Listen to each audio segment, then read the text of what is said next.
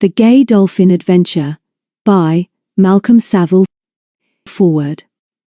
In the western corner of Kent, there stretches for some 20 miles in length by 3 to 8, in depth the lonely and mysterious Romney marshland which once was covered by the sea and now is below its level, dotted with sheep and intersected by deep dark dikes. On the Kent-Sussex border, at the very edge of the marsh, the ancient town of Rye clings in a huddle of grey walls and red roofs to a rocky pyramid rising abruptly from the windy levels. You can go to Rye, as Jon and Penny did, to explore for yourself its cobbled streets and narrow winding courts and alleys. You will not find the Gay Dolphin, nor Traders Street, but there is a street from the end of which you can look out over Camber Castle to the sea. And 2 miles away to the west, on another but very different kind of hill, Rye's forgotten sister port of Winchelsea drowses in the sun, and you can go there too, and perhaps find the old windmill in which Jon hid. The country in which this story is set is real, but the people are not and have no reference to any living person. Hastings, Rye and Winchelsea are 3 of the 7 cinque ports that in the Middle Ages were responsible for the sea defence of England and were the cradle of the British Navy. The other ports are New Romney, Hythe, Dover and Sandwich. MS. Chapter 1. Friday, Jon and Penny. The morning sunlight, slanting down through the murky roof and through the smoke and steam of Charing Cross Station, settled in silvery pools round the bookstalls and barriers. Sometimes the scurrying passengers were caught in the beams and picked out, as actors are on the stage by the spotlights. Just by the entrance of the main departure platform, a particularly broad beam caught and then held 2 hatless heads, one red and the other yellow. The redhead was a girl of about 15, with wide-set grey eyes and a tip-tilted, freckled nose. Her name was Penelope Warrender, but she was always called Penny. Sometimes Jonathan, her cousin, called her New Penny because of the colour of her hair, and now he was grinning down at her in the superior way, which always infuriated her. "What are you going to do, you idiot?" Penny was storming at him. "It's no use standing there grinning when you've left the tickets behind.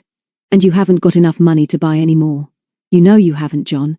If you'd got any sense at all, you'd go now and ask a policeman or someone to lend you the money."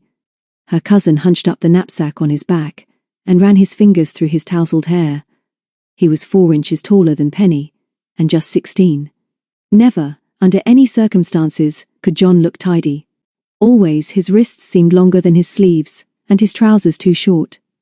His tie, when he remembered to put it on, was often adrift from his collar, and his rather heavy glasses inclined to hide the intelligence of his eyes. "I did not say I'd left the tickets at home," he explained carefully. "I said that I wouldn't much mind if I had, because I could spend a very pleasant hour or so here, inspecting these engines." Jon felt in his pocket, produced 2 green tickets, heaved up his cousin's suitcase, and joined the queue passing through the barrier. "We've absolutely got to get a carriage to ourselves, Jon," she said. "We can't start off an adventure like this with anybody else.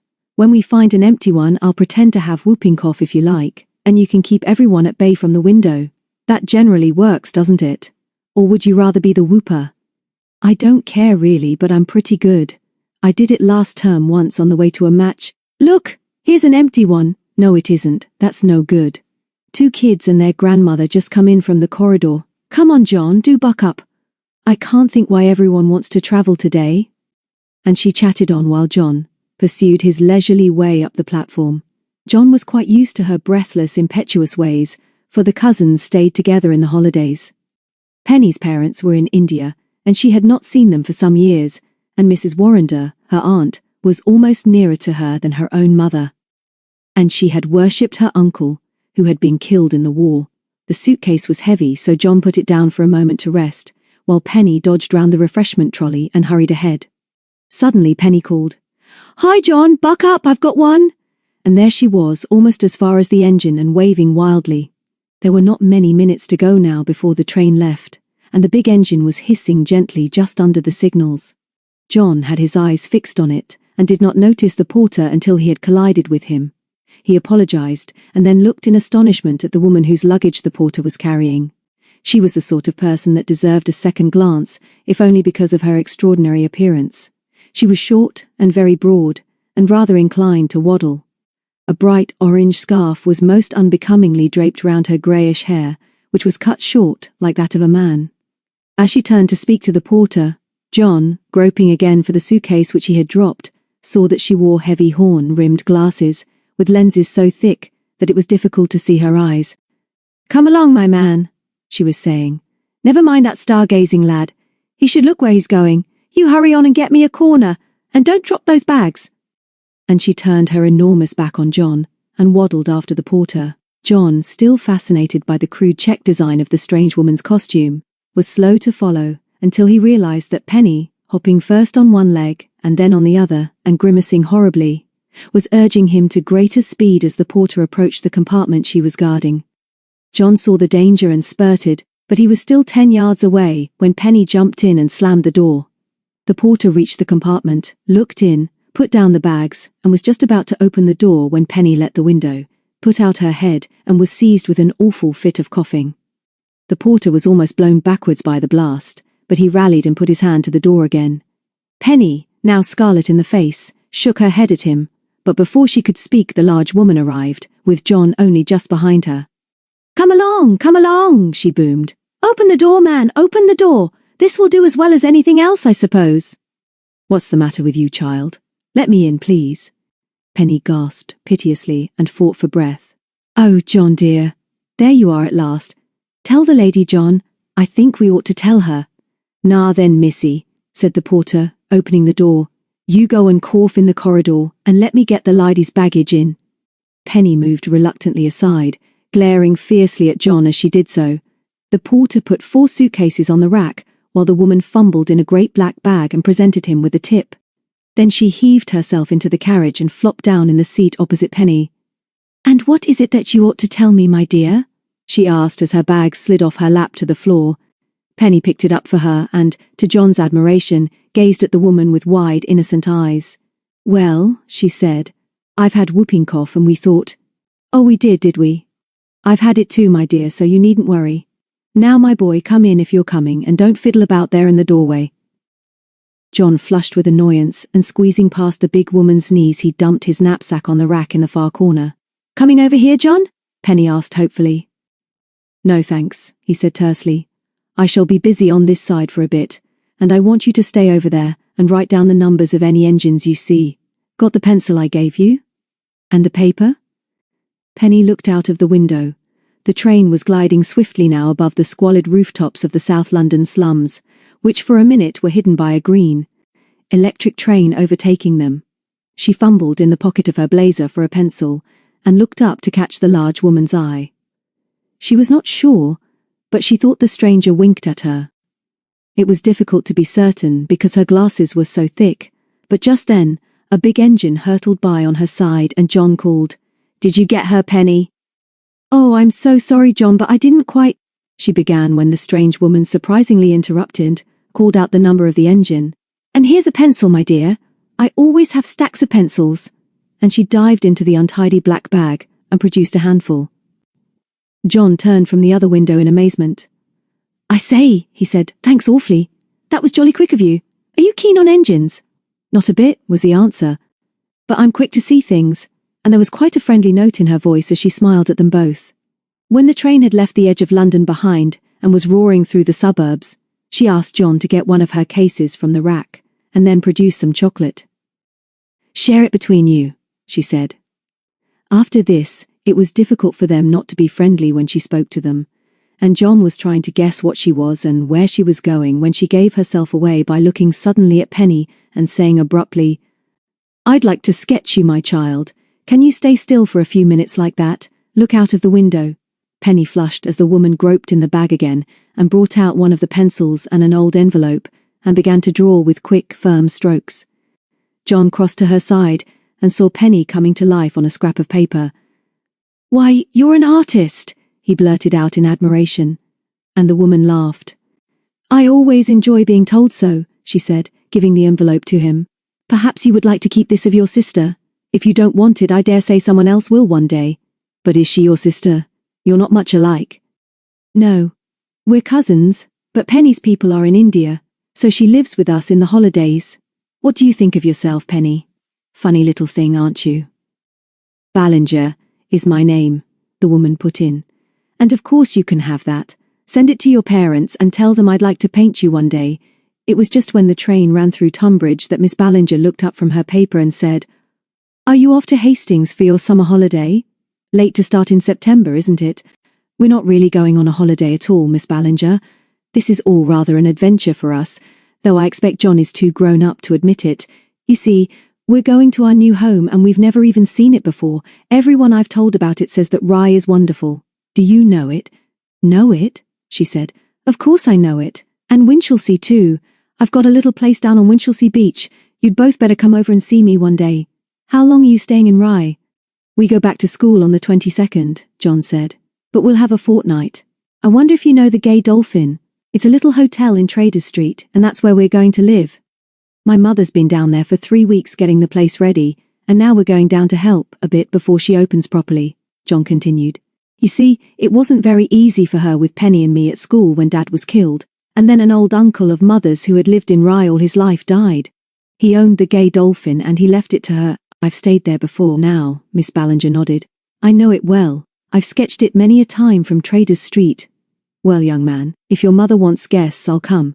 I remember that the place was not very well run. When does she reopen, do you know?" John produced his wallet and took a neatly folded letter from it. Before he spoke again, Penny looked out of the window. They had passed Tunbridge Wells now and were rushing through the lovely Sussex Weald. John was talking again. "I've got a long letter from Mother here. Perhaps you'd like to hear what she says about it all."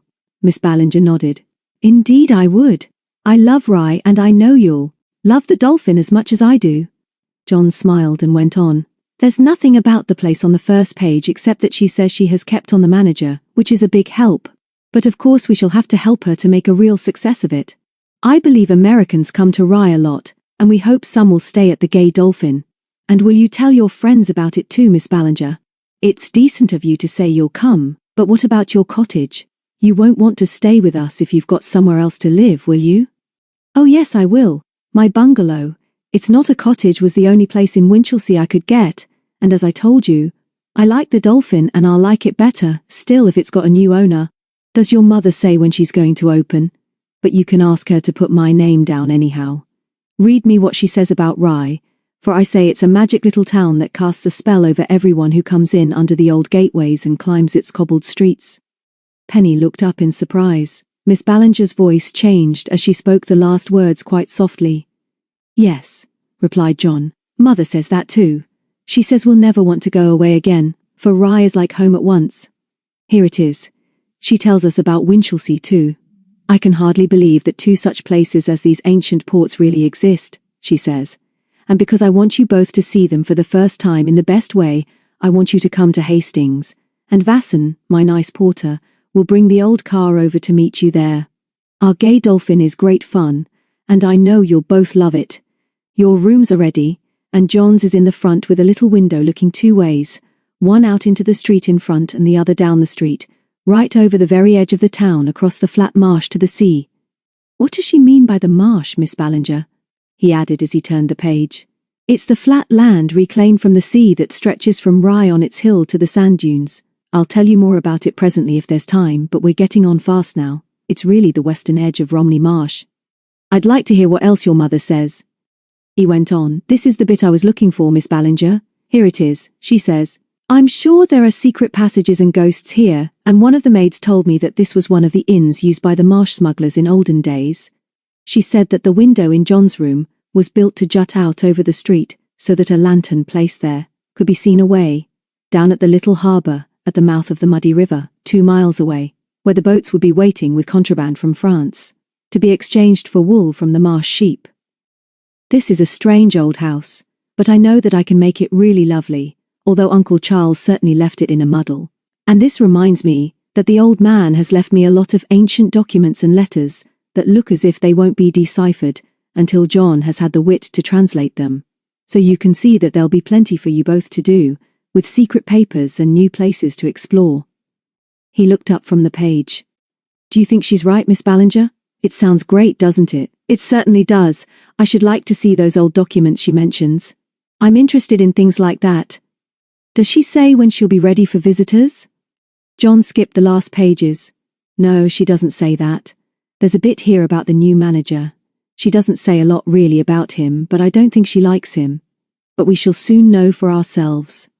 Another station flashed backwards as he spoke. The long train was swinging round a steep curve, and away to the right they could see the greenish blue of the sea and the yellow line of the shingle beach. They had hardly got their luggage down before the train stopped at the first of the St. Leonard's stations. Then, after 2 more tunnels, with another station in between, came Hastings. Jon reached up for Miss Ballinger's cases. "Don't you bother, my lad. I'll get a porter to do that. Goodbye to you both for the present. No, don't wait for me. Be off with you. Goodbye." Jon looked at her in some surprise, for she seemed suddenly in a great hurry to be rid of them. "Well, thank you for telling us all about Rye," Penny said impetuously. "Perhaps we'll see you again sometime. Maybe you will.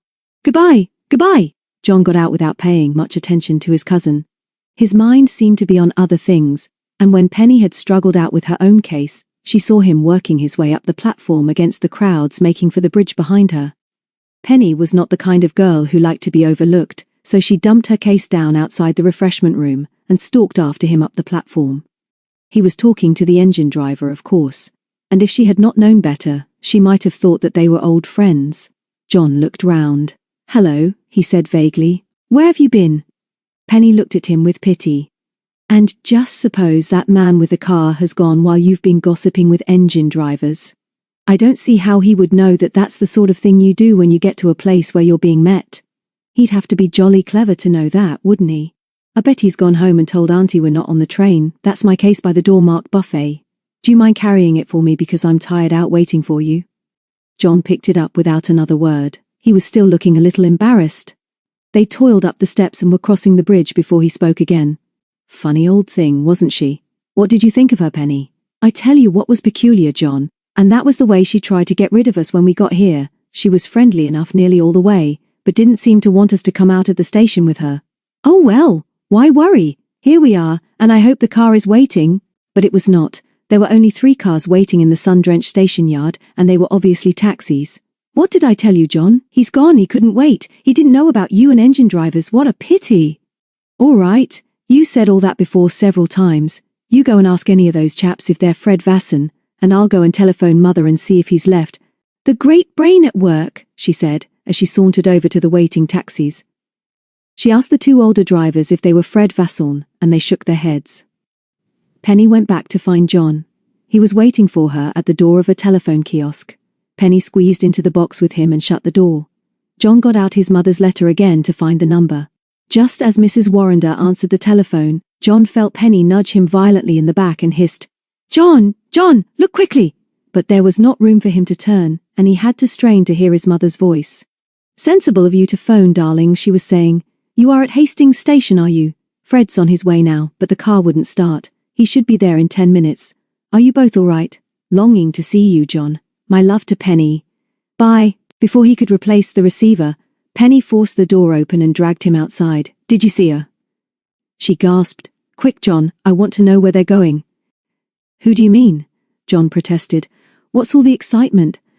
"Miss Ballinger, you idiot!" She came out of the refreshment place there with such a peculiar-looking man. "There they are. Look, they're getting a taxi." Jon was just in time to see their travelling companion's broad back filling the taxi door, and a small, slight man with a black hat getting in after her. The thing which was peculiar about her was the man with her. He wore a most sinister black hat, the sort of hat that nobody who isn't sinister wears. He had very black sloping eyebrows, if you know what I mean, and a very small sloping black moustache thing on his lip. "I tell you what I think he is, Jon. I think he's in a band somewhere, and I don't think he's English. I tell you another thing, Jon. I think that if he hadn't been carrying her bags, he'd have been waving his arms about. That's the sort of man he was." She finished triumphantly. "I don't see that it matters," Jon persisted. "How did she act? Anyway?" Penny looked puzzled. "Come to think of it," she said, "she seemed different. I can't quite explain. Anyway, what does Auntie say and where's the car?" "Just coming," Jon said. "Here, lean against this wall. It's beautifully hot." So they leaned against the station wall in the sunshine. Faintly, there came to them the smell of hot tar and oil, and fainter still, the smell of the sea. "Funny," said Jon after a little, "but seaside towns always smell different, don't they?" "I like it. I like smells too," Penny agreed. And here comes a green car and it looks old enough to be ours. I say, John, if that's Fred Vasson, I like him. The car swept round the station approach and pulled up opposite them. You'll be Master Jonathan and Miss Penelope? Asked the driver in a slow drawl as he got out. His eyes were very blue, and as he touched his old felt hat, they noticed that his hair was fair. It was difficult to judge his age, because his brown face was a mass of wrinkles, which ran all together as he smiled. You'll have been worried, maybe, he went on, and I'm right sorry I be late, but start she wouldn't, and I'm not much of a hand at the engines. But we be all right now, and I'll soon have you home. Fred showed them the ruins of the ancient castle on the cliff top. Then they crawled up the narrow street of the old fishing village which snuggled between two hills, with railed pavements as high as the roof of the car. Reckon tides had come right up street in old days, Fred explained. Sometimes now when winds southwest and tides are high, we get trouble round these parts. The car climbed fast now up through streets of drab houses, and then turned east into a broad tree-shaded road. On their right now and far below them was the sea. It was a lovely road and autumn was already touching with a tender hand the woods through which they rushed. Soon they passed near a church with a high square tower standing alone on the gorse-crowned down. Fairlight, Fred said. And 'tis a landmark, they say, for all sailors beating up the channel. But if it's churches you fancy, you'll be seeing something better afore long. Even Penny was quiet when they came at last to Winchelsea, and Fred drove slowly down the wide street that skirted the churchyard and the ruin of the once mighty church. Miss Ballinger said that once the sea came right up to the walls of Winchelsea, didn't she? I can't see where, said John. This place might be anywhere, for it doesn't look as if it had ever been a port, and I can't even see the sea. Fred stopped, jumped out and opened the door. I was to stop here and take you to the lookout, Mrs. Warrender said. Penny clutched John's arm. Why, John, she whispered. It's like she said. I can see what she means and what Auntie meant too when she said it was magic. This funny little town all forgotten and deserted by the sea. Look how flat it is down there. And look at the sheep everywhere. John nodded. Yes, you can imagine the sea coming right to the bottom of the cliff. He turned to Fred. What keeps the sea back now?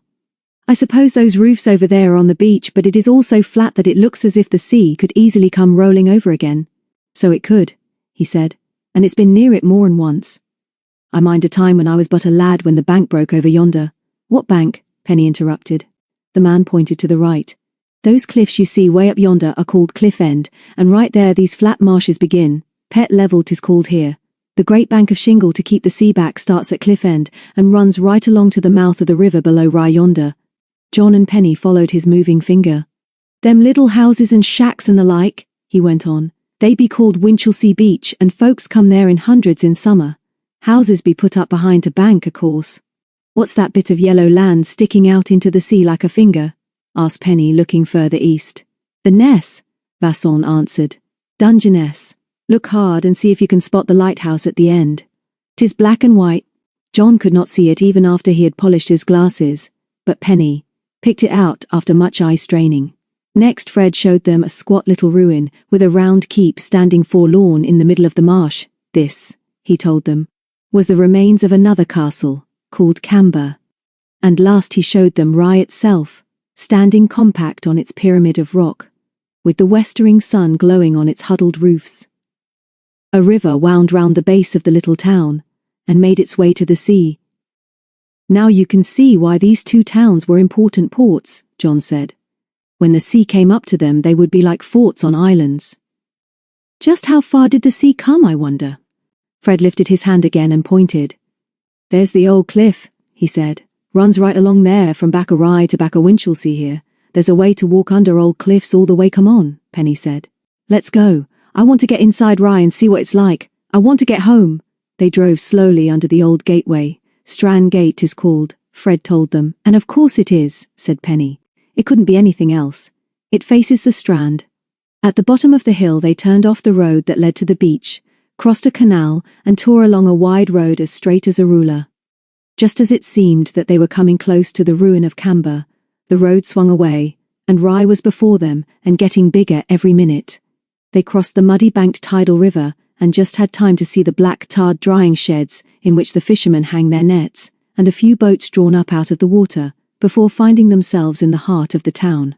The streets were narrow, and some that led steeply upwards were cobbled, with houses leaning precariously over the pavements. Neither Jon nor Penny had ever seen a little town like this before. Fred was concentrating on his driving and did not even attempt to answer their questions as he twisted and turned and finally crawled up a street which led to the great church which they had seen crowning Rye from the Winchelsea lookout. Then, nearly home now, he grunted, and turning 2 more sharp corners, pulled up suddenly at the end of a wider street, in which grass tinged the cobblestones. "Maybe you'd like to walk home from here," he grinned. "There she is, swinging up for you in the sunshine," and he pointed ahead to the end of the road. Down below in the streets of the town, all had been noise and bustle, but here, Jon and Penny were in a strange world. The houses on each side were crowded together, but were all different. Little white houses with black doors were squeezed between bigger houses whose fronts were crisscrossed with beams. "Oh, Jon," Penny whispered. "I believe that's it. That's the Dolphin, I'm sure." Jon smiled down at her. "Look, Penny, this street is rather like that in Winchelsea. It seems to stop at the end, and as we are on the top of a hill I expect there's a cliff there too. We should be able to see the marshes and the sea when we get there." "Now look at the wicked old Dolphin," Penny interrupted. "Look at the look in his eye, Jon. No wonder they call him Gay." While they were looking up at the sign, Mrs. Warrender came out to greet them. When she had disengaged herself from Penny and given Jon a hug, she slipped an arm through each of theirs and led them a few steps to the end of the street, which was guarded by an old wall. "Look at this first," she said, "and then you can explore the Dolphin later. Did Fred tell you something about Rye and Winchelsea as you came along? He doesn't talk very much, but he's a splendid person and a great help to me. I think you'll like him. There, look, here we are at the very edge of the cliff, and from Jon's window, as I think I said, you can look out to sea. Across the river and away to the east is Romney Marsh, and to the right a little behind us is Winchelsea on her hill." As Jon had said, it was like Winchelsea in a way, for both towns stood on their rocky hills and faced the sea, which had long since deserted them. But here the cliff face was rocky and glowed with colour. Penny leaned over the wall and grabbed a cluster of tiny pink flowerets waving among the delicate, green, feathery leaves of a bush. "It's tamarisk," Mrs. Warrender explained. "I believe you see it only at seaside places." "I love it. There's a way down here," Jon said, pointing to some shallow steps that led down by the side of the houses on their right. "It's called Trader's Passage, after the free traders or smugglers, I expect. And you can get down to the road and river that way, but it's hard work coming up. Now let's go in and you can see your rooms and explore before we have some tea." They turned out of the sunshine into the shadow of the archway. On the left was a door marked Hotel Only, and opposite another door, newly painted white, with private on it. "This is us," said Mrs. Warrender, pushing open the latter. "Not all our rooms are this side, you see. The 2 parts of the building are joined by this bridge over our heads. But you must always use this door and keep out of the way of the guests. We open on Monday, but I did want you down here first, and we're practically ready now, thanks to Fred, and I suppose to Mr. Grandin." "Who's Mr. Grandin?" asked Jon as they stepped into a dark little hall. "Oh, he's the manager. I'll tell you about him later. He's out now. Come and see your rooms." Penny soon lost count of the corners they turned, the corridors they walked, and the stairs they went up and down before they reached Jon's room. He didn't say much when he saw it. "Just thank you, Mum. It's great." But they both knew how thrilled he was. The window, as Mrs. Warrender had tried to explain in her letter, jutted over the pavement so that it was possible to see up the street, over the edge of the cliff to the mouth of the river and the sea, and right out over the grassy levels across the marsh. There were shelves round the walls for his books, which had yet to be unpacked from the 2 heavy corded boxes at the foot of the bed, a dressing table with lots of drawers and a small desk in the window. "I think, if you don't mind," he said, "I'll move things round a bit and put the bed right in the window.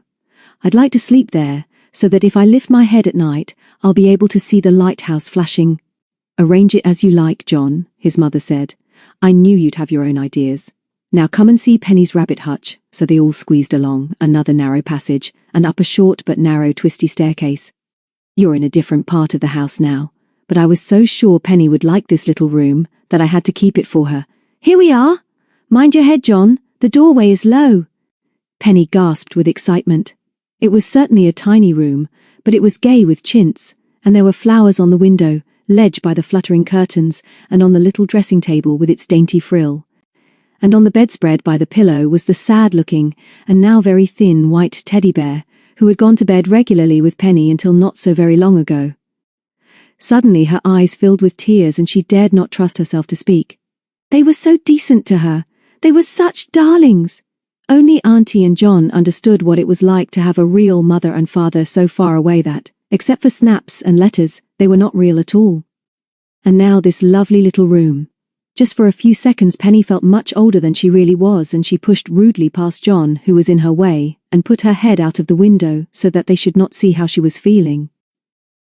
After a little, the mist cleared from her eyes, and she saw that she was looking down into the little walled garden, and on the other side of the wall were the shallow steps of Trader's Passage. At the bottom of the garden, which sloped down the hill, was the side of another house, and on the right another wall, which she guessed correctly divided the garden from the yard with its big garage. "What a sweet little garden," she said as she felt Mrs. Warrender's hand on her shoulder. "But nothing much grows in it, does it? I've had roses, Penny, and some of them are here on your dressing table, and those are gillyflowers growing in the wall." "Is that old tree growing through the wall, Auntie? I suppose it was big when they built the wall, and the people who lived here wouldn't have it cut down as its roots were here, so they had to build round it." Jon leaned over her other shoulder. "I've seen one or two like that before," he said. "That's a withy tree, a sort of willow," Mrs. Warrender said. "You can come up and unpack after tea. Your trunks arrived safely, you see, and you'll have plenty to do getting tidy. Now we'll have tea in the lounge, and you can see whether you like it, and what the hotel part of the house is like." They went downstairs again, and Fred, now very smart in a dark green uniform, brought them tea and toast as they sat round a smouldering but sweet-smelling log fire. "We never lets un out, miss," he smiled as he saw Penny's inquiring glance. "In winter we bank it up the chimney, but now we just about keep 'em going with oak logs. There's always fire on this hearth." The large chairs were very soft and comfortable, and Penny was tired after the journey and all the excitement of their homecoming. She heard Jon telling his mother something about last term, and then must have dozed a little until she heard her name. "Penny, darling," Mrs. Warrender was saying, "I was telling Jon that I've got another surprise for you tomorrow, but I may want your help too, in getting everything ready for Monday. And that reminds me to tell you both about Mr. Grandin. I want you to remember that he is my manager, and that he is really running the Dolphin for me. I want you to be polite to him, and none of your amusing little games with him, please, Penny. But there's no need to have anything much to do with him. Remember that he has got his work to do, and that our side of the house is nothing to do with him." Jon remarked, "Don't you like him, Mother? You don't sound as if you do. Why are you telling us to be so careful about him?" Mrs. Warrender laughed. "I don't know. I suppose that I don't really like him, and yet he's very efficient. I don't think he's English somehow, but old Uncle Charles must have thought a lot of him because he left a letter with him for me which recommended him very strongly. Anyway, whether we like him or not, I can't do without him. You see, running a place like this is not just a game, and when the first guests come, it will be very different for us all." "Well, let's see this Mr. Grandin anyway," said Jon. "Can't you ring for him or something?" His mother looked shocked. "Of course I can't," she said. "I wouldn't dare. Anyway, he's out and won't be back until late tonight. What would you like to do now? Go and unpack and then meet for supper at 8 in our own sitting room." Jon got up and stretched. "What about all those papers, Mother? The papers that your old Uncle Charles left and that you said I could go through?" "Oh, yes. Those are part of my surprise, but we'll look at them tomorrow." So Jon went upstairs to unpack his books and move his furniture round. Penny, who always postponed action of that kind if she could, wandered out into the street again. The shadows were lengthening now as she leaned against the low wall and looked down over the gently swaying tamarisks to the road and river below. The tide was running out, and she could see a few seagulls wheeling above some rubbish on the muddy banks, and some blue-jerseyed fishermen, looking rather like toy models, leaning against the rails of the bridge. Up here she was above the world, and as she gazed first out over the darkening marsh, and then up their little cobbled street past the wicked-looking Dolphin, she could almost imagine that she was living in a different time. At supper, Penny was her usual cheerful self, but she was ready for bed when her aunt suggested it. Upstairs in her little room, she felt too sleepy to do anything much about tidying up, although Mrs. Warrender had looked rather disapprovingly at the muddle when she came to say good night. After she had turned out the light, Penny drew back the flowered curtains and pushed the window open wider. She shivered as a gust of salty wind from the marshes and the sea shook the leaves of the withy tree in the garden below, and then she jumped into bed. She seemed to go to sleep at once, and it was odd that she should wake so suddenly. She switched on the bedside light and saw that she had only been asleep for 2 hours. She sat up in surprise. Everything was quiet. No board creaked, the wind had not risen, and only by straining her ears could she catch the faint and drowsy murmur of the sea. Then she remembered. With all the excitement today, she had forgotten to write in her diary. Penny had to put up with a lot of teasing both at home and at school about her diary, but a daily entry was one of the few rules she set herself. She remembered now that she had not risked packing her diary, but had put it in her shoulder bag in which their sandwiches and a few other treasures had been carried. But what had she done with it? In her aunt's sitting room, of course. She remembered now slipping it off and dropping it on the floor behind the chair. It was a nuisance, but she would have to go and get it because she knew she would not sleep again now until she had written something about this wonderful and exciting day. She wished she had a torch or could find a switch on the wall. The hotel seemed empty and was very quiet, and she felt her heart thudding as she wondered how she was going to find her way back to her room.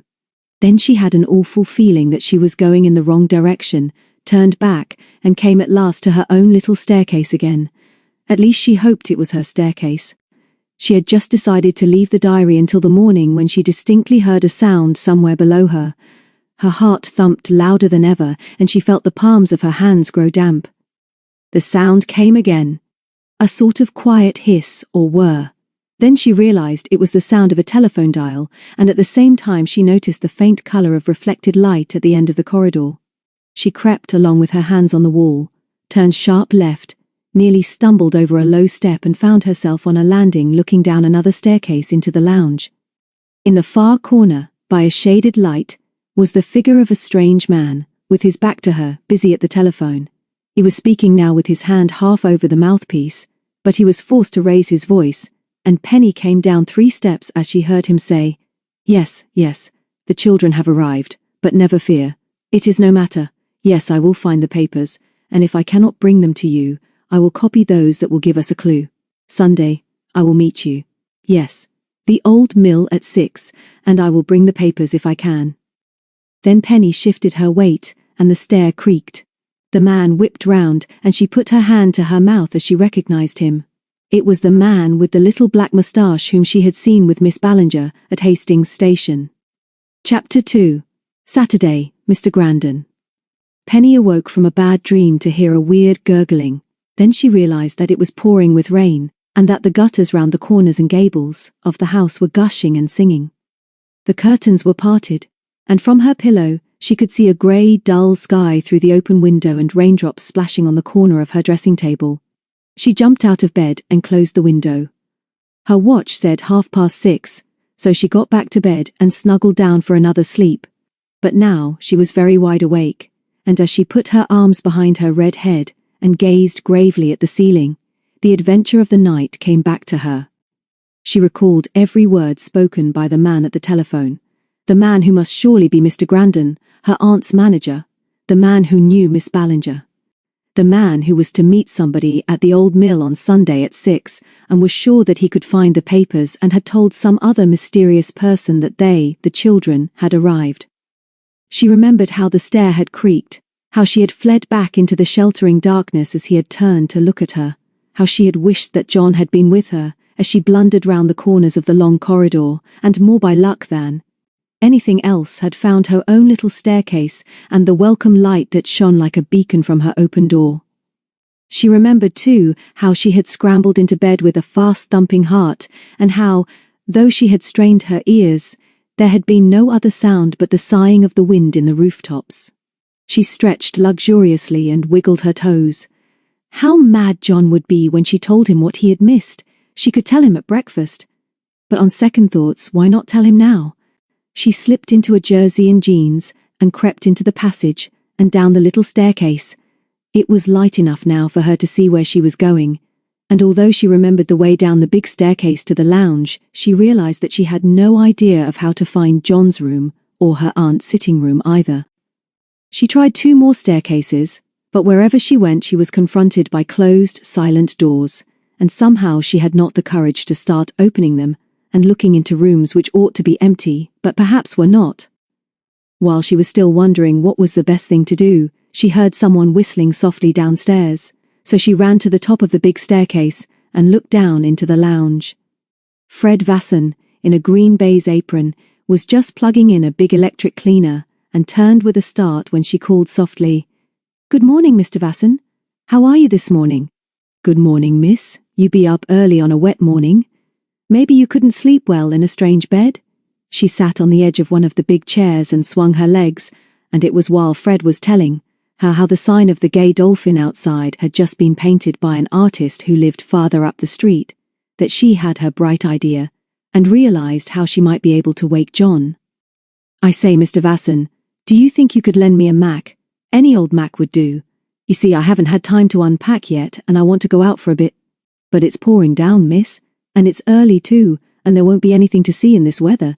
Just any old Mac would do, Mr. Vasson. Just to save me going upstairs again. I love rain. I've always loved the rain." He looked doubtfully at her shoes, and then went over to a cupboard under the stairs. "Some gent must have left this some time," he said as he produced a grubby-looking raincoat.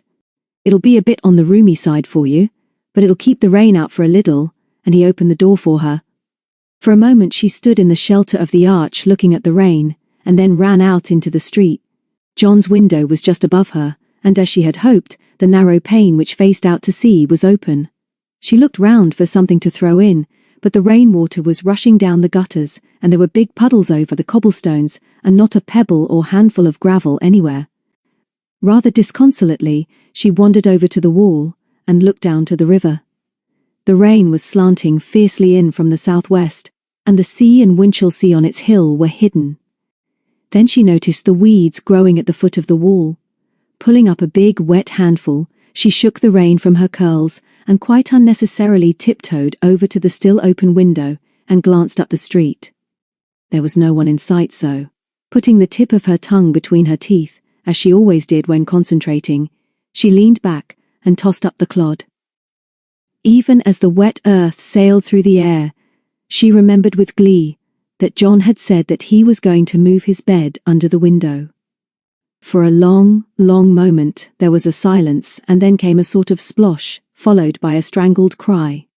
Again there was a silence until Penny, unable to bear the suspense any longer, giggled, and this brought her cousin's face to the window.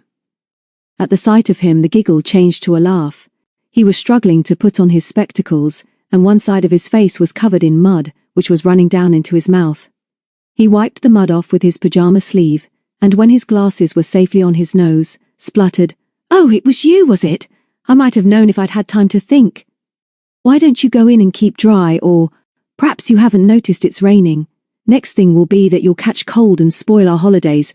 "Be quiet, you idiot," she hissed. "Buck up and come down. I've got something vital and urgent and secret to tell you, and I didn't know where your room was. Get up, Jon. It's urgent, really it is. Or go back to bed yourself," he growled. "It's too dark and too wet and too early to get up, and I'm going to sleep again." "Don't be such an ass, Penny." "Please, Jon," she pleaded. "I really meant it. I've had an adventure in the night, and I want you to know all about it, but you must be quick and I must see you secretly." "Jon, are you listening? Listen. Get up right away, and then, when you're ready, open your door and leave it open and listen for me. I can't find anybody or anything in this house because all the doors are always shut. Will you, Jon? Please do." And without realizing it, she had put her head on one side and smiled up at him so good-humoredly that he nodded and shut the window. She wandered back into the yard and saw Fred disappearing through a narrow door just past the hotel entrance. She followed him into a dark little room with a long table under the window. "Do you live here, Mr. Vasson?" she asked as she slipped her shoulders out of the dripping Mac. He smiled his slow, friendly smile. "I work here sometimes. Odd jobs come to me. Have you been far? You're not too wet, I hope?" Penny shook her head, but did not satisfy his curiosity. Soon she slipped out and went into the hotel. There was nobody about, and as Jon should have had time to have washed himself by now, she crossed the lounge and started up the polished stairs. When she was halfway up, she turned back and realized that her shoes were so wet that they were dirtying the wood that Fred had probably just been polishing. Better to carry her shoes. She sat down on the stairs with a sigh and had just got one off when a soft voice from above her said, "Good morning, young lady. You, I think, must be Miss Penny. It would seem that since your arrival you spend most of your time on the stairs. Very singular, Miss Penny. Very odd." Penny was so surprised that she jumped up, slightly abashed for once and looking rather foolish. Her shoe rolled down the stairs with an awful clatter as she said, "Oh, good morning. I just got my shoes a bit wet." "It's rather a wet morning, isn't it? How do you do? How did you know my name?" It was, of course, Miss Ballinger's friend and the man who had been at the telephone last night. She felt certain that it must be Mr. Grandin, but she did want to make sure before she saw John. And so, standing halfway up the stairs, with one shoe off and her hair shining with the wet, and her heart thumping with the excitement of the encounter, she asked him who he was. He smiled at that, rather a slinky sort of smile under his little black line of a moustache. "I am Mr. Grandin and happy to make your acquaintance. I hope we shall be friends," he added with a little foreign bow. So she had been right all the time, and there was some connection between Mr. Grandin and Miss Ballinger. She was nearly mistress of herself again as she ran up the stairs carrying one shoe but forgetting the other. On the landing she flashed him one of her special smiles. "I don't see why not," she said as she brushed past him. "Miss Penny," he called softly. "Miss Penny, I hope I did not disturb you when I was at the telephone last night." For a moment she was dumbfounded. Then, "I don't know what you mean," she gasped, and ran down the crooked corridor. As soon as she had turned the first corner she leaned against the wall and wondered once again where she was. This house really was absurd. Then she heard a muffled, unmusical humming which she recognized as John's, so she padded on down the corridor, still wearing the one shoe, and when she turned another corner, it was to see her cousin's untidy head peering round an open door. "So there you are," he said. "Have you gone mad or something? Or been walking in your sleep? Do you have to walk round in only one shoe?" She pushed him into the room and shut the door. She closed it, carefully and quietly, instead of slamming it as usual, and then stood with her back to it and looked round. "I say, John, I'm sorry about that clod, but you did look funny. It was a good shot, really. You know I'm not much good at throwing, but I got it in first time." But John did not laugh. He just looked cross and went over to the basin and squeezed out some paste onto his toothbrush. Penny tried again. It was not quite as easy to tell him as she had expected. "Come on, Penny. If you've really got something to tell me, do buck up and get on with it." She poured out her story, while he listened impatiently. Once or twice he tried to interrupt, but she brushed him aside. "Let me finish, John. We've got to stick together on this, and that's why I wanted to tell you all about it before we met at breakfast." Well, there I was, standing on the stairs, absolutely transfixed with terror, John, and listening to him telling somebody that we'd arrived. "What do you mean?" "We had arrived. I'm telling you, aren't I? Give me a chance." And she made the best of her opportunity to keep him listening. "And it's all very mysterious and horrid, John," she finished. "You remember that your mother told us last night that she didn't really like him, and now we know for certain that he's something to do with that funny old Miss Ballinger." "We don't really know that, Penny. We can't be sure. Of course we know. Didn't he come to meet her at the station? And didn't she try to get rid of us in the railway carriage, so that we shouldn't see him meeting her?" John nodded. "If you're right, I suppose that would be because after we told her that we belonged to the Dolphin she realized that we should soon know him. But why, Penny? It doesn't make sense." "Oh, I don't know why. That's what we've got to find out, isn't it? That's going to be our big job. Why, John, our adventure started before we got here." "Well, Penny, you can't be sure that he was talking to that rum old Miss Ballinger on the telephone, can you?" "No, I can't be sure, but I'd bet anything that it was her. Those papers he mentioned, John. He said he'd find them and meet her at the old mill tomorrow. It's just like a story. Anyway, I hate that Grandin man. He made me lose my shoe coming up all quiet and slinky like that, and I think he's vile. I'm looking forward to seeing him close. I couldn't really see him at the station, just a black hat. You have all the fun, Penny. Oh gosh, that sounds like a gong, and I suppose we'd better go down to breakfast." "What are we going to do?" Penny asked. "We'll talk about it again after breakfast. Meanwhile, don't say anything to Mother, because I'm going to tell her that I'd like to meet this mysterious Mr. Grandin, and maybe we've got all the wrong ideas." Penny snorted. "Not on your life. Do you think I dreamed it all last night?" John turned round. "I never thought of that," he said. "I'm always telling you that you eat too fast and you excelled yourself at supper. Where have you left the other shoe? Are you going up to put on another pair?" "No, I'm not. I'm sick of those stairs. The other is down in the lounge somewhere. We'll go down that way and cross over the yard. Come on, we'll have to get used to going the other way to our rooms by Monday. Jon said, as he shut the door behind him. Don't fly into a rage, but you look a bit of an ass wearing one shoe. Downstairs in the lounge, Fred Vasson was now polishing the brass. After Jon had answered his good morning, Penny said, You don't happen to have seen a shoe about, do you, Mr. Vasson? It happened to fall downstairs just now, and at the time I didn't bother to come back for it. I was in rather a hurry, she finished lamely as she saw Fred's expression of astonishment. A shoe? He muttered. Yes, like this. Only the other side, of course, and she extended the shod foot for inspection. Fred slowly shook his head. No, miss, he said solemnly. No, miss. I haven't seen a shoe and I've been all over the floor, as you well know, miss. Was it after your walk it fell off, did you say? Jon grinned and Penny flushed and peered vaguely about under one or two chairs. Then the door opened, and Mrs. Warrender came in, followed by Mr. Grandon, who was carrying Penny's shoe rather in the way in which the Prince's herald must have carried Cinderella's glass slipper. I was about to send the maid up to your room with his shoe, Miss Penny, he smiled. Doubtless you left it on the mat when you came in from your walk. Allow me. And before she realized what was happening, he was on one knee and lacing up her shoe.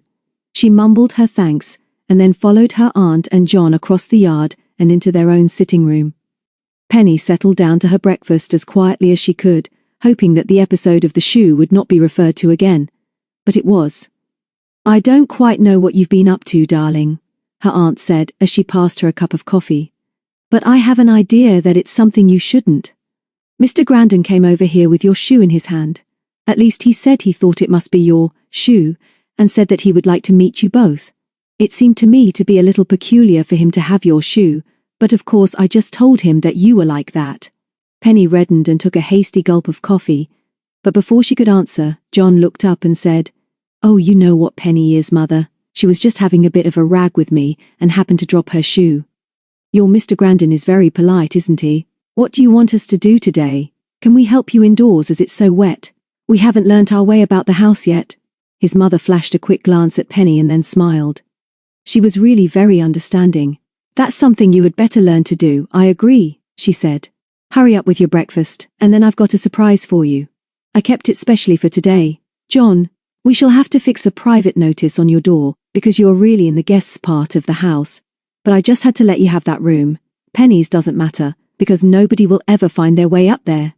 I can't find my own way, Penny smiled. When at last they had finished, Mrs. Warrender said, I was thinking before you came that when the hotel is full, and of course we hope that it will be all the summer and at times like Christmas and Easter, there isn't going to be much room for you both. We shall always have our meals in my sitting room, but I can't put up with Penny's untidiness, and you can't use your bedrooms for anything but sleeping in. At least Penny can't. I realize now that you ought to have a place of your own, and I think I've been lucky enough to find you one. Come and see if you like it. And she led the way upstairs again. You'll soon find your way about, she said. Remember that Jon's room is in the corridor on the hotel side, but that the corridor crosses over the yard to our side. The first staircase down here is to the kitchens, this one is up to the staff bedrooms, this is only a little one, and leads to more hotel rooms and a bathroom. Now, here's the bridge, and the stairs to the right lead up to my bedroom and down to Mr. Grandon, and up here to the left is Penny's own staircase. Yes, come on, we're going up here again. I'm not going to have Jon criticizing my room, Penny broke in. It's nothing to do with him, and anyway it's tidy now, he needn't look at your room, I wasn't going to show him. But this staircase doesn't lead anywhere else, Auntie. There isn't anything else up there, is there? Come and see for yourself. Squeeze in front of me. Now, let's open your door here and get all the light we can. Now can you see? What's in front of you? The door of Penny's bedroom was on the right of the little landing, the walls of which were neatly panelled in dark oak. When the door was opened, there was enough light for Penny to see that there was nothing in front of her but the panelling. She turned a puzzled face to her aunt. But it's just the same wooden wall. I can't see anything else there. What do you mean? Let me look, Jon broke in. I'll make a guess that it's a secret door or a sliding panel. Look, Penny, isn't that a hole in the wood on the right? There, just by your hand, Mrs. Warrender said. You've got it, Jon. It isn't a secret door really, and I can't think why it was put there at all, but it is difficult to see unless the other door is open. Put your finger in that hole, Penny. Can you feel the wooden latch? Press it upwards and push the door inwards, and there you are. Halfway to your surprise. Penny squeaked with excitement, as the door opened easily to her touch, and showed them that the little staircase continued upwards. "Here, Jon," his mother said. "Take this key and go ahead with Penny. You can open what you find at the top." The stairs were very narrow and steep, but one sharp turn brought them onto another still smaller landing, facing a tiny arched door with big iron hinges and a massive iron lock, rather like the old doors sometimes found at the bottom of stairs in a church tower. "Let me get at it," Jon said. "I can't open it with you in the way." Penny was so excited that she stood meekly aside while he fitted the great key. He used both hands to turn it, but the lock shot back easily enough, and when he grasped the big iron handle and pulled, the heavy door swung quietly towards him, and as he stepped back to avoid it, he trod on Penny's foot. "Mind your head as you go in," Mrs. Warrender called. The doorway is very low. They crowded in, and there was a long silence as they looked round. They were in a narrow room right under the roof. The walls, like the stairway outside, were panelled in oak, and the floor, which was bare, was very uneven. On the right, where the beamed ceiling sloped down sharply, were 3 narrow windows of thick greenish glass, which reached to the floor. Penny found that she had to kneel to look through them. Opposite the door was an old brick fireplace with iron dogs still on the blackened hearth. "Well, what do you think of your new home?" Mrs. Warrender smiled from the door. Penny ran over and flung her arms round her. "Do you mean this room is ours, darling? Our very own to do what we like in?" "That's what I thought.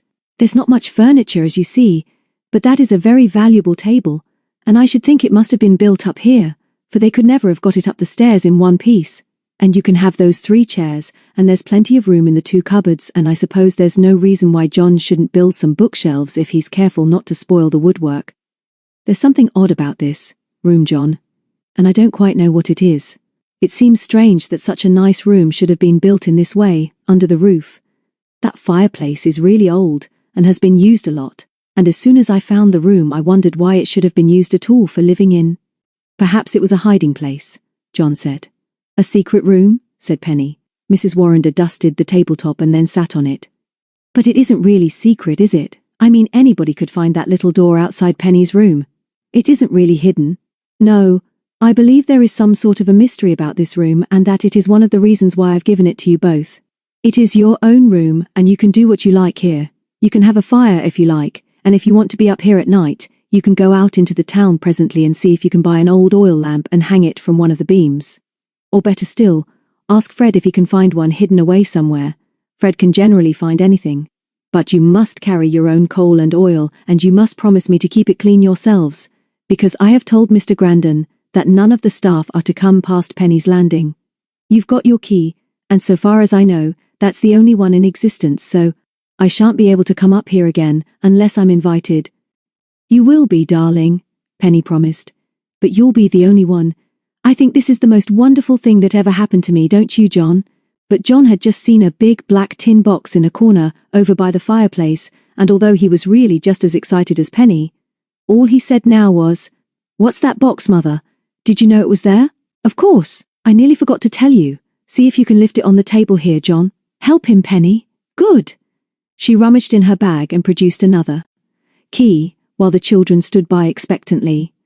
"Here's the key to the box, Jon, and take care of that too. The box is full of the old papers, books and things which were left for us with the house by dear old Uncle Charles. The solicitor, Mr. Harding, told me that Uncle thought that you, Jon, might like to sort out all the other papers and things for me."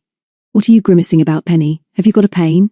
Poor Penny, who had been trying to catch Jon's attention with a very meaning wink at the mention of the papers, tried to turn it into a laugh. "No thanks, not a pain really, just a bit of stitch perhaps. I did tell you, didn't I?" Mrs. Warrender went on, "that everybody here says that the Dolphin was one of the inns most used by smugglers in the old days. I suppose that was because of its position, and because there was a quick way down to the river by the steps at the end of the street there." Mrs. Warrender looked down at her hands and went on, "I'm going to tell you a secret, and it's to be kept a secret too, although I don't see how there can be anything in it really. Mr. Harding, who is rather musty but rather an old darling, told me, with lots of hums and haws, that for as long as he can remember, it has been said in Rye that smugglers' treasure was hidden in the Gay Dolphin or somewhere near it. Don't look so solemn, Penny. I'm sure it's only an old story. Anyway, Uncle Charles must have known all about these rumours, and Mr. Harding hinted that he bought the dolphin in the first place because he believed that he would find the treasure himself. But he never did find it, and it is just possible, just a crazy idea I think, that there might be some sort of clue in that old box. Somehow I don't believe in stories of hidden treasure, because they always turn out to be stories and nothing more, but since I've learned to love this funny little town and lived here, I could imagine that this house would be as good a place as anywhere for treasure to be hidden. And found too, for that matter. She got off the table and walked over to the door and seemed to be looking over their heads when she spoke again. "And darlings, there is one thing more, and it must be a secret between the three of us. It would help me very much, help us all, if you were able to find some treasure quite soon. Good luck to you." And she slipped out and closed the door. Jon stood quietly twisting the key of the black box between his fingers, but Penny, after 2 impetuous steps towards the door, wheeled round to him and flung up her head. "Jon! Jon!" She was crying, "Jon!" Her cousin nodded. "I know. We'll have to find some treasure, new Penny." Chapter 3. Saturday, NT 8, April 7. After Mrs. Warrender had left them alone in their new home, neither Jon nor Penny felt that they had much to say to each other. Or perhaps it was that they both would have liked to have said a lot, but found it difficult to put their thoughts into words. Jon stood by the table, just looking at the big black box, and fiddling with the key. He was suddenly feeling much older than his years, as he remembered his mother's brave smile, and the way in which she had said, with a joke, that if they found any treasure, it would be a great help to her. He supposed that he had not given much thought really to what she was doing to keep him at school, and although he and Penny treated the Gay Dolphin as just an amusing adventure, it could not be much fun really for his mother to have to give up their home and come down here to a strange place without any friends, and start to run an hotel. Mother had told him that it would never have happened if Dad had come safely home from Normandy, but he had not returned, and they had a medal instead. Jon polished his glasses violently and then looked round for his cousin. She was kneeling on the floor by the window tracing something on the pane with her finger. As he watched, the sun must have come out between the scudding rain clouds, for her red curls suddenly glowed in the stronger light. He straightened his shoulders. "There's only the 3 of us," he thought, "just Mother and Penny and me, and Penny is only a kid really, she wouldn't understand what I'm thinking." As he looked over to her again, wondering how to break the silence, she spoke first, spoke quietly and without looking round. "Jon," she said, "why do you think Auntie said that about the treasure? You know, that bit just as she was going out about it being a help to her if we did find it. She didn't sound very happy, did she? She's lonely, Jon, that's what it is. It's easy for us to have fun, but she hasn't got your father anymore." She gulped. "We're all she's got to help her really, and we're not here all the time, although I wouldn't mind staying away from school next term. And she thought of this super place for us, and although she half pretended that all this about the treasure was really a joke, I believe that she'd be jolly pleased if we could find it." Jon nodded soberly from the table on which he was now sitting. "Yes, Penny, I think she would too. I think she's more worried than she tells us." "Well, we've got to help then. There's only us, Jon. Let's swear to find this treasure, but we don't know that there is any treasure," he said cautiously at last. "It would be awful to let everybody think we were going to find it, and then flop." Penny flamed at him. "Tell everybody! Of course we shan't breathe a word to anybody, you idiot, not even to Auntie, until we've found it. Least of all to her." "That's all very well, Penny, but we haven't got any clues." She jumped up and rubbed her knees, which was sore with kneeling. "You are so dull, Jon. I bet you've got a box full of clues. Have you forgotten the box already? I don't see why there shouldn't be a clue in this room. It's the sort of place that's made for clues. I bet this room was used by smugglers, and I expect mine was too, 'cause it's just underneath. Come and look at the window and see if you can make out these letters. Maybe they are a clue. Maybe we can start looking for the treasure right away after you've read this." "I can't do it. The letters are funny and I think the first word is God." "Come and look." Jon laughed and got off the table. "Look," she said, as her grubby finger rubbed away some of the dirt. "God save England and ye town of Rye," Penny read out triumphantly. "That's it. It's not much of a clue for us, is it? We must ask somebody here if it used to be a watchword or something. It might have been a password though, mightn't it?" "Doesn't help us now, anyway," Jon said. But it is interesting. It's been scratched on with a diamond. Nothing else is hard enough to mark glass like this. Now, I've got an idea, Penny. It's raining hard again. Let's spend the rest of the day up here. Let's get a lamp and hang it from this beam, and I'll fetch some wood for a fire. And perhaps Mother would let us have some food, and then we'll lock the door and go through the box. Penny agreed that this was a good plan. So Jon locked the door behind them, and they went downstairs to see what they could find. So that no time need be wasted, Penny went by herself to find her aunt and beg for provisions. Jon found Vincent in his den off the yard. Fred was busy with something in a vise, but when Jon told him that his mother had said that he might know where there was a hanging oil lamp, he stopped his work and said, "Now that be very unaccountable, for I can put me hand upon the very thing used to hang over door to lounge before they had electric. There, Master Jon, will that do?" And from under the bench he produced an old copper lamp with a reflector and a glass chimney and a chain to hang it by. Then he showed Jon the oil tank and the woodshed, where the kindling and logs were kept, and Jon filled a sack with the latter and toiled up the narrow stairs with it on his shoulders. The sack was difficult to maneuver up the narrow stairs past Penny's room.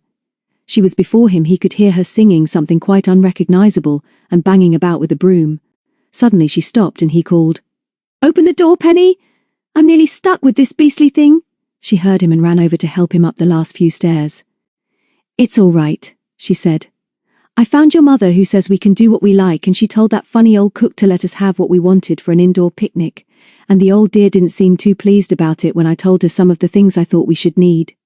I told her we would like a kettle and a saucepan and some coffee and some cocoa, because I like cocoa better, although you say it's a sissy drink, and some milk, and I thought we could cook some sausages too, but I hadn't quite got the nerve to ask for a frying pan. Maybe you better do that. I think she'll like you. I expect she likes boys best." She paused for breath and looked fixedly at his feet. "What's the matter with them?" Jon asked as he dropped the sack. "Gosh, but it's dirty in here. It was fresher before you started work on it." "What have you got on your feet, Jon?" Penny asked. "It may seem an odd habit to you, but I wear shoes," he explained patiently. "Have you got rubber soles?" Penny persisted. Jon stood on one leg to see. "No, I haven't. Have you gone silly? I know you don't wear shoes before breakfast if you can help it, but I can't see why you're interested in what I wear." Penny put down her broom. "Come over here and tell me if you see what I see." She led him over towards the fire, but stopped a yard from the bare hearthstone. "Look," she said. "That's not your shoe, and it's certainly not mine. And I know that your mother didn't stand over there this morning, and I'd bet anything that she didn't wear rubber soles anyway. Now can you see it?" And she pointed to the floor which, as yet untouched by her broom, was covered with a thin film of dust. In one place about a yard from the wall was the mark of a rubber sole. It was quite clearly defined, and there was no mistaking it for anything else. "Somebody must have brought that box up here," Jon continued. "I expect it was that solicitor chap. Mother could hardly have carried it up those stairs. Perhaps Fred did it for her." "Perhaps he did," Penny agreed. "But I'll look at his shoes when I get the chance." "I don't know, Jon, but it looks new to me." Her cousin knelt down and looked at the footprint more closely. "You're right, Penny. It must be fairly new because there's hardly any fresh dust over it. Somebody's been up here before we came," Penny persisted. "And I'm sure it's all very sinister, Jon. Auntie said this was our secret place and that everybody had been told not to interfere with us." Jon laughed. "Mother said that there was only one key, didn't she? Meanwhile, you'd better fix on a plan for looking at everybody's shoes." "I'll leave that to you, Penny. You're best at shoes." "Well, you can laugh, but I still bet it's sinister," she said as she swept all round the footprint. "I shall remember that pattern anyway." So while Penny swept and polished, Jon laid and lit the fire, so that the flames were soon flying up the wide chimney and the glowing embers falling to the stone hearth from the high iron bars. Then he went down again for the lamp and a hook, while Penny fetched the kettle and saucepan and a basket covered with a white cloth. Jon made a few more journeys while she was laying one end of the big table. He brought up some notebooks and a pile of his own books, besides a big pitcher of water and some glasses which Penny had forgotten. On the last trip he met Mr. Grandon, who smiled at him curiously, while Jon tried to look as if it was quite a normal thing for him to carry a jug full of water in one hand and 2 glasses in the other down the hotel corridor at this time. The meal was great fun, and they soon forgot the mood of a few hours ago, when Mrs. Warrender had left them. The rain had stopped now, and the sun shone fitfully over the rooftops, and through their narrow window, making strange, wavy shadows on the floorboards. The logs in the fire spluttered and crackled, and their scent and the pleasant warmth of the flames helped to make the old room a friendly place. At last they pushed the remains of the meal to the far end of the table, rolled back the cloth and lifted up the black box again well into the light.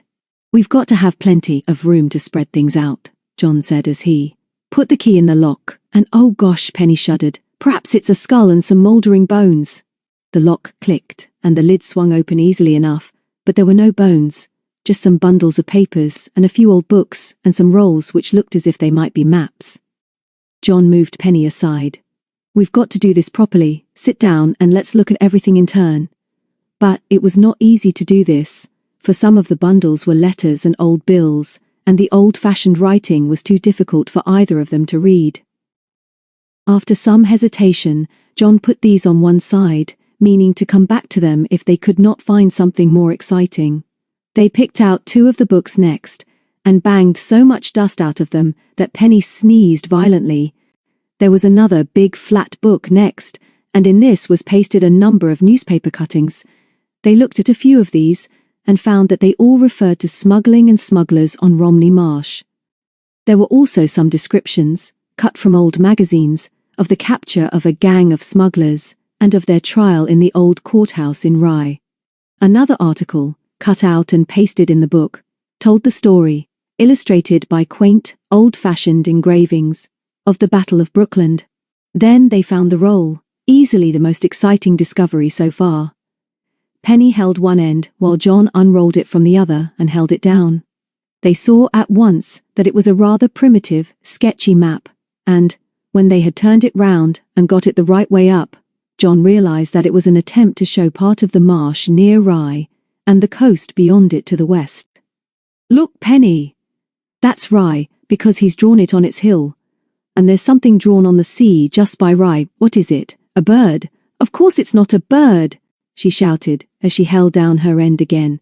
"It's us, Jon.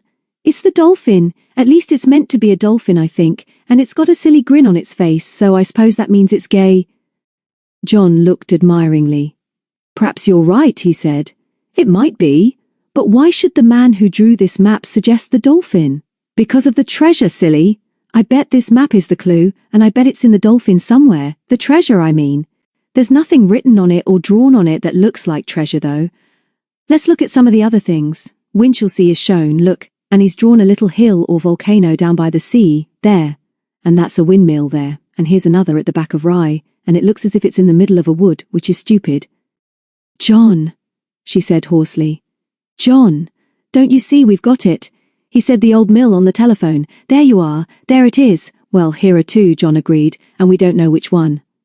There's something here which might be a mill." The more they studied the map, the more exciting it became, and they both began talking at once and interrupting each other until Jon pushed Penny's hand away and let the map roll up. "Wait a bit," he laughed. "We'll never discover anything this way. Let's empty the box first and just be certain that there's nothing else as important. Then we'll put everything else back and really study the map." Penny agreed reluctantly, and they went back to the box. "There's a whacking great book at the bottom here," Jon said, after they had lifted out some more magazines and 2 smaller books about Rye. This is what made the box so heavy, and he tipped the box onto its side so that the book fell forward. Something small also tinkled against the box and fell to the floor, and Penny groped about for a moment before she found a small key. When she got up from her knees, Jon was gazing in rather a puzzled way at the big brass-bound book before him on the table. "It's a Bible," he said. "What they call a family Bible, I think. It's locked. Is that the key?" Penny handed it to him. Jon fumbled with the key and he felt the lock click back and the heavy clasp opened. The Bible lay open before him on the table, and he was staring stupidly at a large white envelope which he held in his hand. "Look," he whispered. "It's addressed to me. But it can't be. Do you think it's a trick?" Penny shook her red head in bewilderment. The envelope was addressed clearly enough. Jonathan Peter Warrender, the Gay Dolphin, Rye, Sussex. "It must be a joke, Penny. It was in the front of the Bible. I just opened the cover and there it was staring at me." "If you open it, maybe you'll find out how it got there," said Penny. "Practical for once." But Jon kept on turning it over between his fingers. "I think I ought to show it to Mother," he said. Do you think she knew it was there? Perhaps it's a joke? Penny hopped from one foot to the other. Don't be so infuriating, Jon. Open it. It's addressed to you, isn't it? It must be for you and for nobody else. Come on then. Let's see if we can solve the mystery. It's getting dark again in here. Come over to the window. He pulled over a chair, and Penny pushed him into it and leaned over him with her chin on his shoulder. The envelope contained many sheets of thin paper, covered closely with neat writing. This is what they read together, in the little hidden room, under the crooked roof of the Gay Dolphin, while the rain lashed at the window panes and the wood ashes in the old fireplace trickled through onto the stone hearth. The Gay Dolphin, Rye, Sussex. My dear great-nephew Jonathan, it will seem very strange for you to receive so long a letter in so unusual a way from an old man you have never seen. But if you are as sensible and steady as I hear, you will soon realize, I hope, why this comes to you in this way. I understand that you were 14 years of age when your father gave his life for his country, so I think you are old enough to know that life is going to be very difficult for your mother in the future. Your mother is my only niece, and for a number of reasons it is many years since we met. But your mother has never been too busy to remember a lonely old man, and almost since you were a baby she has found the time, several times a year, to write me happy, friendly letters that have told me about you and of her own plans and hopes. And this, my boy, is a gift which is very rare, a gift in which the young make the old feel that they are not forgotten. Your mother wrote to me when your father was killed. I wished very much to do something to help her, and indeed to help you and your cousin through her. But the only thing which I had was the Gay Dolphin, and that I have sadly mismanaged for many years, because my main interest in life has been the study of the past, and of my own beloved town of Rye in particular. I decided, therefore, to ask your mother to take over the management of the Gay Dolphin for me, and that you should all come and make this place your home. A few days after I had made this decision, and before I had told your mother of it, several important things happened. Firstly, I was taken ill, which was not surprising considering my age, and secondly, I was persuaded that an operation would save me much pain and probably prolong my life. This letter is being written to you, together with a few others, before I go into hospital, and the fact that you read it now will tell you that at least I have been saved much pain. You will know by now, too, that I have left your mother the Gay Dolphin and all that is in it. I want you to make it your home, not only because it was my home, or because you have Sussex blood in your veins, but because I believe that somewhere within its walls there may be treasure trove, which will help to make your mother's life much easier. Jon sighed, and turned to the next neatly written page. If you know anything about this part of England, the letter continued, you will have heard that the marsh and all this coast, as far as Cliff End, has for centuries been much used by smugglers, and the people of the Chink ports, there are several books about the ports left for you to read, are the descendants of those who made the first wooden ships for the British Navy. The men of the ports have always been wild and independent. Time and time again these towns have been attacked and plundered from the sea, and when our ships were not fighting for our king, they were generally engaged in a little piracy on their own account. So, you will see, Jonathan, that Rye has a history thrilling enough to stir the blood of any proper boy. For her streets have echoed to the cries of sailors home from the seas, of pirates returning with rich booty, and of bloody fights with the French, who many a time swept in with fire and sword. And not so very long ago, Traders' Street echoed to the tramp of the king's men, as they searched for the lace and brandy, brought in from France in exchange for wool from our Romney sheep. The Gay Dolphin is almost as old as Rye itself. I am not sure how old it is, but there is no doubt that it was much used by smugglers, and I am now fairly confident that it contains some secret which I have never discovered. There have always been rumours that some fugitives from the Battle of Brookland found their way to Rye, and that, as they were hotly pursued, they hid some booty in a place which has yet to be discovered. 3 of these fugitives were caught and hanged, the story goes, but 2 escaped. Rye rumour says that all 5 sought shelter in the Dolphin, but this has never been proved, although I believe that the inn would be obvious sanctuary for them.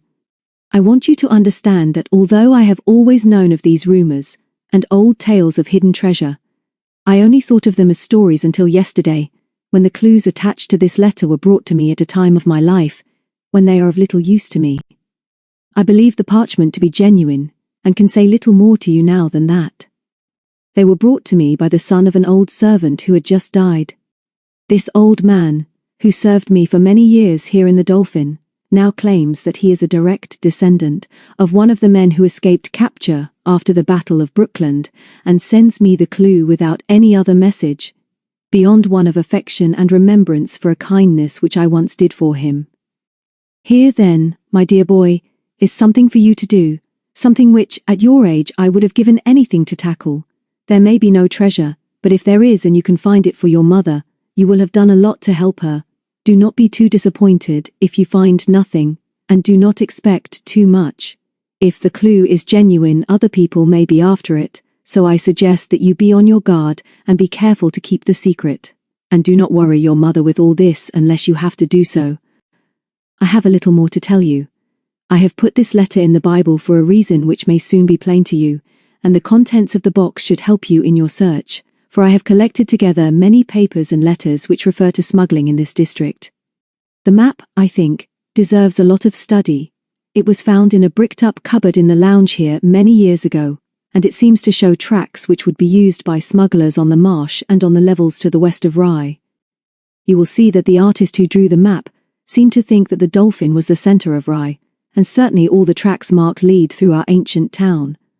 And so, my dear boy, I wish you well and all good fortune in your search. Remember always, whatever happens, how your father would expect you to behave and what your mother hopes for you. But it is because I believe that you will remember these things that I have decided so suddenly to pass these papers to you instead of to my old friend Mr. Harding, who would not believe in treasure if he saw it before his eyes. All that I have told your mother of this is that I want you to have the box. I am sorry that we have never met. Your affectionate great-uncle, Charles. John held the last page still and gazed out of the window as Penny slipped down on her knees beside his chair and read the final sentences. Then she was quiet too, and when he looked round, it was to see tears on her cheeks. He did not feel very cheerful himself, and had the sense to wait in silence till she said, in a very little voice, "The clue, John? Where's the clue?" It was pinned to the last page of the letter, and was but a dirty piece of parchment with a few letters and figures drawn on it. NT8, April 7. I was right, you see, John. I was always sure there was a treasure. And I'll tell you another thing, if you haven't thought of it. This scrap of paper is what Mr. Grandon wants. This is what he's looking for. These are the mysterious papers. You'll see that old Uncle Charles is right. Other people are after this. She whirled round, with her back to the window, and with her elbows on his knees, and her chin on her clenched fists went on. You promised we'd be in this together, didn't you, John? Just the two of us. You'll share everything, won't you, until we find it? You swear, John, don't you? He rumpled her red head. Of course I do. I can't do this by myself, New Penny. Get up, you're hurting my knees. They went back to the table and looked at the muddle. Thirsty work, John said. Will you go down and get some tea, and I'll put the kettle on here and tidy up a bit, and then we'll settle down to this clue. When the dirty tea things had been pushed up the table to join those still remaining from lunch, John took out the parchment again, but the longer they looked at it, the less sense it made. Penny suggested that NT might be a place marked on the map, but they could not find any separate letters or figures there when they searched. The date is clear enough anyway, John said at last. I wonder if it refers to a letter in one of those bundles in the box. It isn't clear at all, Penny argued. It might be the April 8th, 1857, 1867, 1877, or 1907, or 1927, or 1937. Or it might be April 7th with just an 8 in front, to make it more difficult. And I don't see how one of those letters could be anything to do with it because Uncle Charles said that he'd collected those from all over the place. Anyway, there's no connection between the clue and the letter that I can see. John nodded gloomily. And this beats me. It might be somebody's initials. I believe I've got a brainwave, Penny. It might be. Look. Uncle said he put my letter in the Bible for a reason that may be plain to you. Do you think that could mean New Testament? Perhaps that's as far as he got with the clue himself. But it might mean that he put the letter inside the Bible just to start us off. Penny looked at him admiringly. Of course you're right, John. Find the New Testament, but I can't think what April 8th has got to do with it. John undid the clasp of the Great Bible again and opened it on the table. Find the page where it starts off Matthew, Mark, Luke, and John, Penny said brightly, and all the rest of the books come after, with Revelation at the end, which is easy to remember. You've given me another brainwave, Penny. Let's see what the 8th book is. Here it is. 2nd of Corinthians. But what does April mean? Listen, Jon. When they give out a text, they give the chapter after the name of the book and then the number of the verse, don't they? Just suppose that in some way April is a clue to the chapter in Corinthians. Jon turned over the big pages. There are 13 chapters. Let's look at the beginning of each one to see if it says anything about spring or the time of the year. They could not find anything which made sense, although one chapter began with the words, "Would that ye could bear with me in a little foolishness," and another with, "This is the 3rd time I am coming to you." We shall have to read it all, Jon. I'm sure that's the only way. Come on. You read the first chapter and I'll read the next. Wait a sec, Penny. We said just now that it might have something to do with the time of the year. April is the 4th month, isn't it? Let's try chapter 4. And verse 7. Penny broke in excitedly. That's it, of course. And when they read the first words of this verse, they felt sure they were right. But we have this treasure in earthen vessels. We've got it! We've got it! Penny chanted, and in her excitement flung her arms round Jon and hugged him. What's come over you? Her cousin said, coldly disengaging himself. I think we've solved the meaning of the clue, but we're not much nearer finding the treasure. Earthen vessels might mean an old vase. Jon began picking up the maps, the books and the papers and putting them back in the box. I've got a headache, he said. Let's go out even if it is still raining. I'd like some fresh air and we can talk as we go. We've done very well, Penny, and we'll find these earthen vessels somehow, but I don't like the sound of them because they may well be buried somewhere. Pack those dirty crocks up while I lock the box. What are you going to do with the clue? Penny asked as she piled up the plates on the tray with a clatter. Shall I sew it in your shirt? No thanks, I'm locking everything in the box except the clue, and that I'll keep in my wallet. See me put it in, Penny! Now I'll carry that tray and you take the key and be sure to lock the door after us. The fire's out, so that's safe enough.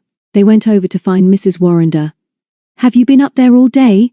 She asked when they found her. How have you got on and do you like the place? It's wonderful, darling, Penny replied. We shall practically live there while we're at home. I hope you don't mind. I mind very much. There's no proper fresh air up there and you'd better go out now for an hour. It's stopped raining and should be a lovely evening. Go and explore the town and I'll have some supper ready for you when you come back. This was what Jon really wanted anyway, so they went for their Macs. Outside, they walked to the wall and looked to the west where the sun, which had been invisible nearly all day, was now painting the stormy clouds with glory. Below them the brown river ran fast under the wooden bridge towards the sea, but over the levels a faint mist hung, so that only the top of the old keep of Camber Castle was visible. The mist looks as if it might be the sea come back again, Penny said. See how it covers all the land like water, Jon, and see how Winchelsea and Rye too stand up like islands. It was like that once, wasn't it? Jon nodded. I was just wondering what Mr. Grandon would do if he knew what I'd got in my pocketbook. We'll have to look at that map again carefully, Penny. We've got to do something about those windmills tomorrow, you know. And there's a lot of other things we've got to find out. The map showed a mill behind the town here, didn't it? Penny said. Let's go and find it now, and when we come back we'll see Fred Vasson. He'll know everything about Rye. He told me he was born here, and he'll tell us all we want to know. Come on. We've got to go past the big church anyway. Let's go down these steps first and see the river, Jon said. We can ask one of the fishermen the way to the mill, and I do want to have a look at those boats. Penny agreed, and they set off down Trader's Passage by the side of the Dolphin. They turned left at the bottom of the passage, and at once found themselves among the fishermen and boat builders.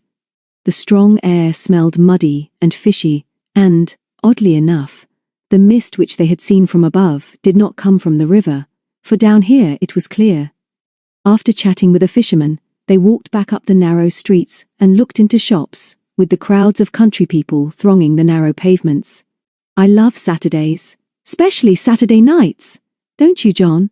I like this Saturday night, and I like this place too. It is different, as old Miss Ballinger said, isn't it? Look, Penny, this must be the land gate the fisherman told us to go through. It's like that one at Winchelsea. Up the hill outside, he said. They found the windmill easily enough. About a mile from the town, it stood in the corner of a field, not far from a farm, and was certainly very old, though the sails seemed in good order, and it looked as if it might work. This seems a silly place to meet anybody, Penny said. But he said the old mill, and this looks old enough. I'd like to see it working. Anyway, said Jon. But let's get back now and find Fred, and ask him if there's another windmill round here. It's getting dark and cold, and I want my supper. So they walked back down the hill and watched the lights of Rye come up in the hundreds of tiny crowded windows. Their steps echoed on the cobbles under the old land gate as they walked up to the church. Penny slipped her arm through John's, and for once, he did not ask her what she was doing. "I know it's Miss Ballinger he's going to meet tomorrow," she said, "and we shall have to trail him to find out.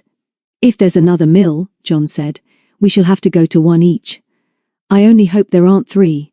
I've been thinking about earthen vessels, but it doesn't make sense, does it? This is going to be a real puzzle, but I think we've got to find out first what this man Grandin has to do with it." "I'm tired of calling him Mr. Grandin," Penny replied, as they swung round into Traders Street. "I'm sure he's a villain, really, and I know jolly well we shall have to expose him to somebody in the end.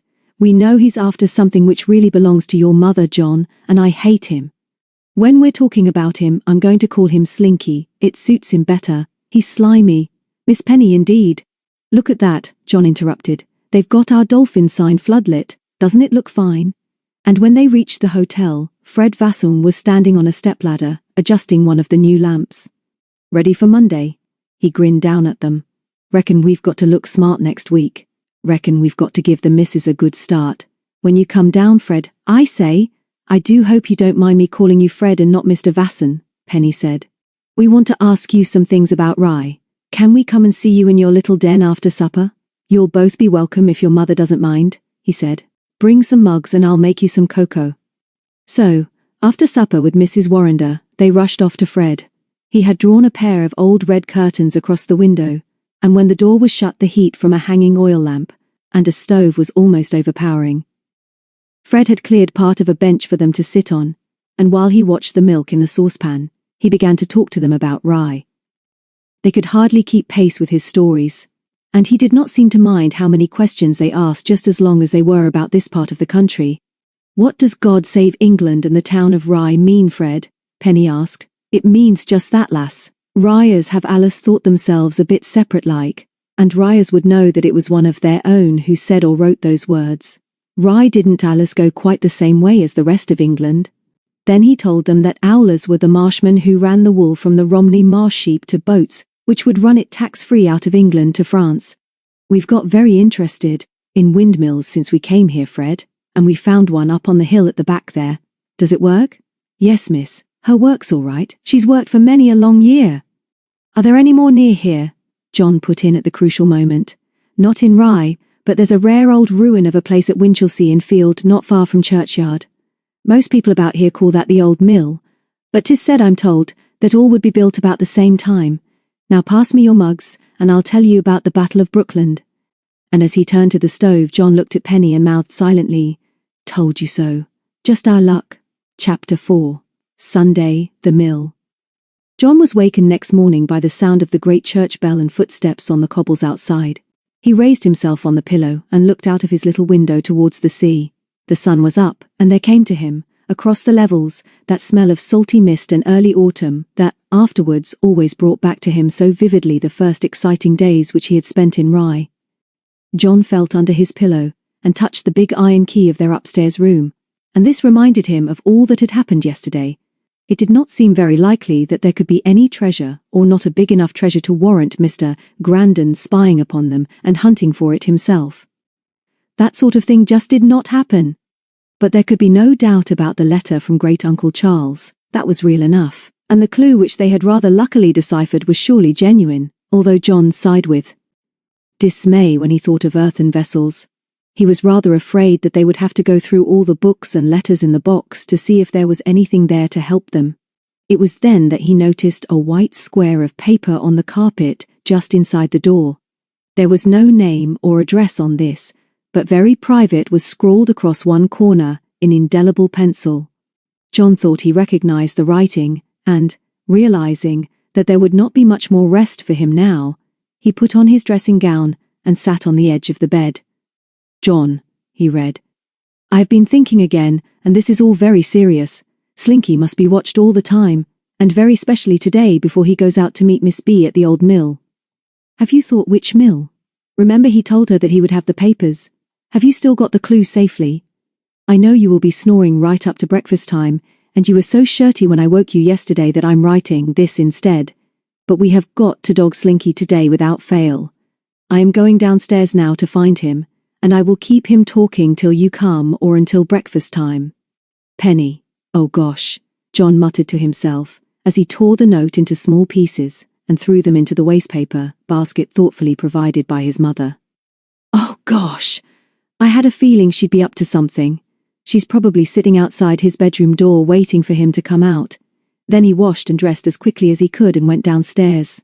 Penny was not in the lounge and neither was Fred, so he went out into the yard. His mother's front door was locked. He lifted the flap of the letterbox and bent down in the hope of seeing through into the hall. Just at that moment, the door shifted slightly under his hand and began to open inwards, and he heard Penny say softly and sweetly, "Good morning, Mr. Grandon. I just happened to be passing in the hall and heard you try the door. It's a much nicer morning, isn't it? I'm so glad—" "Don't be an idiot, Penny," Jon interrupted. "Open the door properly and let me in." "Jon," she gasped. "I thought it was Slinky. I thought it must be Slinky. I hoped it was, anyway," she added in a burst of candor. Jon squeezed past her and shut the door behind him. "What are you supposed to be doing anyway? Suppose I had been Grandon, what would you have done?" "I should have engaged you in conversation," Penny said coldly. "And what are you doing here, might I ask?" "You might well ask. I found your silly note and came right away to find you, although why I wasted my time I don't know."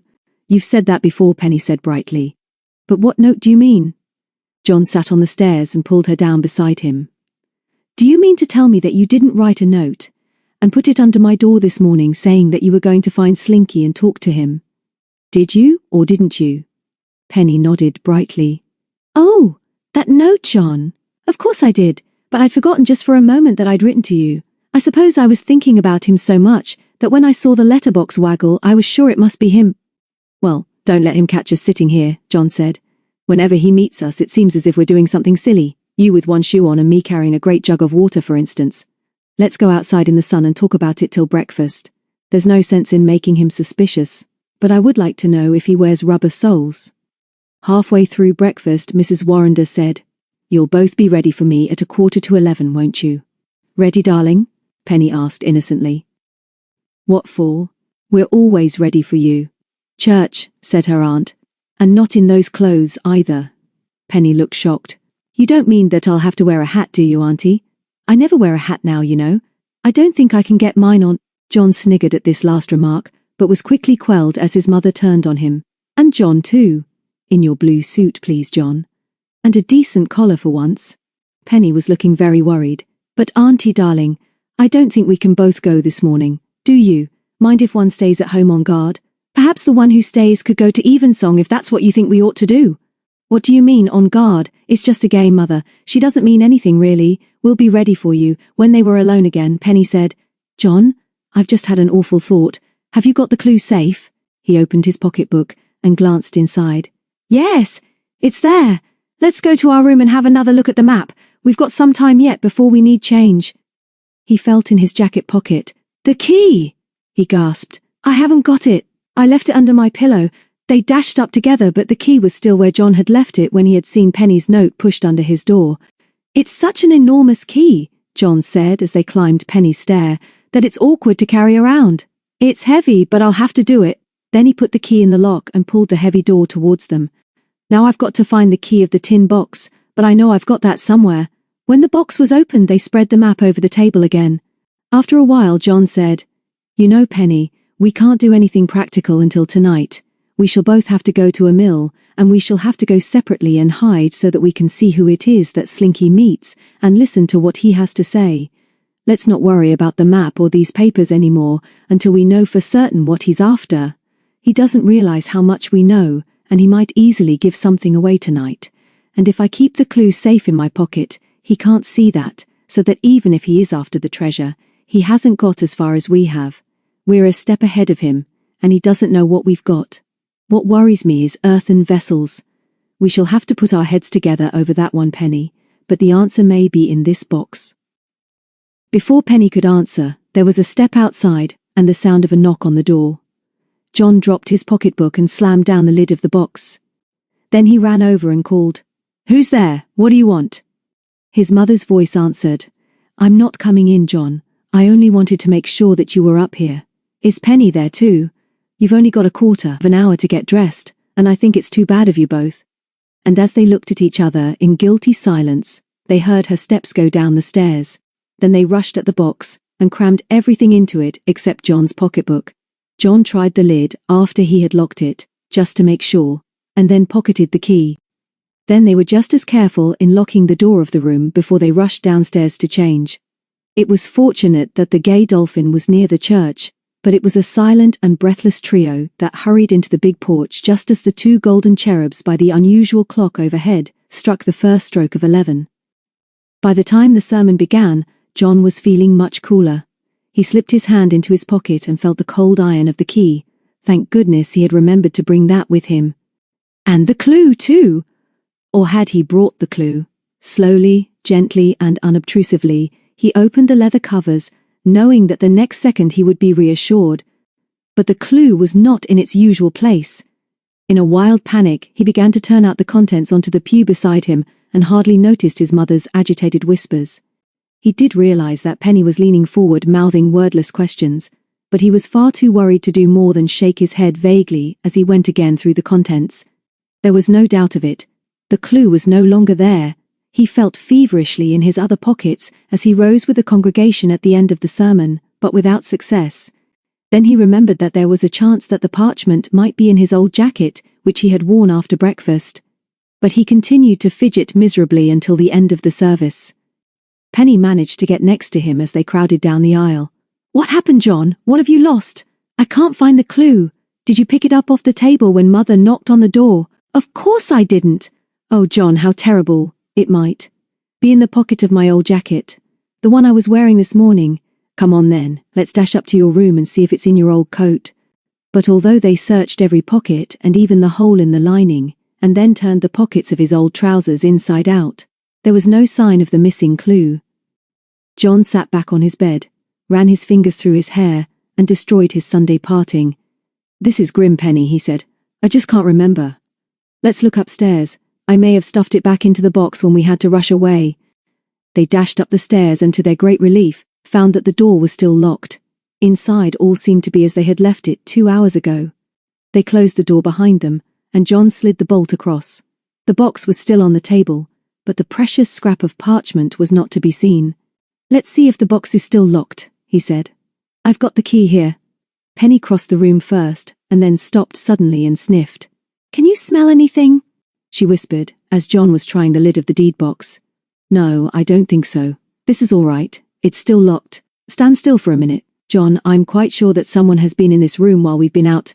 "Don't be silly. How could anyone have been here? The door was locked, wasn't it? You saw me unlock it. The first thing to do is to search this box, because the clue may have slipped out of my pocketbook onto the table and I may have pushed it into the box with the other papers when Mother called us." But Penny was still standing over by the fireplace with her nose tilted more than usual and a rapt expression on her face. "You look like that advertisement for chocolate," John said rudely as he pushed up the lid of the box. "Come and help me." "I've got it," Penny cried exultantly. "It's a woman that's been here. I can smell scent. It's very faint, but I'm sure I'm right. Can't you smell it too, John? Do try." He snorted and sniffed. "No," he said. "I'm sorry, but I can only smell dust." Suddenly she rushed across to him. "I've got it," she shouted. "It's not a woman, it's him. It's Slinky. He's been up here while we've been at church. I knew he would as soon as we were out of the way. I'm positive I'm right. The smell is the beastly stuff he puts on his black greasy hair." "But how could he get in?" John said. "Even if you're right, how could he get through the door? I locked it and took the key to church with me, and it's never been out of my pocket." "He's got another key, of course," Penny said triumphantly. "He must have." John looked worried. "I must ask Mother if she knows of another key. I believe she told us there was only one. Now, let's turn this box out once more and then we must rush down to lunch." They took everything out of the deed box, but there was no sign of the parchment. "It's gone, I'm afraid," John said despondently. "I suppose I must have dropped it. I know I had it in my bedroom this morning, and I know I had it when we came up here after breakfast." "That's it," Penny agreed. "You've dropped it and Slinky was watching to see us go out, and then he came up here and unlocked the door with his key and now he's got the clue. But I tell you one thing, John, he doesn't know as much scripture as we do, and maybe he will never find earthen vessels." Well, if he's got it, we've not so much start as I thought. We shall have to buck up and solve the riddle. I think we'd better come up here again after lunch and go through these other papers. Come on. How are you getting on upstairs? Mrs. Warrender asked at lunch. Have you found anything interesting yet? Yes, we have, Jon said. But you don't mind us keeping it a secret for a while, do you? Did you by any chance go up to our room while we were getting ready for church? You know, between when you called us and the time we were ready. Of course I didn't, Mrs. Warrender replied. I told you I wasn't coming up without an invitation, and I only came then because it was getting late and I didn't want to send Mr. Grandon or Fred or one of the maids. Jon asked whether she knew if there might be a duplicate key to the little door somewhere. Of course there might be, but I have never seen it. Fred knows about the room too, and you can ask him if there is a spare anywhere. I believe I asked him once, but I can't be sure.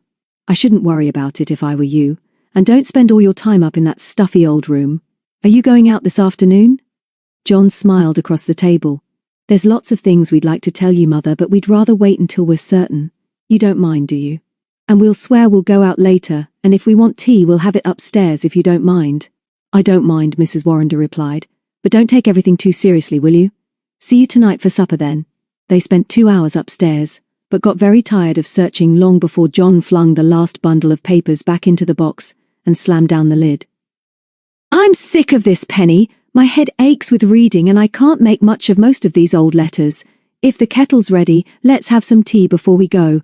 They munched some buns while they examined the map, and then Jon said it was time for them to go. Look here, Penny, he said. I'm sorry we've got to split up, but I'm sure it's the best thing. I'll start now because I'd better go to Winchelsea.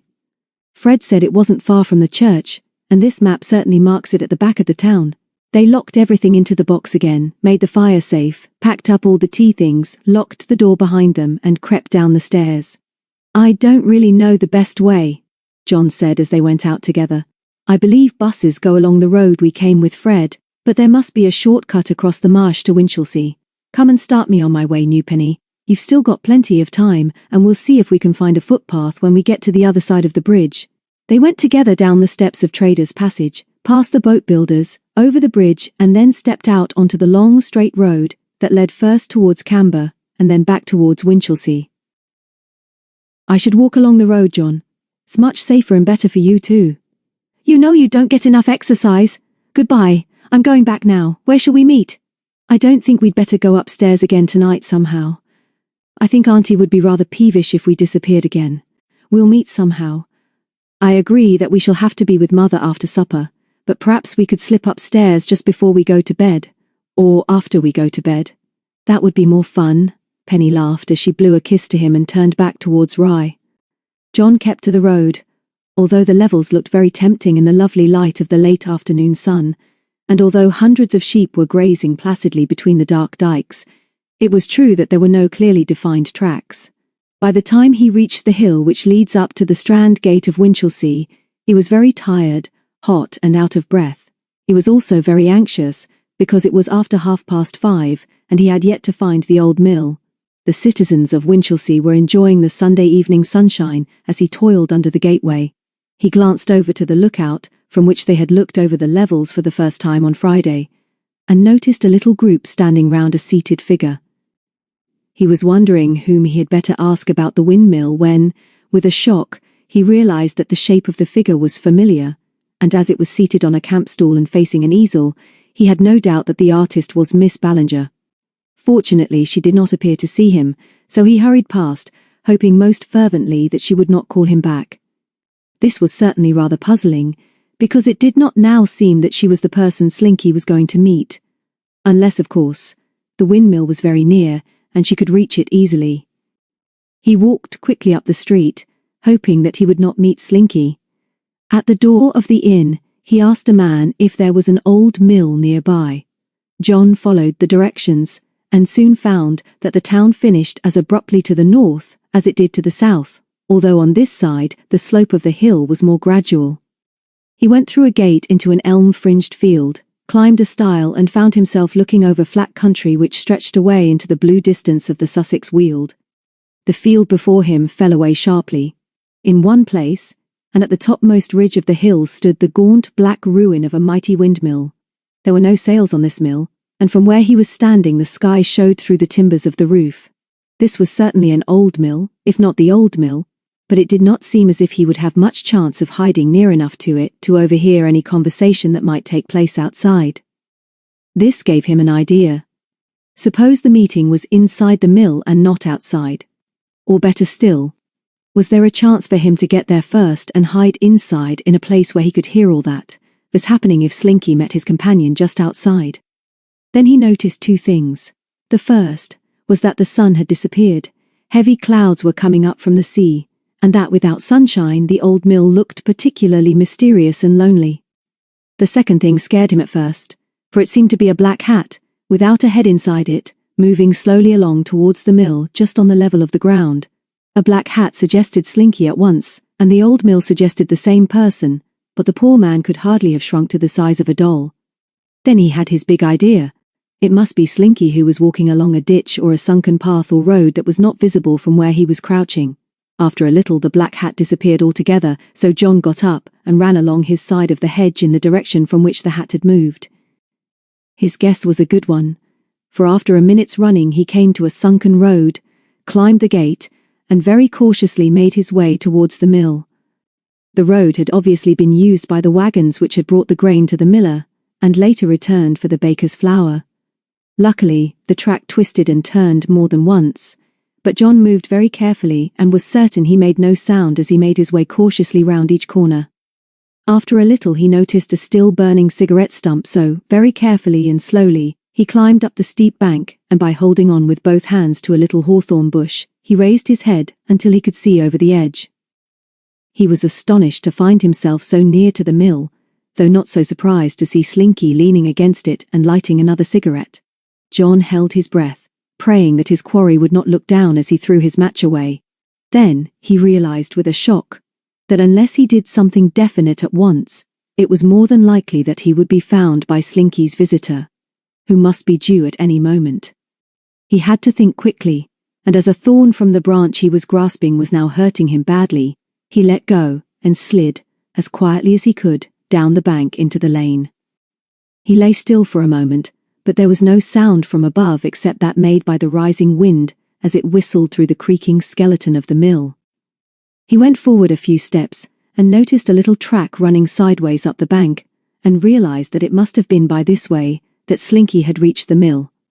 He had been facing in the direction of Winchelsea, Jon remembered, so if he was both quick and quiet he ought to be able to run across the open space just ahead where the lane finished, and hide on the opposite side of the mill. Even as he dashed from the shelter of the lane that had proved to be such a good friend, he wondered if he could hide under the ruin, for he now saw that it was built above the level of the ground and supported on great stone blocks. There ought to be room for him to wriggle underneath, although it did not look very inviting. As he ran across the open, he was buffeted by the full force of the wind, and realized that he was on one of the most exposed places for many miles around. But he reached the shelter of the mill, dropped to his knees, and peered underneath. Against the light on the other side he could see Slinky's thin black trouser legs flapping in the breeze. Then, bravely overcoming his aversion, he began to crawl over the filthy rubbish that had collected here through the years. It was not at all pleasant, and he had only covered 2 or 3 yards before he realized that he would not be able to see Slinky's visitor, nor would he be able to overhear their conversation, because of the noise made by the wind as it whistled under the ruin and tore through the broken woodwork above him. As he backed out on hands and knees he decided that all he could do now was to creep round the mill in the hope that he could hide near enough to Slinky and his visitor to hear their conversation. There would almost certainly be a door into the mill somewhere, but he could not remember whether Mr. Grandon had been standing by it when he had watched him over the bank just now. He began to edge his way round very cautiously, and felt the great ruin groan and sway under his hand as it was struck by the full force of the wind. Then he came to a doorway, and to some broken steps, which led up to another hole in the wooden walls above his head. He guessed that there was a first floor to the mill, and that this would make an ideal hiding place for him. Suddenly the rain lashed across the field, and he knew that Slinky would be looking for shelter. He looked quickly again at the rotting steps above him, and decided that he had no choice. The last 4 steps had gone long ago, so he had to jump for the handrail and pull himself up. He was careful to put his weight on the sides of the steps and not in the center, where they would be weakest, and although he felt one of them give under his feet, he managed to get his hands onto the edge of the floor and pull himself to safety. Even as he scrambled up, he heard voices and the sound of running footsteps. He had only just been in time. When he got off his knees, he saw that he was in a round room with a great wooden shaft running through both floor and ceiling. There were so many cracks and splits in the wooden walls that the place was quite light, and Jon noticed at once a big trapdoor with a ring in the floor. He examined this carefully, but it fitted closely, and it was obviously much too heavy to lift. He put his ear down in the dust but could hear nothing, and then moved over to the great shaft. This, of course, could not fit the floor so closely, and there was a crack about 1/2 inch all round, but he tried in vain to see through this. Then he lay down full length, and with his head against the massive oak shaft and his ear to the crack, found, to his excitement, that he could hear every word which was being spoken below. A woman's voice was speaking. "Well, don't let's spend any more time in this foul place than we need. Have you got it?" Jon realized with a shock that this voice was certainly not Miss Ballinger's. It was a younger, more attractive voice, and one which he had never heard before. There was a pause before Mr. Grandin replied, "I have got something important, but I do not know what it means." "Let me see," said the strange voice quickly. All right. No need to hold on to it like that. I only want to look at it, and I shall have to take it to her anyway, so I may as well see it now. You know that you're not to be seen with her, or even to know her at present, so you'd better hand it over to me at once. If you don't, I'll tell her you kept it from me, and you know you won't like what happens. Then, come on, let me see, but this doesn't make any sense at all. Int 8 April 7. Wasn't there something else? Are you sure this was all? Mr. Grandin sounded a trifle sulky, and Jon could picture him fingering his little moustache as he said, "There are other papers, and I know where they are, but she must be patient. There mustn't be any signs or suspicions of burglary. This is not going to be as easy as I thought, but I tell that to you and not to her, you understand. But this paper that I have found, it must mean something, I think, because it is really old. Where did you find it? Tell me quickly, because I must get back and tell her. Those children, and I do not like those children at all, and particularly that brat of a girl, have been given the trader's room at the top, and they are up to something, but I have not yet had time to make sure. I think they have. The other papers in a box, which they are careful to keep locked. I was in the room this morning when they were out." And here Jon nearly whistled in amazement. He was still positive that the outside door had been locked when they went out to church. His leg was fast going to sleep, and he shifted it gently as Slinky went on. "And this scrap of parchment was on the floor. One of them must have dropped it, I suppose. I would have you know that these children are not fools. They are not as I thought they would be, although it is true that I have had no experience of children of their age. They are a nuisance and may even be dangerous, and I am thinking that they may know much but are not aware of the meaning of their knowledge. We must find out quickly what this paper means, as quickly as we can." "Yes," the other voice replied quietly, "and you must find out at once if these kids really know anything, and if you cannot find out for yourself, we must take other steps." "She will say that, I know. It is vital that we know what they know at once." What Slinky would have replied to this quiet threat Jon never knew, because at that moment he nearly cried out with the sudden sharp pain of cramp in his leg. Instinctively, he bent his leg and began to rub the calf, but his shoe scuffled across the floor, and he heard the woman's startled exclamation. "What's that?" Jon bit his lip to stop himself crying out as he heard Mr. Grandin say, "Only rats. Any old place like this is alive with them," and then laugh as his companions screamed and ran outside. Mr. Grandin followed more slowly, but Jon was in such pain that although he crawled over to the opening, he dared not trust himself to the steps until the pain was easier. When he could walk again, he found the steps were difficult, but he managed the descent somehow without hurting himself. The storm had passed now, and the sun was shining brightly again, as Jon made his way carefully along the sunken road and back into Winchelsea. He passed a few people, but there was no sign of Slinky. He was wondering whether there was another way out of the town without passing the lookout, when he realized that it did not matter now whether Miss Ballinger was there or not, as she had not been the person with whom Slinky had made the appointment. She was still there, however, and called out to him as he passed. "Good evening, my young friend," she boomed at him over her easel. "So you have soon found Winchelsea. Come over here and tell me what you think of her, and where is the little redhead? Penny, I think you called her. Ah, yes, Penelope, no doubt. A headache, eh? Dear, dear, such misfortune on such a lovely day. So you are exploring on your own? Come closer, my boy, and tell me if you recognize the old gate. 20 times I have painted this at different seasons of the year, and it never looks the same. It is the light off the levels, but I shall never be satisfied. What are you telling me? That you have been exploring on your own? And what have you been exploring, my young man? Look at the dust on your knees. In horror, Jon realized that she had seen something which he had not noticed himself. He was wearing shorts today, and his brown knees were grey with the dust of the old mill. I don't know where I've picked that up, Miss Ballinger, unless it was climbing an elm tree this morning after a wood pigeon's nest. I like your picture very much indeed. I think it's wonderful. She went on with her painting, but while she worked, she fired all sorts of inquisitive questions at him about the dolphin and his mother, and what he thought of the old house, and whether he had explored it all yet. I'm interested in old places and old things, she said, so be sure and let me know if you find any old papers or maps, and be sure that you don't take 'em to a junk shop in Hastings or Rye. Bring 'em to me. I'll buy 'em from you. Just then a bus came down past the church, and when Jon saw that it was marked Rye, he called a hurried goodbye and thankfully escaped. He swung himself onto the step as the bus slowed down for the sharp corner, and Miss Ballinger raised a brush in salutation, and called, I shall come over and see you soon. Yes, you will see me in Rye one day, but you and your cousin must come and have tea with me in my bungalow. Don't forget, goodbye. Jon sat back and wiped his forehead. What a lucky escape from all those questions. He began to wonder whether Miss Ballinger had seen him pass her on his way to the mill and decided to wait for him to come back before asking him all those questions. But what did she know about it all? Unless Penny was right and she was the mysterious she referred to by the woman who had met Mr. Grandon at the mill. He'd got plenty to tell Penny tonight anyway, he thought, as he got off the bus at the bridge and climbed the steps of Trader's Passage. Penny was leaning against the wall at the top, pulling a tamarisk to pieces. There was a brooding look in her eye, and she spoke before Jon could open his mouth. Don't tell me, she began. Don't tell me now, because I can't bear it. I can see you've had a marvellous time.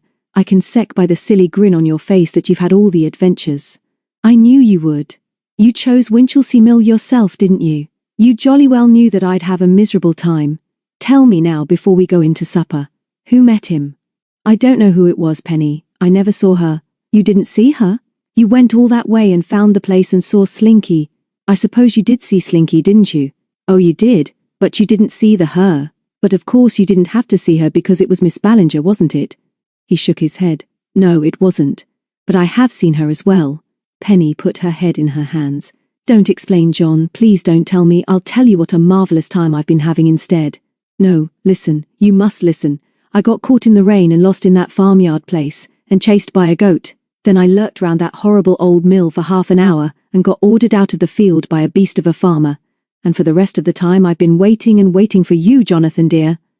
But before Jon could tell her his story, Mrs. Warrender came out to find them. And after supper they neither of them felt they could leave her. Once, under the cover of the radio, Penny whispered, Meet you in our room at midnight. But Jon frowned and shook his head. Too late, I'm too sleepy. But if you'll knock at my door about 7 in the morning, I'll come up. She grimaced her dislike of him and then nodded agreement to his last suggestion. Soon after the news, to her aunt's surprise, she went up to bed. She did not care to admit it to Jon.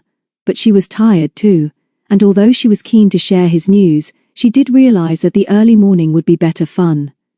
But she nearly came back to find him when, at the bottom of her little staircase, she collided with Mr. Grandon, who was coming down. Chapter 5. Monday, Beachview. What are you both going to do today? Mrs. Warrender asked at breakfast next morning. Why don't you take some sandwiches and go out and explore while the weather is fine? There are wonderful sands at Camber, and there's the old castle too, although I haven't been there yet. I can't do much with you today because the first guests arrived this afternoon. Oh dear, Penny sighed. What a pity. I don't think I'll like the dolphins so much with strangers about. All right, Auntie, I know we're not supposed to see them and get in their way. We'll be good, I promise. But what are they like? That's something we shall never know until they arrive, Penny. Until they come, they are only names. And you mustn't talk about our guests as if they were, well, specimens. She laughed. Well, I'm not going to worry about them, Jon said as he reached for the toast. We three will stick together whatever happens, and we've got our room upstairs when you don't want us down here, Mother. Come on, Penny, buck up. It's a good scheme to go out for the day." As soon as Mrs. Warrender had gone to see about their sandwiches, Penny looked up and said, "You can arrange what you like, John, but I absolutely refuse to do anything until you've told me what happened to you at the mill. Shall we go upstairs?" John got up. "No," he said, "it's a grand morning. Let's go out and I'll tell you everything. Come on, little girl." They went over to their favorite wall and looked out over the swaying tamarisks to the marsh, which was very green in the morning sunshine. Then he told her his story. He told her how surprised he had been to see Miss Ballinger in Winchelsea, and how he had only just got to the mill in time. "What I'm so wild about," John added at the end of the story, "is that my leg hurt so much that I couldn't get down to see the girl who was with him. She sounded young, but, of course, you can't tell from just a voice." Penny said, "I knew you'd have all the adventures, and that's why you sent me to the mill with the goat. I know it is. Anyway, I'm sure we're right about Miss Ballinger. She's in it. She knows all about it. I always thought so, and now I'm sure she was the one they had to take the papers to." "But why should she send the girl when she was sitting only a few hundred yards away herself?" John asked. "Why go to all that trouble? Still, I must admit that she's a very odd person. She was most curious about us again when I spoke to her on my way back. By the way, she's going to ask us to tea. Can't think why. Shall we go?" "Of course we will. I wouldn't miss it for anything. But the greatest mystery of all is how Slinky got into our room and took the clue while we were at church.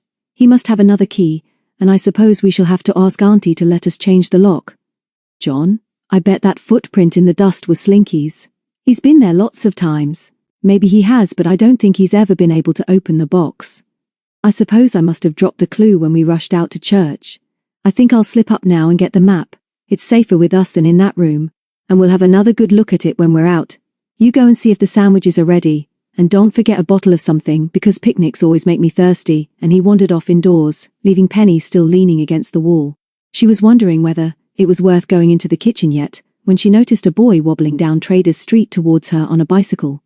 He looked over to Penny and jerked his head towards the hotel. "Where's door?" he asked curtly. "In the wall," Penny answered sweetly. "It always is."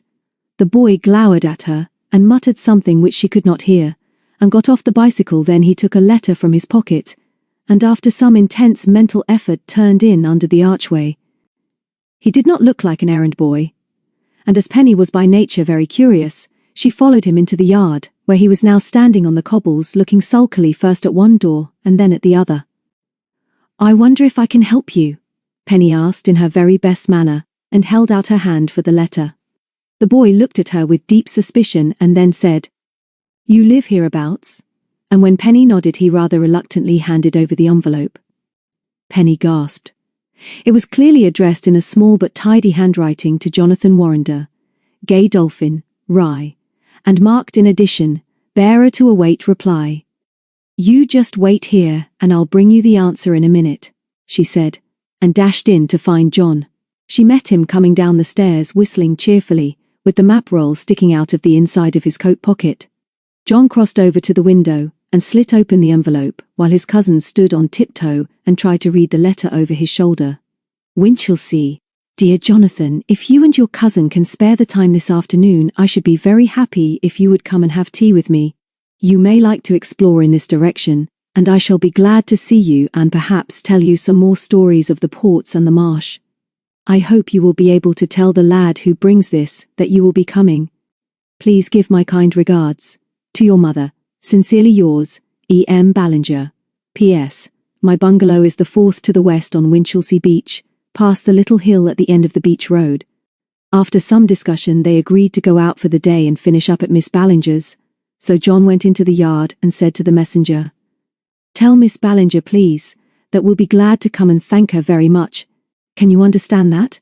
Penny added, "Or would you like us to repeat it?" The boy glared at her without speaking and then rode away, while John and Penny stood under the archway and watched him. "Then, did you lock the box and the door?"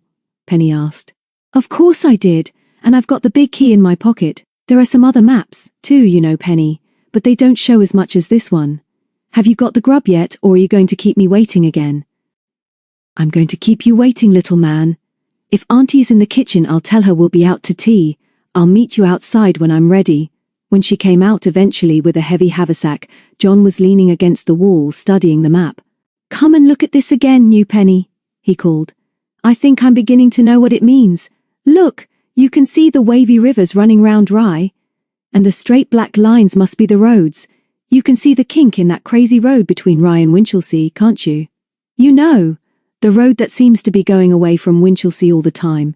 The road where I tried to find a shortcut. Then I think the dotted lines must be the tracks used by the smugglers. I can't think what else they could be. They're not boundaries. If you are right, Jon, I wonder why they don't show the dikes, because it would be the dikes that would be such a danger at night. They couldn't on a map this size. Perhaps they used a compass? Anyway, we'd better explore all these tracks as far as we can in the holidays and see if we can find any other clue which suggests earthen vessels, but it will be a big job and we'll start near home this morning. But there are one or two things we didn't spot before, Penny. First, I think there's a gallows or gibbet, or whatever you call it, on a little hill down by Camber Sands, and I should think that would be a good place to hide treasure. Do you mean we'd have to dig all among the mouldering bones for it, Jon? Well, we might. We've got to search everywhere, haven't we? Now look again, Penny, and you'll see that all the landmarks specially marked are linked by the dotted tracks, and that most of these are all round this district. See how 4 tracks meet at Camber Castle. Then the 2 windmills are specially drawn in, and, now I come to look at it again, the mill at Winchelsea seems to be the only place of importance there. Then there's that miniature volcano-looking thing right on the coast south of Winchelsea. I should think that's the hill near the Ballingers' bungalow, and I'm sure we ought to look at that. Then there's the inn down on the coast there too. The track finishes there, so I think that inn was important. I'll tell you what we'll do today. I want to see the old harbour, so let's go to Camber Sands by the river and walk back along the coast to that little hill at Winchelsea Beach. I expect there's a bridge or a ferry over the mouth of the river. There's Fred, let's ask him. Yes, Fred told them. There's a ferry right enough. He's never side you want him, but you've only got to holler for him and he'll come over. Don't be forgetting the visitors'll be here time you're back, Master Jonathan, and you won't go banging about in the lounge, will you?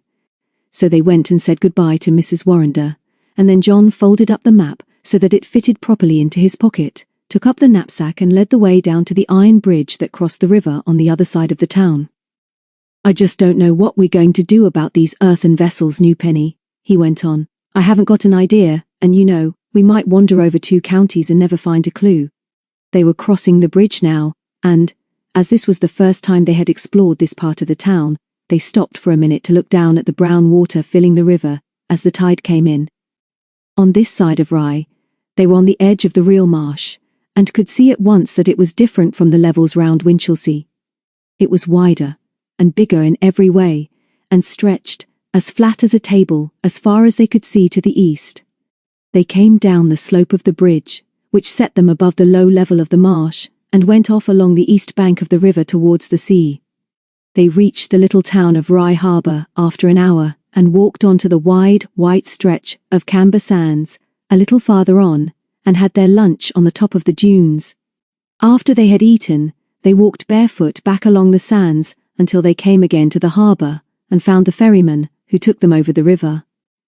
Behind an old black shed on the other side, they looked again at the smuggler's map, and Jon said, "We ought to be able to find this track here. On the map it's shown as near to the sea as we can get. Let's do the same." There was no sand this side of the river, and they soon found themselves walking behind a great bank of shingle, which in some places was strengthened by wooden stakes and old railway sleepers. "Let's get on to the top," Penny suggested. "It's not very exciting down here."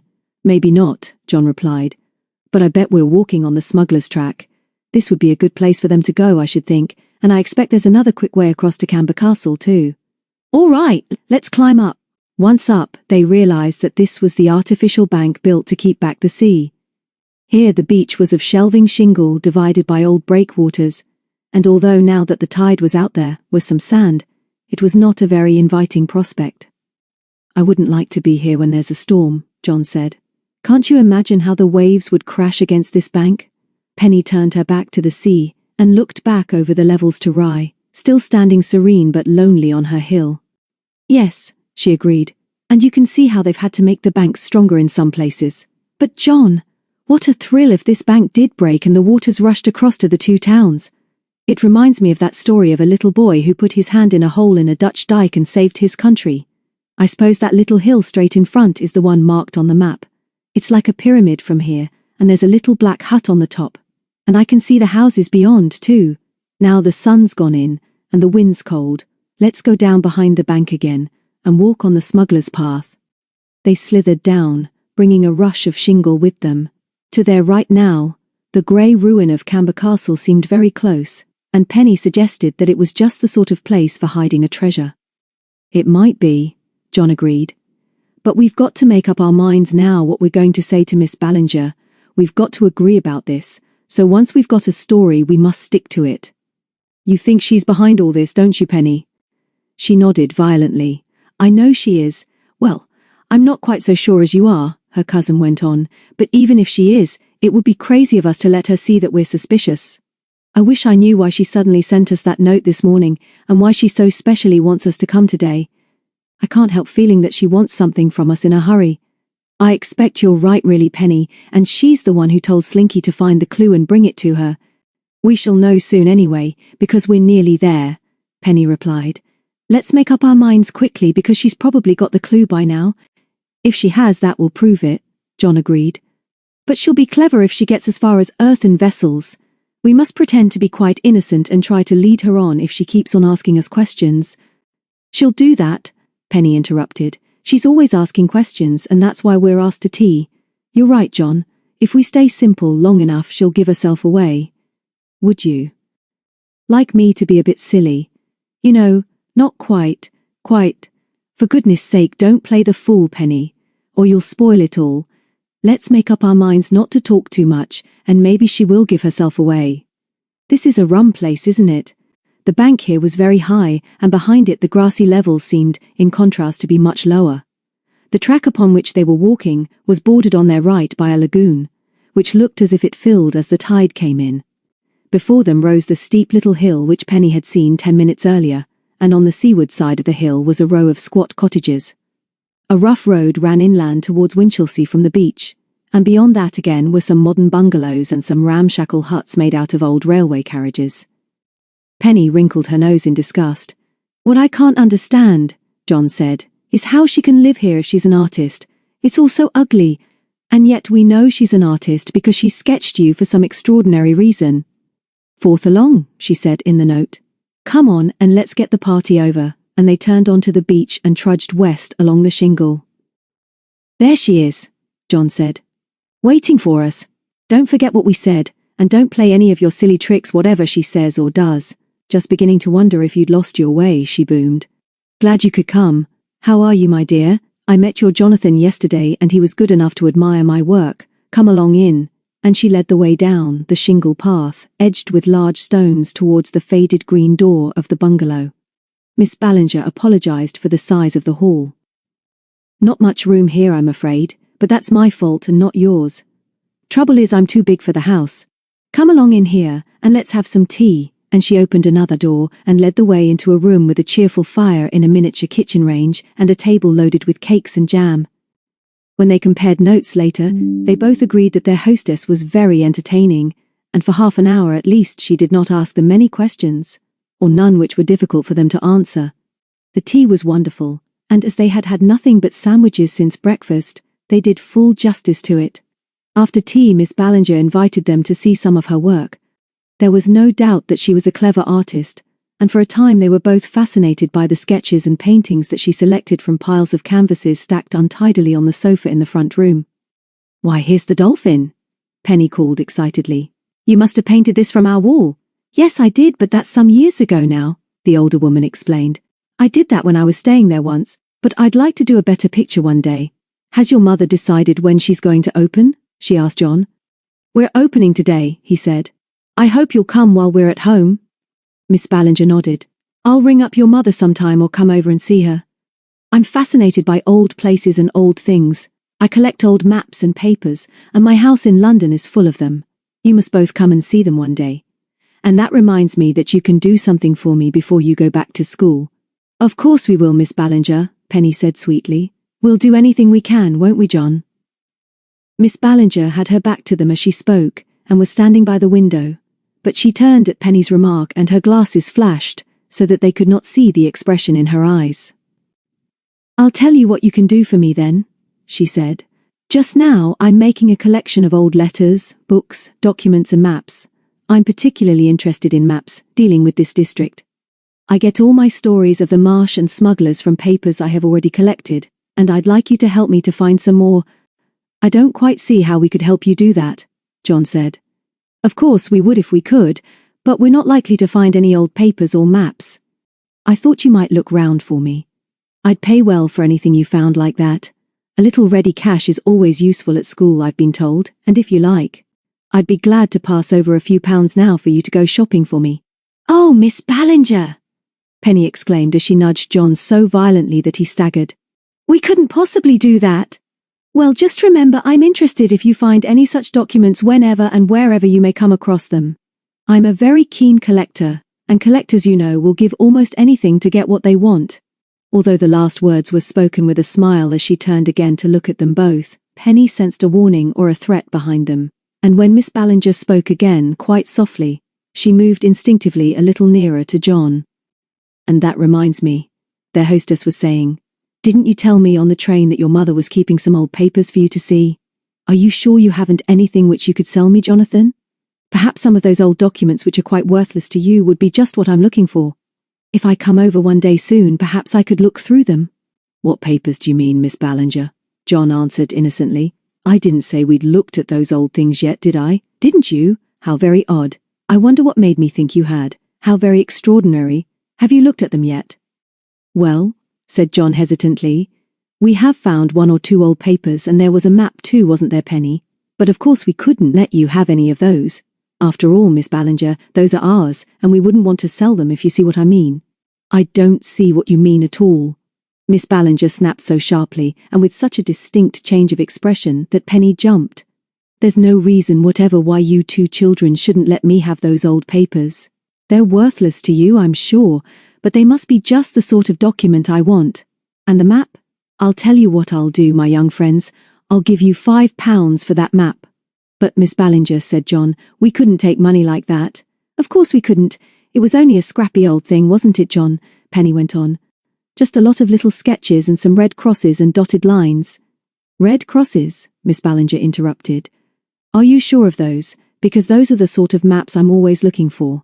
Where is it now? Could I see it? Knocking about at home somewhere, Jon said carelessly. I can't quite remember what I did with it.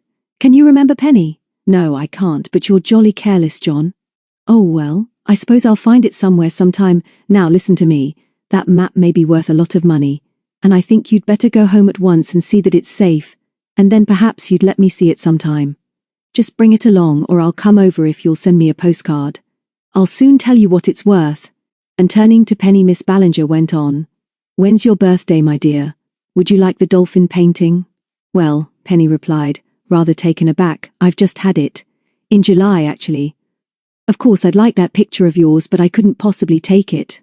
Not possibly, thank you all the same. Miss Ballinger waddled to the sofa, found the picture, rolled it up and pressed it into Penny's unwilling hands. Nonsense, my dear. Glad for you to have it. Take it, please, and all I ask is that you remember me if you find any old papers. I'll buy anything you find. Funny about your birthday, but somehow I thought it was in April. April the 7th to be precise. No? Can't imagine how I came to think that was the date. Perhaps it's yours, Jonathan. But not by even the flicker of an eyelid did Jon give away that April the 7th meant anything to them. No, it's not mine either. I expect you dreamed it, Miss Ballinger. I dream dates sometimes. Come on, Penny. We must be going because we've got to walk to Winchelsea along that road we saw by the hill, and we'll get a bus from there. Thank you so much for having us, said Penny, shaking Miss Ballinger by the hand. We have enjoyed it so. You must come and see us sometime. Thank you, their hostess said grimly. I most certainly will. Keep quiet. Go steady, Jon muttered as they left Beachview and shuffled through the shingle again. Don't let her see us talking, and don't try and look mysterious, just look slightly soft, like you usually do. But when they were out of sight and had turned onto the road, they both started to talk at once. She gave herself away, Penny. I knew she would. She was clever about the birthday date though, wasn't she? I know jolly well I nearly gave the game away myself at that. What date? What did she mean anyway? Penny said wonderingly. Jon clapped both hands to his head in despair. April the 7th, you idiot! The date on the clue! Don't you remember? Oh, of course, Penny laughed. I'd forgotten about that stupid scrap of paper. Forgotten about that stupid scrap of paper, Jon repeated as if in a trance. She's forgotten already. Don't you realize that everything is proved now? It shows that Slinky passed the clue to someone else, who passed it on to Miss B. There's no doubt of that now. She thought we might give ourselves away when she mentioned April the 7th. I nearly jumped, but she was watching you, luckily for me. No wonder it didn't affect you. I just thought she was mad, Penny said complacently. I always hated dates anyway, and I never remember them. But Jon, she does want that map, doesn't she? What do you think she would have done if she had known it was in your pocket? They were walking now on a rutted track leading inland from the beach. Just before it joined a more important road, they moved aside to make way for a cyclist, who looked at them curiously as she pedaled down towards the bungalows.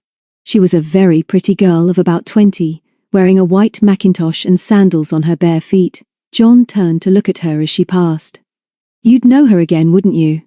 Penny said coldly as they reached the road. Jon looked at her in surprise, but had the sense to say no more. They were still talking about Miss Ballinger a quarter of an hour later, and had nearly reached the corner of the road under Winchelsea Hill, where they hoped to stop the bus, when the sound of a bicycle bell behind them made them jump apart. Thank goodness I've caught you up, said a pleasant voice, and they turned to see the girl in the white mackintosh. Before they could answer, she came up behind them and went on. I've got a special message for you from my aunt, Miss Ballinger, and she asked me to be sure to catch you up. It's for you, actually, she said, turning to Jon and smiling radiantly. For me? He said doubtfully. Why just me? Penny blessed him for this, and moved round to his side so that the girl no longer had her back to her. I'll tell you why. It sounds crazy, I know, but I was to tell you that after you'd gone she thought about that old map that you said you'd found, and the more she thought about it the more certain she was that she wanted it for her collection. She stepped a little closer to Jon and said quietly, She wants that map so badly that she'll swap it for a motorbike. A what? Jon gasped. A motorbike. And you can choose it yourself. Bring her the map, she said, and you can go and buy the bike when you like. The bus, Jon. Here's the bus, Penny interrupted. Come on, we must catch it. Jon came out of his dream. Thanks for telling me, he said, but we must catch this. Goodbye. And he started to run after Penny. Cheerio, the girl called. Let her know quickly, won't you? Any bike you like, she said. They caught the bus, but it was very crowded, and Jon had to stand by the door, while Penny sat on the edge of a seat farther up. She was almost shaking with rage at the stupid way Jon had listened to the girl. Even now he was looking vacant as he held onto the strap and swayed with the bus. Back in Rye they climbed the steps of Trader's Passage in silence.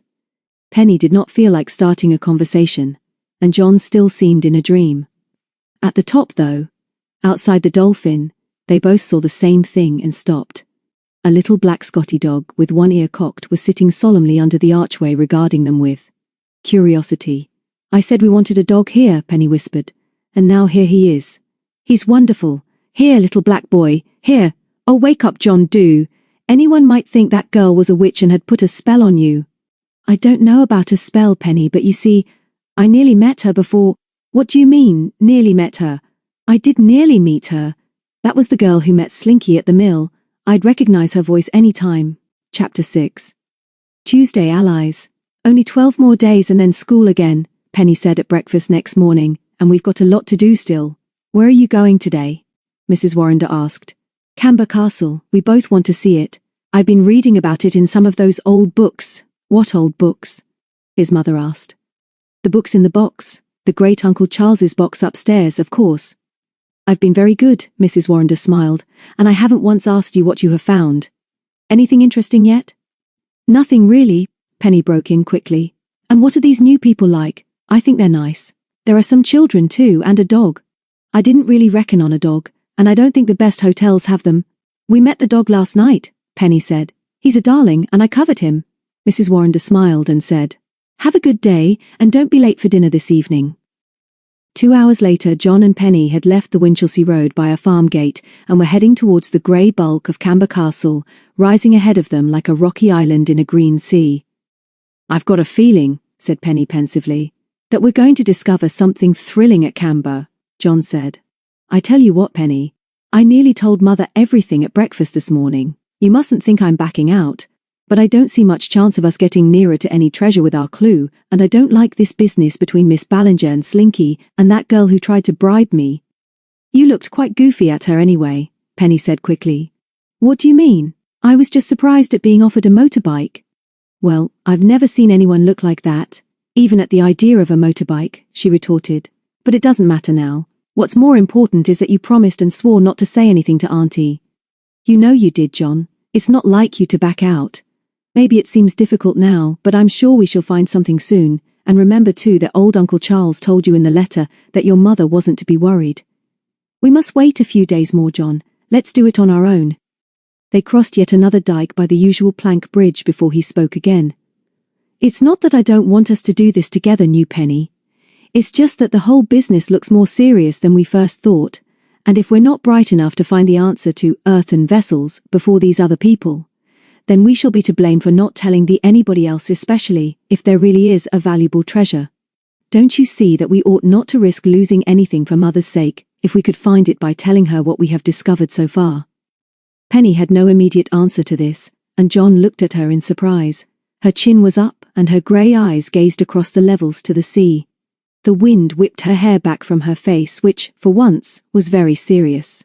She climbed another fence, and sat on the top rail before she said quietly, I know we ought not to risk anything if it means losing the treasure, but you said yourself that we were a step ahead of the Ballinger gang. I've just thought of that name for them. I think we're quite clever enough to deal with the old woman, and Slinky too, if we go on pretending to know nothing. There isn't really anything they can do as far as I can see. And besides, Jon, I've made up my mind that we've got to do this without grown-ups. It might make it easier if there were more of us, because I think we ought to be watching Slinky and Miss B all the time. It's by watching them that we might find out a lot. Jon looked at her in admiration. You mean we might drop them an innocent hint and let them do some of the thinking for us?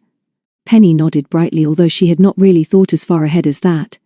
We're nearly there now, Jon went on, but I'll tell you what we'll try and do presently. When we've had our sandwiches, perhaps. We'll go through everything we've discovered so far. I'll write it down if I've got my notebook. And we'll talk it over sensibly and see if we get any nearer that way.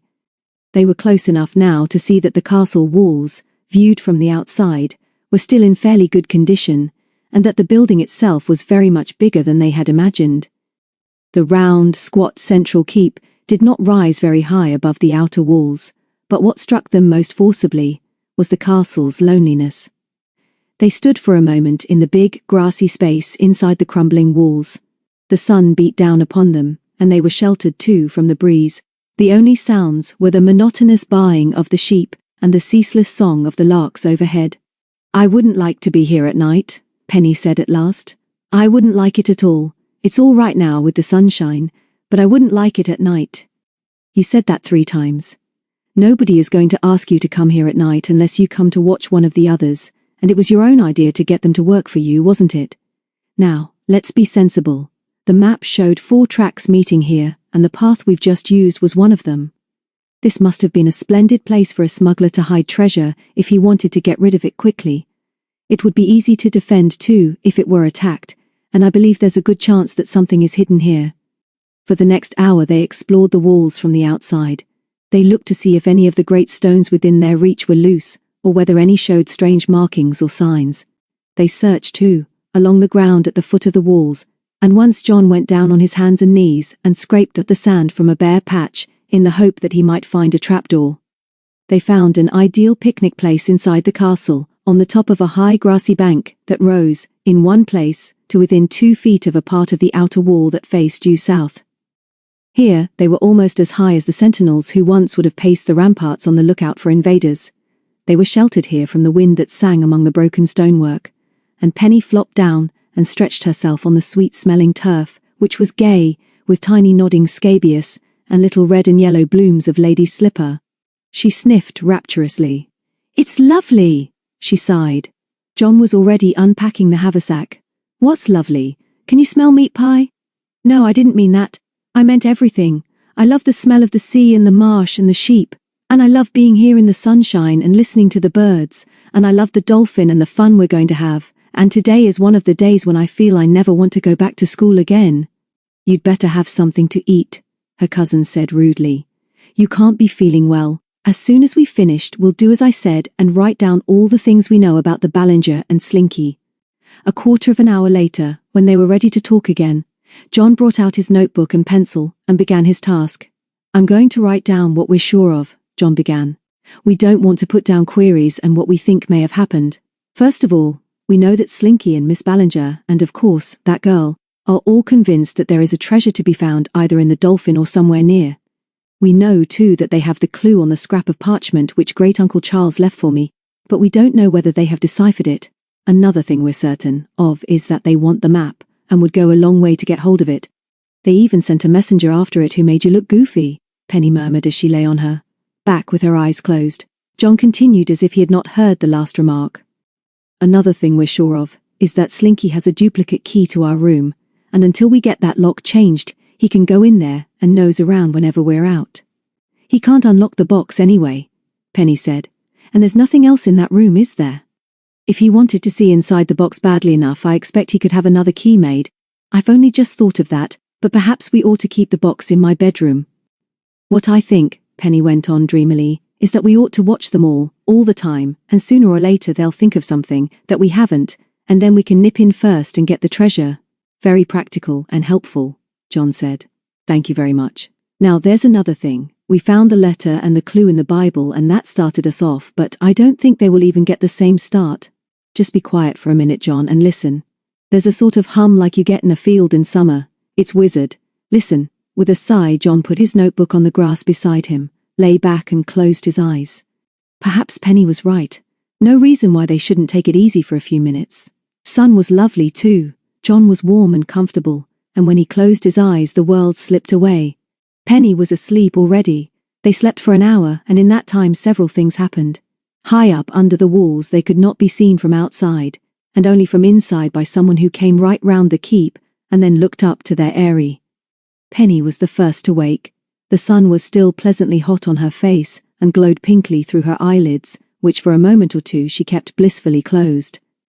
Then she heard a voice which seemed vaguely familiar, and sat up in surprise. Kneeling on the turf facing her about 2 yards away, was a boy of about 16, who was laughing at her as he put his finger to his lips and nodded towards Jon, who sat up suddenly. Sorry to wake you, he whispered. I didn't realize you were here till I started to climb up. Do you mind? I want to listen to what's going on down below there without being seen. If you want a bit of fun, peep over the top here with me and watch. That funny old thing doesn't know what she's in for. Penny looked at the stranger with interest. He seemed to be a very nice boy, brown hair, dark eyes and very white teeth in a tanned face. Slowly, and very cautiously, the three of them crawled to the edge of the wall, raised their heads and peeped over. Almost directly below them Miss Ballinger was sitting at her easel with her back to the castle walls. She was waving a large paintbrush in her right hand and booming in her loud voice at 2 children who were standing one on each side of her. I do not like inquisitive children, and I ask you both to go away. And I would like you to go a very long way away, and take your objectionable little dog with you. And with the last words she gestured with the paint brush in the direction of a black Scotty dog, which Penny felt certain she had seen before. It was at once evident that this action of Miss Ballinger's was a mistake, for the dog, which had previously taken a dislike to the large woman, first bowed his head to the ground between his front paws and growled, and then leapt upon the paint brush, seized it, and pranced triumphantly away. In about 5 seconds the handle of the paintbrush was a tangle of splinters, while the oily end was tossed into the air as if it had been a rat. Take the brute away, Miss Ballinger roared as she got off her stool and advanced threateningly towards the dog, who now began to circle round his enemy, barking loudly. Call him off! He's dangerous! Take him away and yourselves too, you horrible little nuisances! At the first sight of the 2 children, Penny whistled softly in surprise, and Jon polished his glasses again. They were boy and girl twins about 10 years of age and were amazingly alike. The little girl was speaking now. Mackie, she called. Come here. At once, sir. The little dog lowered his triumphant tail and came at once to his mistress, who picked him up and tucked him under her arm. He raised his head and licked her nose affectionately. Now we'll tell you something, she went on, turning to Miss Ballinger, who now had the grace to look a little abashed. And we'll tell it without being rude. You ought not to speak to a little dog like that. He wasn't doing any harm, was he? just sitting there on the grass watching you painting like we were. And then you tried to thrash him with a paintbrush," the boy broke in. "Poor little helpless boy," his sister crooned to the dog, whose tail was now wagging furiously behind her. "He only defended himself, didn't he? How can he know what a paintbrush is for? If you'd let him stay by you, he would soon learn." "That's all we wanted, really," the boy added. "Just to know how you did it. We're always being told we've got to learn things, and we haven't met many artists." Miss Ballinger stalked heavily back to her stool. Her face was very red and her mouth was working, but no words seemed to issue from it. "Oh, joy," Penny murmured. "She's in an awful fury. She'll explode in a minute. Who are those kids, anyway? I've seen the dog somewhere, I know." Jon said, "It's amazing, but even with my glasses on they look exactly alike." "They are," said the boy between them sadly. "We get muddled ourselves sometimes. Look, Dickie is holding her stool politely while she sits down. I wonder who she is." "We can tell you that," Penny replied. "Who are those kids? They look rather fun. They always seem funny at first, but I get a bit tired of them. I'm their brother, you see, and I get fed up with it sometimes. Listen. The old dear is off again." "Very well," Miss Ballinger boomed. "So you tell me how I'm to speak to a dog, do you? You suddenly appear from nowhere and ask impertinent questions. Then you stand round and irritate me with more questions. Then you set your abominable animal at me, and then you proceed to lecture me. Now then, for the last time, will you go away and leave me in peace?" A stifled roar came from Miss Ballinger, and she got up and began to nibble in the capacious bag which Jon and Penny remembered so well. "Then, listen to me, my dears," in a very different kind of voice, for she gulped first and then almost cooed. "Do you like ices? It's very hot today, and perhaps you would like a big ice each. Now, here's half a crown. Just run along and get yourselves a big tub each. Here you are, my dears." The twins regarded her coldly. "No, thank you," said Mary. "We don't care much for ices, not in the afternoon, not enough to go running back to Rye for anyway," her twin added ungrammatically. "And besides," Mary went on, "we're not allowed to take money from strangers." Miss Ballinger jumped up from her stool and raised both hands above her head. "Brats," she stuttered. "Disgusting brats. Will you go away?" Mary put the dog down. "Mackie, darling," she said, "don't take any notice of her. She's rude." "Rude," screamed Miss Ballinger, and knocked the easel over. Dickie politely helped to set it up again, while Mary examined the daubed canvas critically. Miss Ballinger snatched it from her, broke it in half across her knee, and flung the pieces away, and joyfully the little dog pursued them. "Get out of my way, both of you," she went on between clenched teeth. "Just get away before I lay my hands on you." "Yes, I'm going." "Look," Jon whispered, "I think she's foaming at the mouth now. This is grand. I wouldn't have missed it for anything." Dickie was speaking. "I'm sorry you've got to go. We really are. I wanted to see how you made a picture out of all those measurings." "Measurings? What do you mean, boy?" she asked sharply. "Well," said Dickie innocently, "Mary and me were behind that little tiny hill over there. And," Mary went on, "we saw you come along that path and put your tripod thing up there and then get a tape measure and string or something and go crawling along the walls measuring and writing things down in a book." Jon and Penny looked quickly and significantly at each other. "Yes, that's right," Dickie said. "What did you do it for? The noise that Miss Ballinger now made cannot be described in words." Certainly she snorted, and afterwards they agreed that she laughed a sinister laugh, but she did not answer the question. Instead she turned her back on them, picked up the folding stool, put it under her arm and waddled away in the direction of Winchelsea. "There you are," said David. "That's the end of the Morton twins act." "You've had it." David got to his knees and leaned over the parapet. Instead of calling down to them, he whistled clear and sweet the haunting call of the peewit. "Come up here, you two, and meet some new friends," he called, and then turned back to Jon. "You don't mind, do you? I'm afraid we've rather butted in." "Of course we don't mind," Jon said. "You staying down here?" Before David could answer, Penny said, "I know where I've seen that little dog. Didn't you recognize him, Jon? He's at home, at the Dolphin. He's the one I spoke to last night when we got in. I say," and she turned on her knees to face David. "You're not by any chance staying at the Gay Dolphin, are you? You're not our first visitors, are you?" "Yes, we are. We came yesterday. We love it. The Dolphin, I mean. And I think we'll have a lot of fun round here." Jon stood up and stretched. "But this is grand. We live there, you see. It's our new home and it belongs to my mother. This is Penny, my cousin. Our name is Morton. We'd rather have gone to Shropshire, but we couldn't manage it this time, and this country is all new to us. Come on, you two. Here, Mackie. When David had explained that Penny and Jon actually lived in the Dolphin, but were now on holiday too, Mary said, "We don't mind joining up with them, do we, twin? I thought this holiday was going to be dull just with David, but maybe things will happen to us like they did before." Jon was looking at them critically.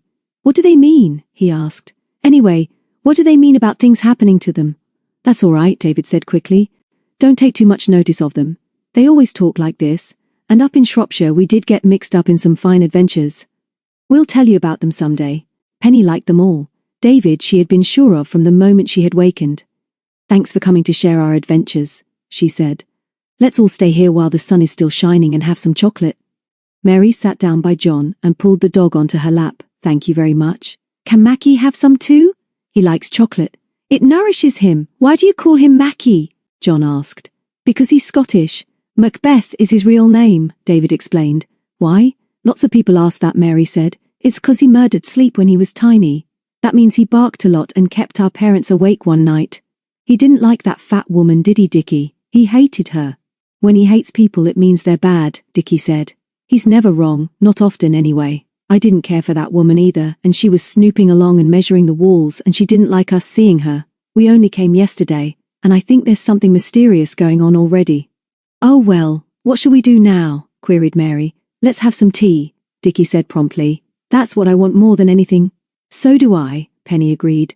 "A good idea," said David, "and I've got a better one. I saw a tea shop up by the church this morning. Let's all walk back now and you two come and have tea with us there." "Will you?" "Please do." "I will if I sit next to Jon," Mary said. "He doesn't like us much yet, but he soon will." So they tidied up and buried the waste paper, and set off together back across the levels and over the dikes to Rye. Once, at one of the narrow bridges, Penny pulled Jon's sleeve till they fell behind the others. "What do you think of them, Jon?" "I think they're grand, and we ought to ask them to help." "You know we want allies." "That chap David is all right," Jon agreed. "But those kids won't be any good." "Perhaps he'd join in without them." "I don't think he would, and I think you're wrong about the twins. They've had some adventures. Let's ask them at tea what they did, and then I'll leave it to you to decide." "But let's join up if we can, Jon. We haven't got much time left, and I do want to find this treasure." Jon nodded and hurried ahead to catch up with the others. They managed to get a table in the window, and the twins caused some consternation among the other customers as they settled down. After 10 minutes, even Jon thawed and discovered that Mary could not be ignored for long. She was much too entertaining. "Aren't you going to tell us about those adventures of yours in Shropshire?" he asked. And the stories they had to tell were worth waiting for, and both Jon and Penny listened spellbound. "It's funny how things have happened to us," David went on. "But they have. I don't see how anything much can happen here, but it's early days yet. Unless," he added as he caught Jon's eye, "you know of anything coming along? Do you?" Jon looked across at Penny, who nodded slightly. Then he smiled. "I think there is, and I believe you can help us. Of course, we know you'll promise not to say anything to your parents or to anyone, won't you?" David nodded. Mary smiled, and Dickie said, "We swear." "Well, we think we've got a clue to some treasure hidden by smugglers round Rye and Winchelsea, or even perhaps in the Dolphin, and we know that the artist woman you twins were baiting this afternoon is after it too, and she's got accomplices." David's eyes were bright with excitement. "Grand," he was saying. "Go on. Tell us more. This is like old times again." "Oh gosh, if only our friend Peter could be here." "Send a telegram for her," Dickie said. "Stop everything till she comes. And the other members too. We need them." "Members? What members?" Penny asked, as David paid the bill and got up to go. "We've got a secret society of our friends," he said. "That's what Dickie means." "Well, I wish we were members," Penny said impulsively. "I'd be proud to be a member of that." David looked at her thoughtfully for a moment, but said no more as Jon went on to tell them of the connection between Miss Ballinger and Mr. Grandon, and of the girl in the white mackintosh. They strolled up Traders Street together, and even the twins were quiet and listened carefully as Jon told them of the maps and of Miss Ballinger's attempts to bribe him. "Can't you show us?" David pleaded. "Not out here," Jon said. "But of course you can see it sometime when nobody else is about. I've just had a grand idea though. Penny and me have a secret room of our own up under the roof at the Dolphin. It's our very own and nobody else can get in because I've always got the key with me. Let's all meet there at midnight tonight, and I'll show you the map and the other papers, and we'll make some plans." And so it was agreed that Jon should call David in room 5 at 11:30 and Penny would do the same for the twins in number 8 at the same time if she could keep awake. Then, Mr. and Mrs. Morton drove up, and Jon just had time to say, "Better not let anyone know we're all in on this. Silly of us to talk here really, I think. Slinky might see us and that's not very clever. You go in now with your people and we'll call you about 11:30, or earlier, if all is quiet and everyone has gone to bed. Try not to talk at dinner about us meeting you or else Slinky will hear about it.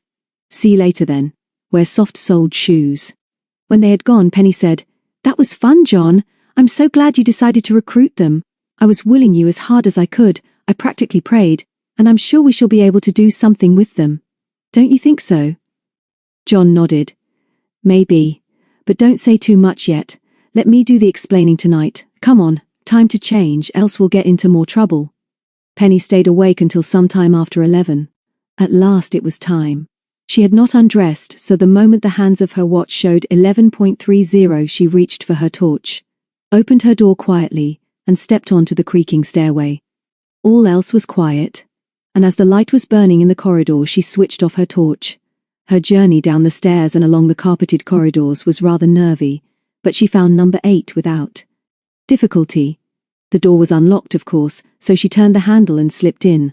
Both twins were fast asleep, with their clothes bundled on chairs beside their beds. Quickly she roused them.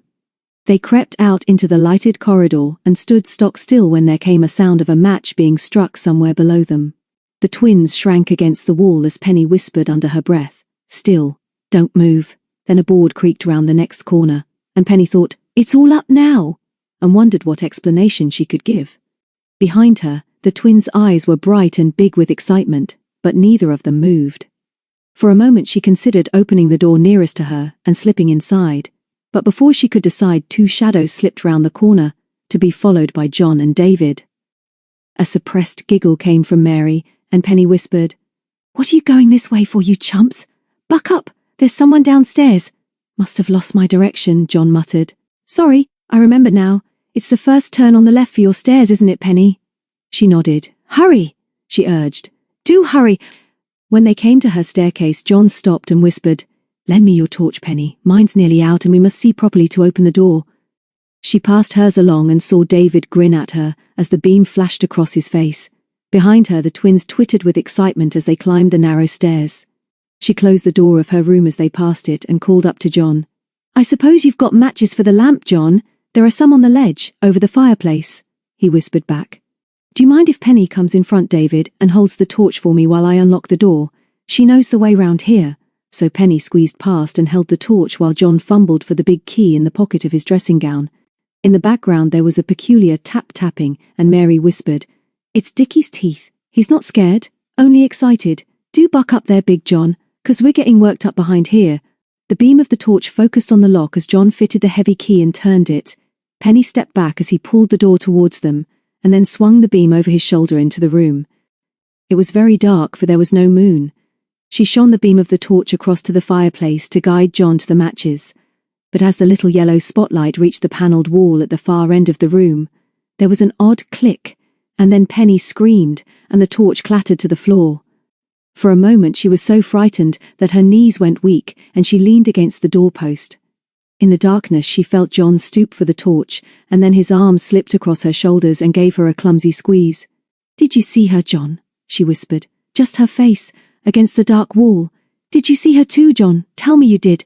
The torch flashed on again, and Jon held it steadily so that the beam shone on the wall by the fireplace. "There's nothing there now," he said shakily, "but I saw that face too, Penny. It was the Ballinger." Chapter 7, Tuesday Night, Trader's Passage. "It was Miss Ballinger's face," Jon repeated in a whisper. "A face without a body." "But course that's nonsense. It couldn't be." "It looked like that," Penny said with a shudder, and then David, on the little landing behind her, broke in sharply. "What are you two burbling about?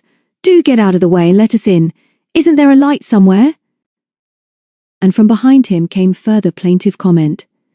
"It's pitchy dark and it's jolly cold and we can't see a thing because of you big ones. Are you frightened of the dark, Jon?" At that, Jon stepped forward, still with the torch shining on the wall, and picked up the matches from the ledge by the fireplace. "Sorry," he said. "Come in quickly. Take the torch now, will you, David, and bolt the door on the inside.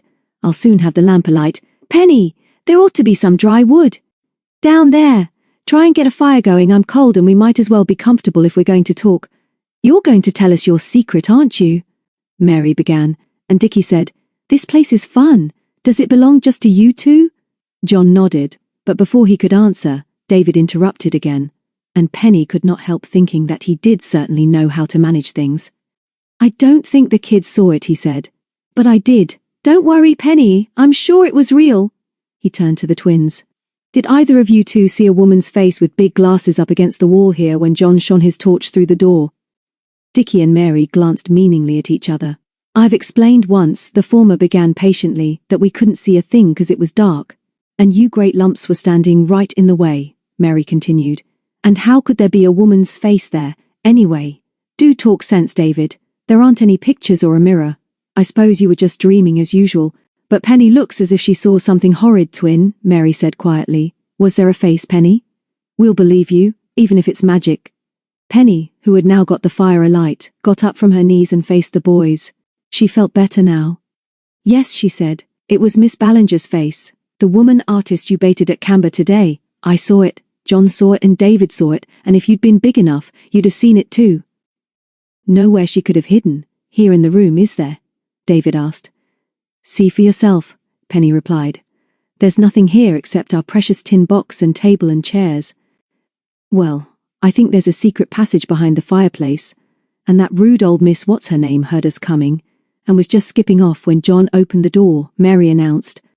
"And then she slipped into the passage and closed the secret panel, and that's how she vanished, just like an old witch," Dickie finished triumphantly. Jon beamed at them. "Of course you're right. Don't you think so, Penny? That explains everything, doesn't it?" "Yes, Jon. I think they're right. It would explain how Slinky got in here on Sunday and stole the clue. Yes, and it explains the footmark in the dirt, too. Now, come on all of you, and see if we can find the secret of the panel. Stand there a sec. Penny and I'll go and look from the door and see Stedsintermites." "Oh, ja Stedsint, ist positiv." "She right," David said. "There must be something to push or pull on this side, else she couldn't have got back." "Unless she left the door open," Penny said, as she began to run her fingers up and down the smooth paneling. The twins went down on their knees and began to search the wainscot as Mary said, "I wish I knew what all this was about. I just happened to think of this secret passage business because it looks that sort of house. But what I want to know is, why? Why what? Why we're doing all this, you silly ass Dickie? I mean, I can't see why. You'd better tell us everything, Jon. Just tell us why that painter woman should want to come up to your room. Unless she's living here, of course," she added as a bright afterthought. Jon, David and Penny were working feverishly now to find some catch or part of the smooth woodwork which would prove to be the key to the panel. And as they searched, Jon told them about the clue and earthen vessels and of how they were sure that Miss Ballinger had not yet deciphered this. Mary hissed triumphantly, "I've got the place! Watch me! Watch us, I mean!" They saw her poke her finger into a small round hole where 2 floorboards reached the paneling of the wall. There came a muffled click, and slowly, very slowly, the panel adjoining the fireplace swung outwards into the room, disclosing a dark cavity within. And as it opened there came, too, a breath of dank, cold air, a smell of fungus and wet wood and decay. Jon then closed the panel softly to within 1/4 of an inch of the latch and beckoned them to the center of the room. "Now," he began quietly, "let's decide quickly what's the best thing to do. We know the way in, so if we like, we can go back to bed now and explore this passage properly in the morning, or we can explore it now. But if we do, I think we'd better get at least 2 more torches, and we'd all better put rubber shoes on if we've got them, because it looks and smells damp in there," David said promptly. "Miss What's-Her-Name may have left a clue now which ought to be followed, up at once, and if we wait till morning we may miss it." "Let's go while the trail is red hot, much better, don't you agree, Penny?" "David is right. Let's get ready at once and explore while the scent is hot." "Golly, my heart is banging with excitement." "All right then," Jon agreed. "But we do want another torch. This battery is nearly finished. Who's got one?" "We have," Mary said. "Sorry we forgot it. I'll go down for it." "I'll come with you," Dickie said. But let's be quick. Jon, who wanted to change his dressing gown for a sweater, went with them. While they were away, Penny crouched on the floor by the open panel, and David paced up and down behind her. "I can't hear anything," she whispered, "but it does smell mouldy. I wish the others would buck up. I say, David, I was jolly glad you suggested that we explored this tonight. I couldn't have slept a wink not knowing. And there's another thing. I'd love to hear some more about that secret society of yours sometime. I've always wanted to belong to one. Perhaps we could start one here?" David laughed. "I'll tell you one day, but there's nothing against us having you in if the other members agree. Here they come." And then, when Jon was bolting the door from the inside, he went on, "I wonder if we ought to do that. You don't mind me suggesting it, do you? But if we go down the passage, and for any reason can't get back the same way, we wouldn't be able to get into the room tomorrow by the ordinary way, would we?" Jon slipped the bolt back quickly. "Thanks," he said. "That's sensible.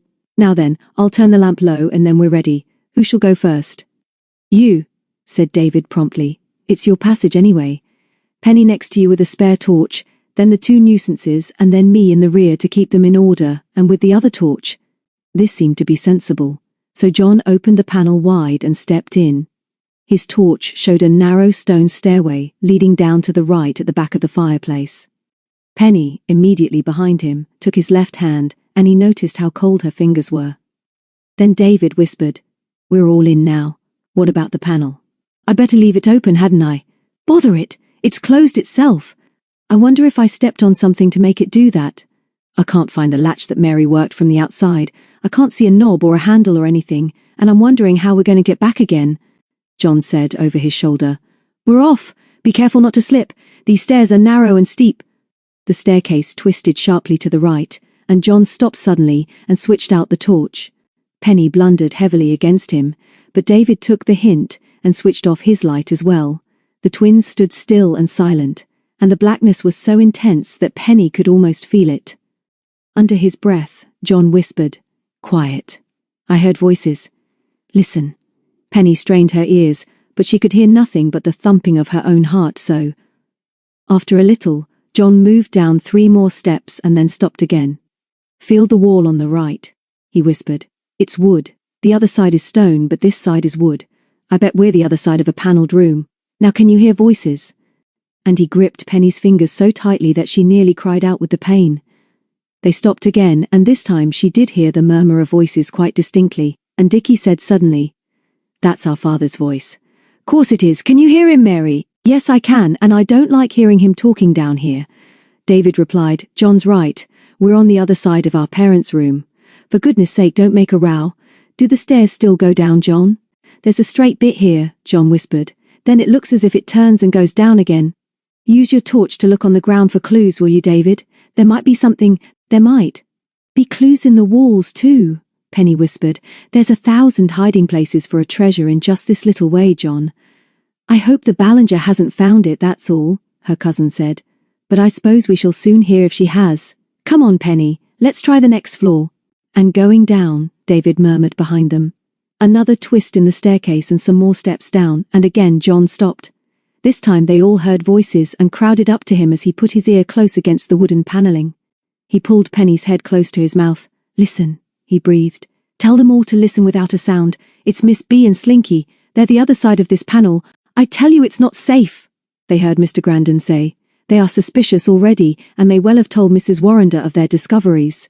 Penny turned to the others. "I think we're right downstairs now," she whispered. "And this is Slinky's own room. I've never been in it, but I'm sure that's where we are." "Listen. She's speaking now.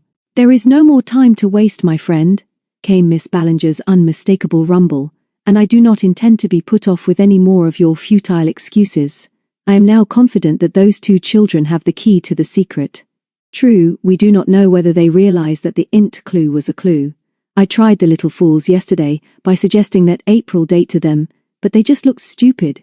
And here Penny nudged Jon delightedly. "But listen to me, Grandin, this is no laughing matter. The map, which I am convinced they have, must be found by you. 2 days I give you, my friend, and if you fail, well, if you fail, I shall move in here permanently, and you can be sure that there will not be room here for you as well. You will disappear promptly then, as you will have failed me. Let there be no squeamishness, my friend, in your methods. The prize is too big for gentility." Find out somehow what these two really know and produce the map for me. I am certain that will help us. It is here or hereabouts, Grandon, and I am sure of that. I am sure, too, that if you had any spirit or enterprise, you would have found these papers long ago. It is up to you to find a way to make these children part with the papers. I must rely on you for that. Grandon sounded sulky when he replied. That's easy for you to say. I tell you that I don't like dealing with those children. It's not what I've been used to. Kids! Fancy putting me on to watching kids! Here Penny felt the twins shaking with stifled laughter. And another thing, Slinky went on. It's not safe for you to come here at night like this. You know perfectly well that you might be recognized on the way home, even if nobody sees you here. All right. Don't get worked up. How did you get on at the tea party, by the way? Miss Ballinger hesitated before saying, most satisfactorily. Now I must go, and not by the front door. Trader's passage for me. And remember what I have said. I am very serious. Jon turned round and shone the torch up the stairs again. Back, he whispered urgently. As quickly as you can, David. Get out of sight round the corner. Buck up, Penny. Push those kids up in front of you. Penny had no choice, for he put his hand on her back and forced her up the stairs. David had been quick to realize the position, and had already hauled Mary up the winding steps, and Dickie was quick to follow. The rumble of Miss Ballinger's voice came nearer as Jon squeezed round the turn in the stairway and switched off his torch. Penny's hair was tickling his cheek as she said under her breath, "What shall we do if she comes this way?" "Quiet," he whispered. "See the light? The panels opening." They crushed themselves back against the stone wall as the thin line of yellow light widened and was then obscured as Miss Ballinger squeezed through the narrow panel into the passage below them.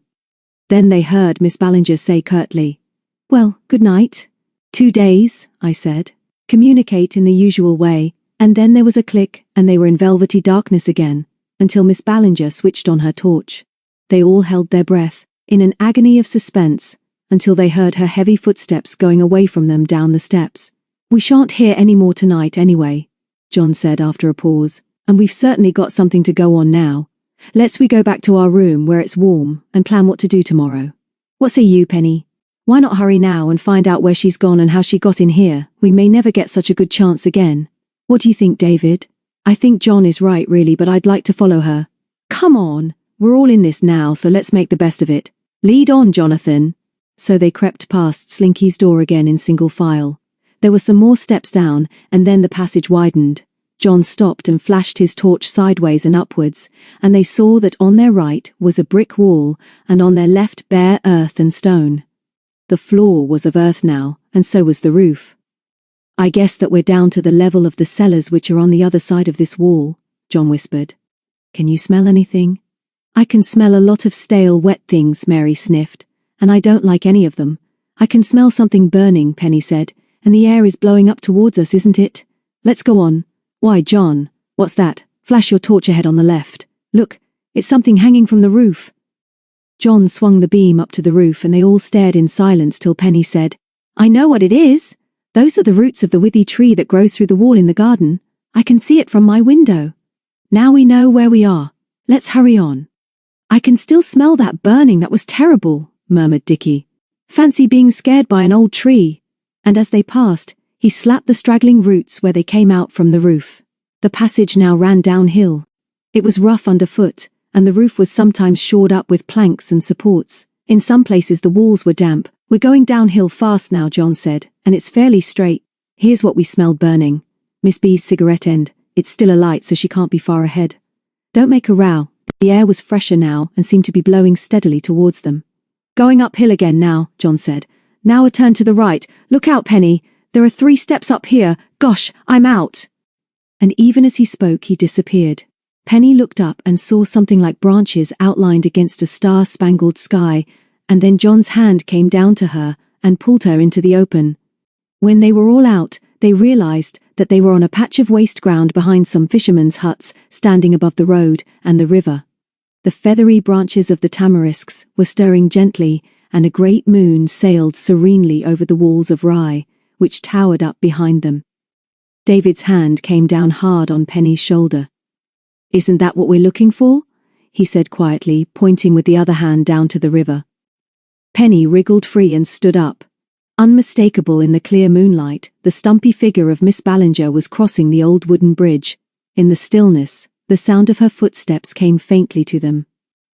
Then they heard the whine of a car's self-starter, heard the engine burst into life, heard the gear change, and the throbbing gradually die away in the distance. "So that's how she does it," Penny said. "We found out a lot tonight, but we haven't found the treasure. You see, don't you?" Jon was explaining to anyone who would listen.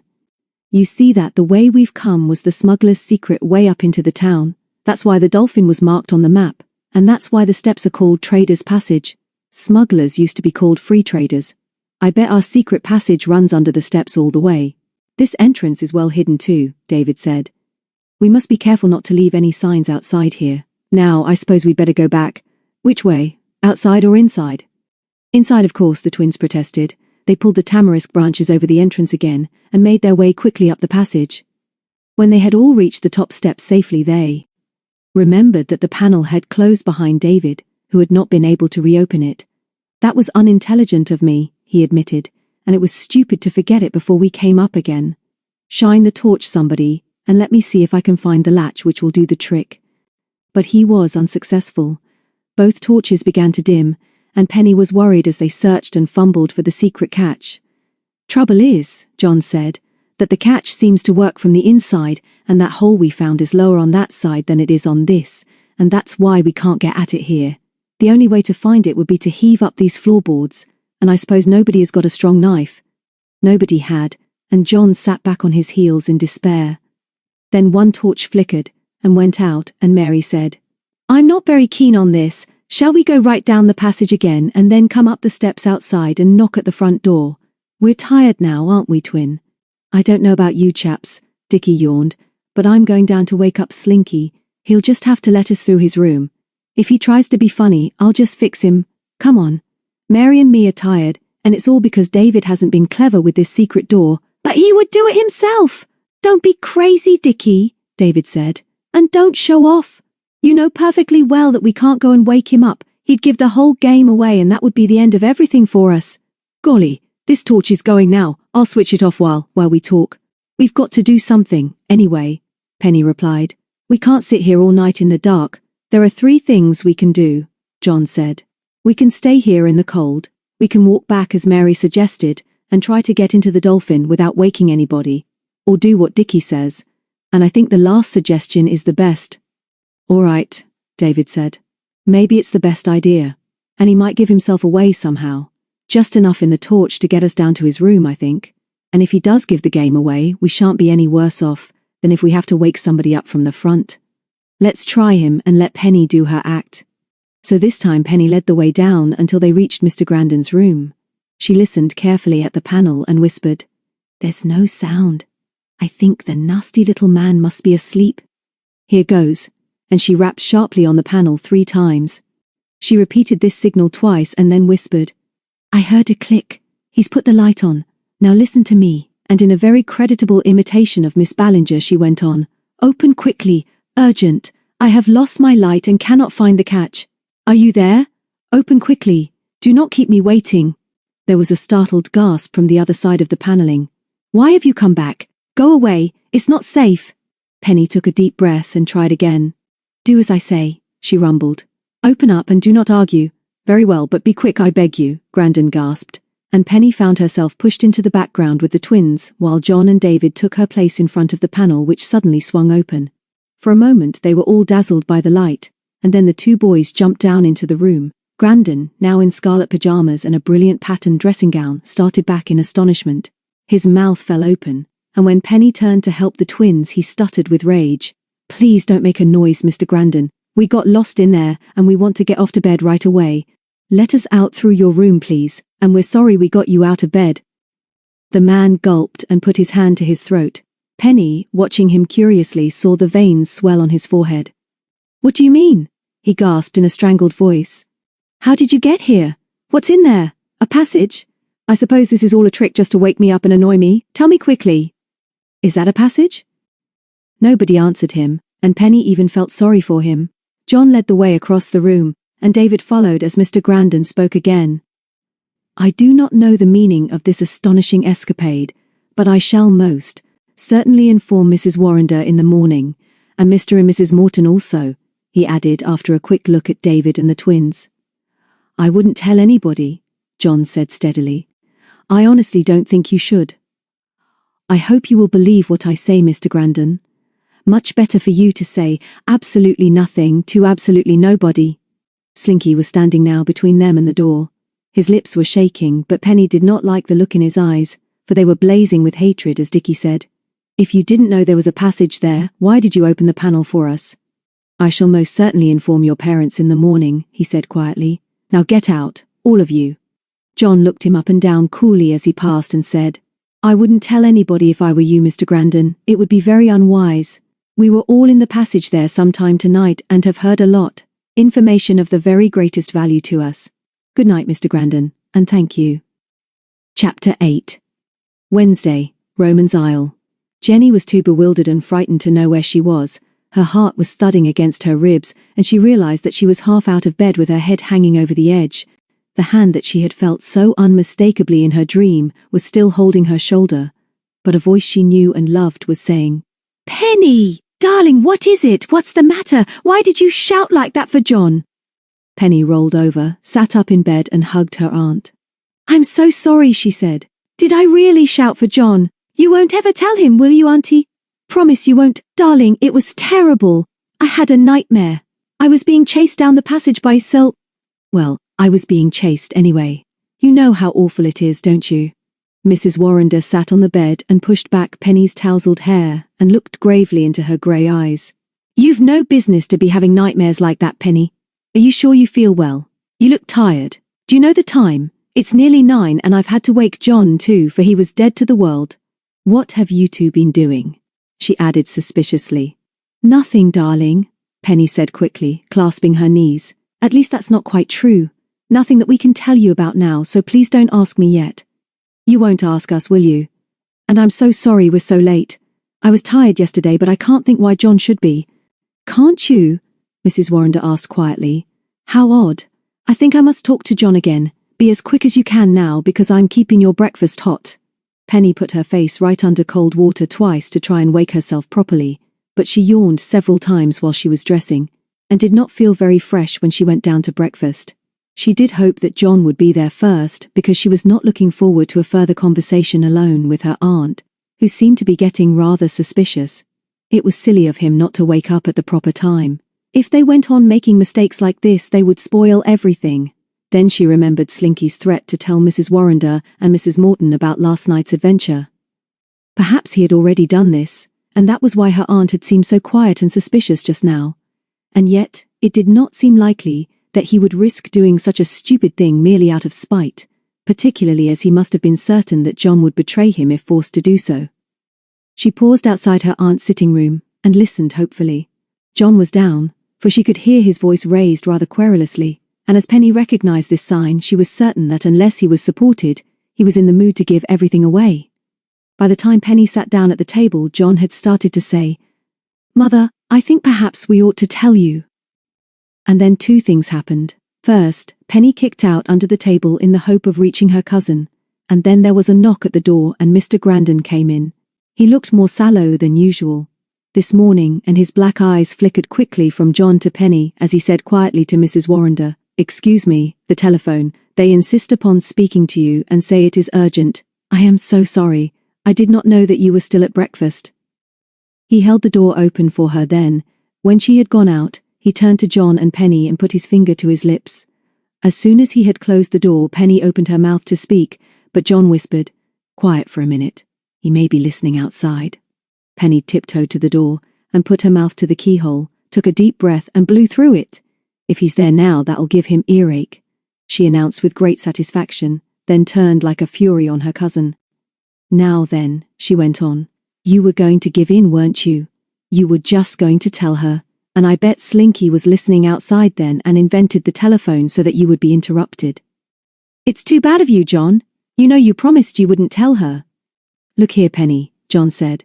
This is all very well, but I think this business has got too serious for us and that Mother ought to know that this beastly man Slinky is an accomplice of Miss Ballinger's. She ought to know too that this proves there is a treasure and that they tried to bribe me with a motorbike.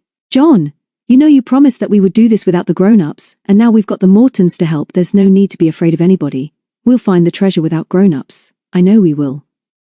But Jon just shook his head obstinately. "You're afraid," Penny taunted.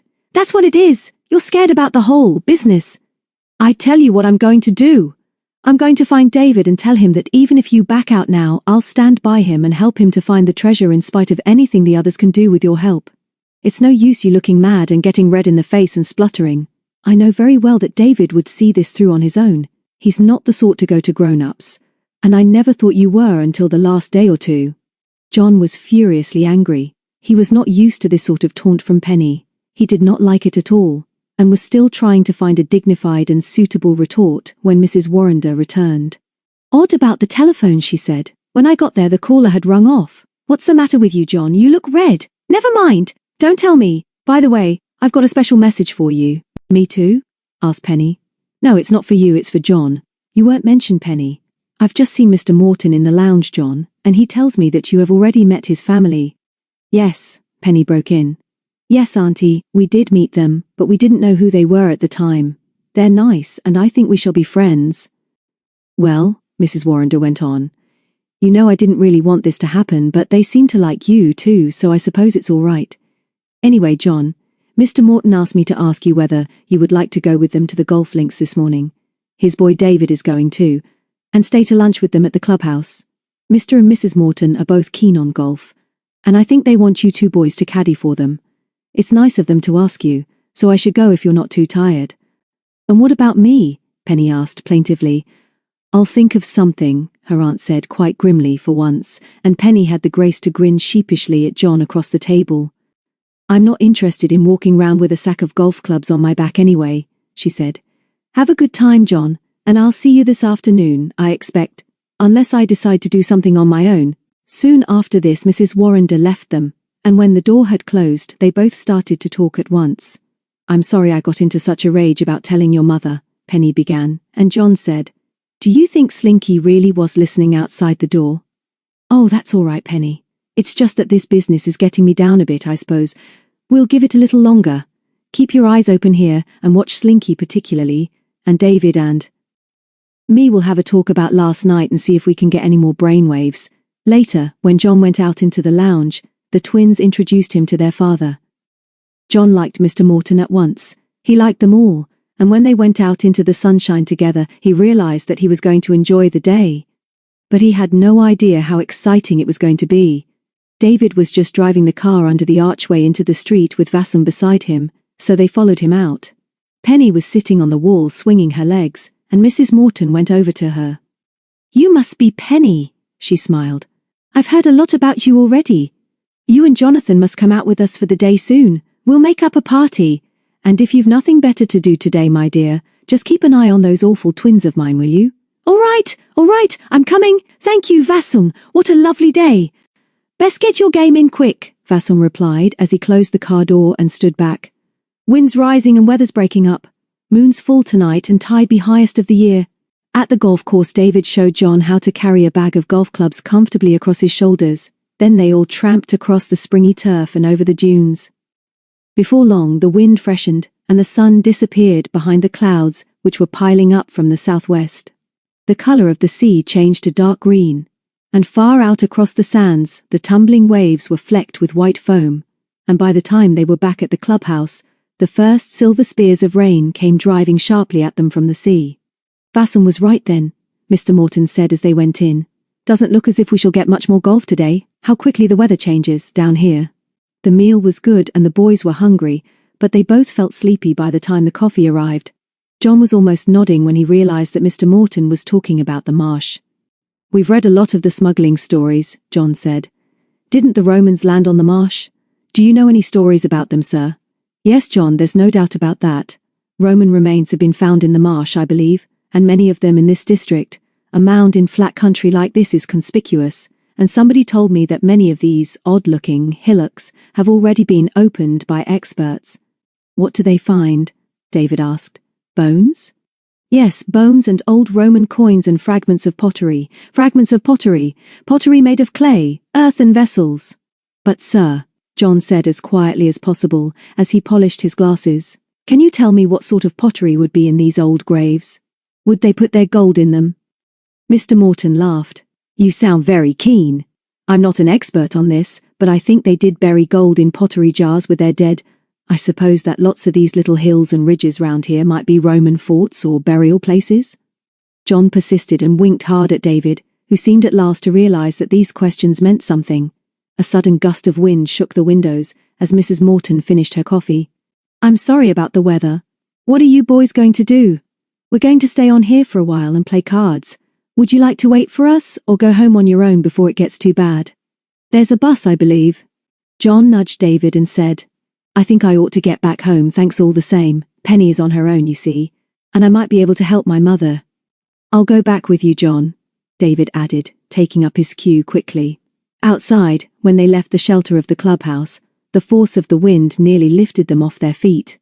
The rain had stopped now, but behind the roar and worry of the gale, they could hear the angry muttering of the sea. Let's climb to the top of the dunes, David panted as they leaned against the wind. It'll be grand up there, and you can tell me what's happened. Have you had a brainwave? They struggled forward in silence until, behind the shelter of the dunes, they could speak without shouting. Of course it's a brainwave, Jon said. I know what earthen vessels are now. I bet the treasure is buried somewhere in one of those old Roman vases your father was telling us about. They pulled themselves further up the bank of slippery sand by clutching tufts of grass, while the wind roared over their heads. Once on the top, though, they were exposed to its full fury, and they flung themselves down full length in the grass. Jon raised his head to look out to sea, and felt the sting of flying sand on his face. I've never been in a wind like this, he gasped. Put up your hand and feel the sand. It's coming in like rain. And look at the sea, David. The tide was on the turn, and big, angry-crested waves were racing in over the flat sands.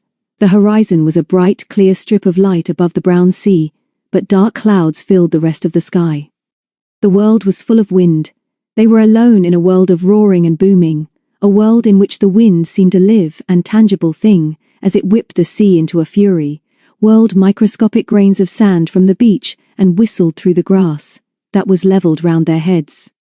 A few gulls wheeled and hovered against the force of the wind, while their plaintive mewing was tossed inland and lost in the tumult of the gale. That chap Vasson knows how to read the weather, David gasped.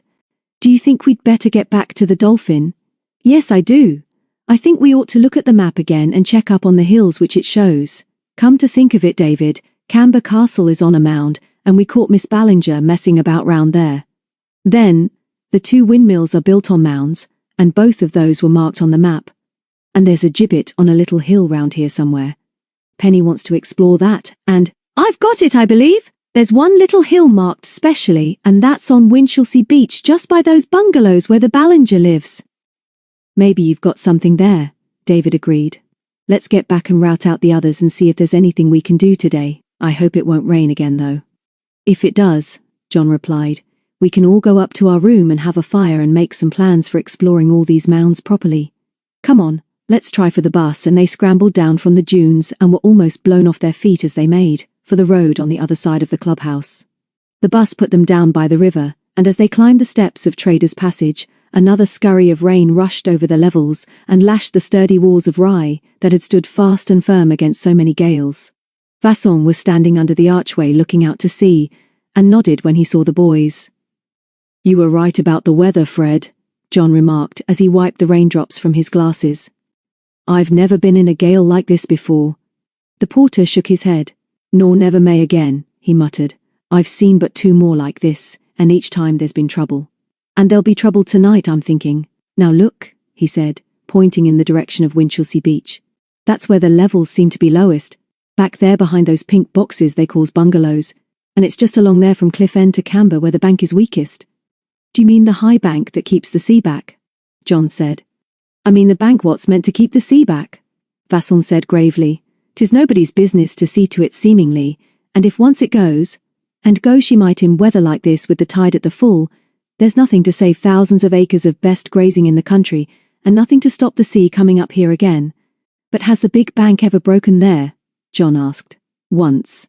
But tide was on turn, and some chaps were ready to fill up the gap and not much harm done. But there'll be plenty watching there afore long. I'll be going myself later if Mrs. 'll give me leave. Some of us are alles on call for this trouble. Could we come with you? David asked. Could we? We'd be jolly useful. Vasson shook his head. I wouldn't risk taking you. Jon found his mother in her sitting room. Hello, she said. Have you had a good time, and did they get their game in before the gale? Jon answered her. Questions then asked where Penny was. Penny?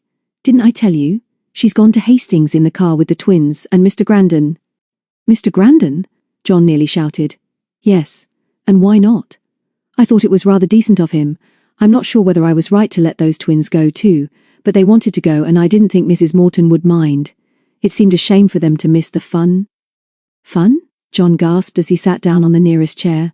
What fun? Why have they gone? Don't be stupid, Jon, I keep telling you. Mr. Grandon had to go in on business today, and as Penny was mooching about all over the house after you'd gone and looking particularly gloomy, he asked me whether he could take her and the twins with him. I thought she was a bit stupid about it at first, but the twins were very keen, and as Penny said she'd promised Mrs. Morton to keep an eye on them, she went off cheerfully enough in the end. And that reminds me that she was very anxious for me to tell you where they'd gone for some reason or other. Now are you satisfied? Why are you looking so worried, Jon? They can't come to any harm. And anyway, they'll be home at any minute, I should think. They were having lunch in the town and said they would be back for tea. Now, where are you going? Only to find David, Jon said as he made for the door. I'll be back soon, Mother. Don't worry, I'm not worried, only surprised.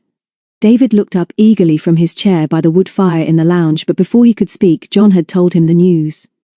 Now why on earth has she gone trailing in there with him for the day? He finished breathlessly.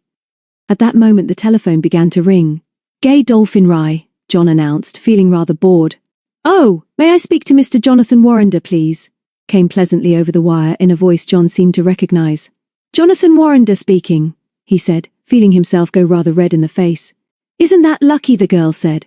How are you, Jonathan? You know who it is speaking, don't you? You're Miss Ballinger's niece, aren't you? He muttered rather ungraciously. That's right. But listen, Jon, I'm really speaking for your cousin Penny. And for us all too, of course, but specially for Penny. Can you and your friend come over here right away and have tea with us? The twins are here too, but your cousin says you must come because she's got important news. And here the girl laughed musically. News about some treasure or something equally exciting. I know it's a rotten day, Jon, but it's not raining now, and if you come I'll pick you up on the road as I've got the car. Where's Penny? Jon asked suspiciously. She's all right, isn't she? Of course she's all right. She's at the bungalow helping my aunt to get the tea, and she asked me to come up to the call box to phone. Tell him to come over at once with David Morton, she said, and tell him that they must come and be sure to bring the maps and papers. Tell him it's important, was the last thing she said. Oh, no, it wasn't. There was something else that seemed mad to me, but I suppose you'll understand. Something about a date, April something or other. But I say, you will come, won't you, Jon? I'd like to see you again. Very well, Jon said slowly. Thank you very much. We'll come as soon as we can. We'll be on the road in about 10 minutes. Bye. And he walked away from the telephone looking very worried. Chapter 9. Wednesday, Penny and the twins in trouble. Jenny sat swinging her legs on the wall at the end of Traders Street and watched the car containing the Mortons and Jon disappear round the corner.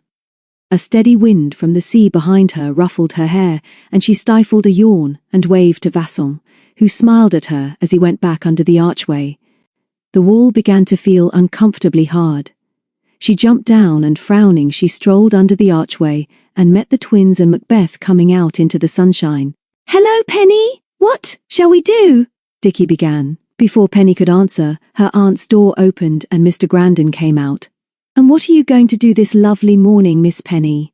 He smiled, showing his teeth under the little black moustache. You are going out exploring? It will be a beautiful morning, I think. You will all be better out of doors, perhaps? Penny shook her head as she met his eyes bravely. You can't frighten us, Mr. Grandon. And we don't know yet what we're going to do. And we wouldn't tell you if we did know, Dickie added rather rudely. Mr. Grandon laughed at this. I will try and think of something for you all to do today. It will never do for you to get into mischief. Mrs. Warrender would not like that, I know, and before either of them could answer, the door closed softly and they were alone. Penny was still flushed and frowning when Mary said, What a beastly beast, Penny! I think he wants us out of the way. Do you think he's going to search our room? Your room, I mean? Dickie said. I don't know, Penny answered slowly. He was foul, wasn't he? I felt a bit scared of him when he threatened us like that. I think he does want us out of the way, so that's a very good reason for us to stay at home. Come over here, you two, and I'll tell you something. Before Jon went, he asked me to watch Slinky, and somehow we've got to do it. He may try to get us out of the way, but we've got to be sure he doesn't go prowling about upstairs. The best thing to do, Penny suggested, is for you two to hang about the hotel and keep an eye on him while I guard the room. I think I'll stretch some black cotton across the secret panel and the door too, and then we'll know if anyone goes in while we're away. Before they parted, she rummaged about amongst the rubbish on the bench at the back of Vassel's room, and found some pins and a reel of black cotton. Then they all went back into the hotel, and Penny waited on the stairs while Dickie crept up the passage which led to Mr. Grandon's office. Penny went up the narrow stairs past her own room and unlocked the big door. It swung slowly back with a slight squeak, and she stepped into the room. She wondered whether the catch that worked the secret panels still worked, so, after bolting the big door behind her, she crossed the floor and put her finger into the little hole in the wainscot. She felt the catch and pressed it, and the panel opened to let in a gust of cold, dank air. She shuddered and stepped into the narrow passage after making sure the panel would not swing back and imprison her.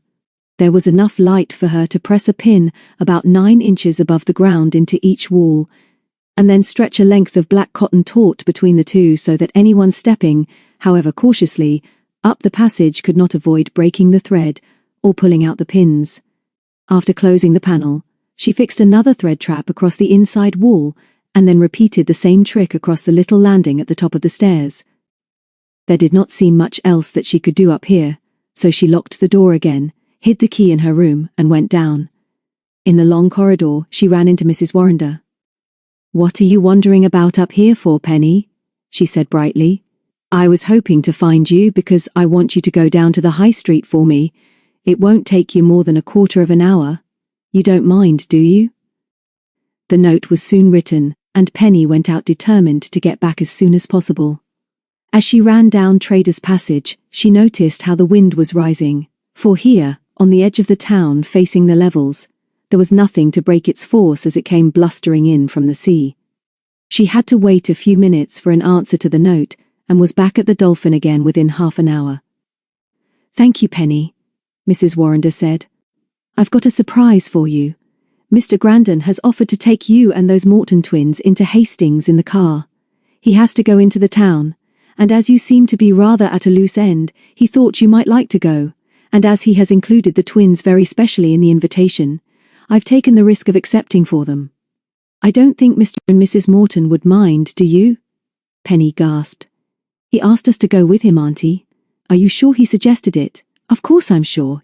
He came over specially to ask me and has offered to take you all out to lunch." Penny just did not know what to say or do. "You don't seem very keen to go, Penny. Why are you looking so worried? I thought you'd like the chance of the trip. You haven't got to be with him all the time, you know. After lunch you three can arrange to go off on your own and meet him later. He says he wants to be back at tea time." "Do the twins know, Auntie? What do they think of the idea?" "They're thrilled about it. I heard the boy say he'd been looking forward to spending the day with Grandon, and that it would be wizard to go with him. I think they're getting the car out now, so you'd better go and get ready." "All right, Auntie, thank you. I can't say I like the little man very much, but it will be fun to explore Hastings. Will you tell Jon directly he comes back where we've gone?" Penny pleaded. "Please do that because it's most important. Promise." "I promise, but I don't suppose he'll notice that you're not here, Penny." "Will you tell him anyway, please? You will, won't you?" And with that Penny ran upstairs to change. When she came down, the car was in the yard with the twins in the back seat. Mary had Macbeth on her lap. Mr. Grandon was not to be seen.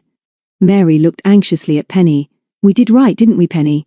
He said he was asking you as well, and if we go with him, we're doing what we promised, aren't we? I mean, we're still dogging him, and even if we do lose him in Hastings, he can't do much digging for treasure there, can he? You do look worried, Penny. I wish you wouldn't." Before she could answer, Mr. Grandon came out. He was now wearing a most beautiful light grey suit, and his teeth and his black hair looked shinier than ever.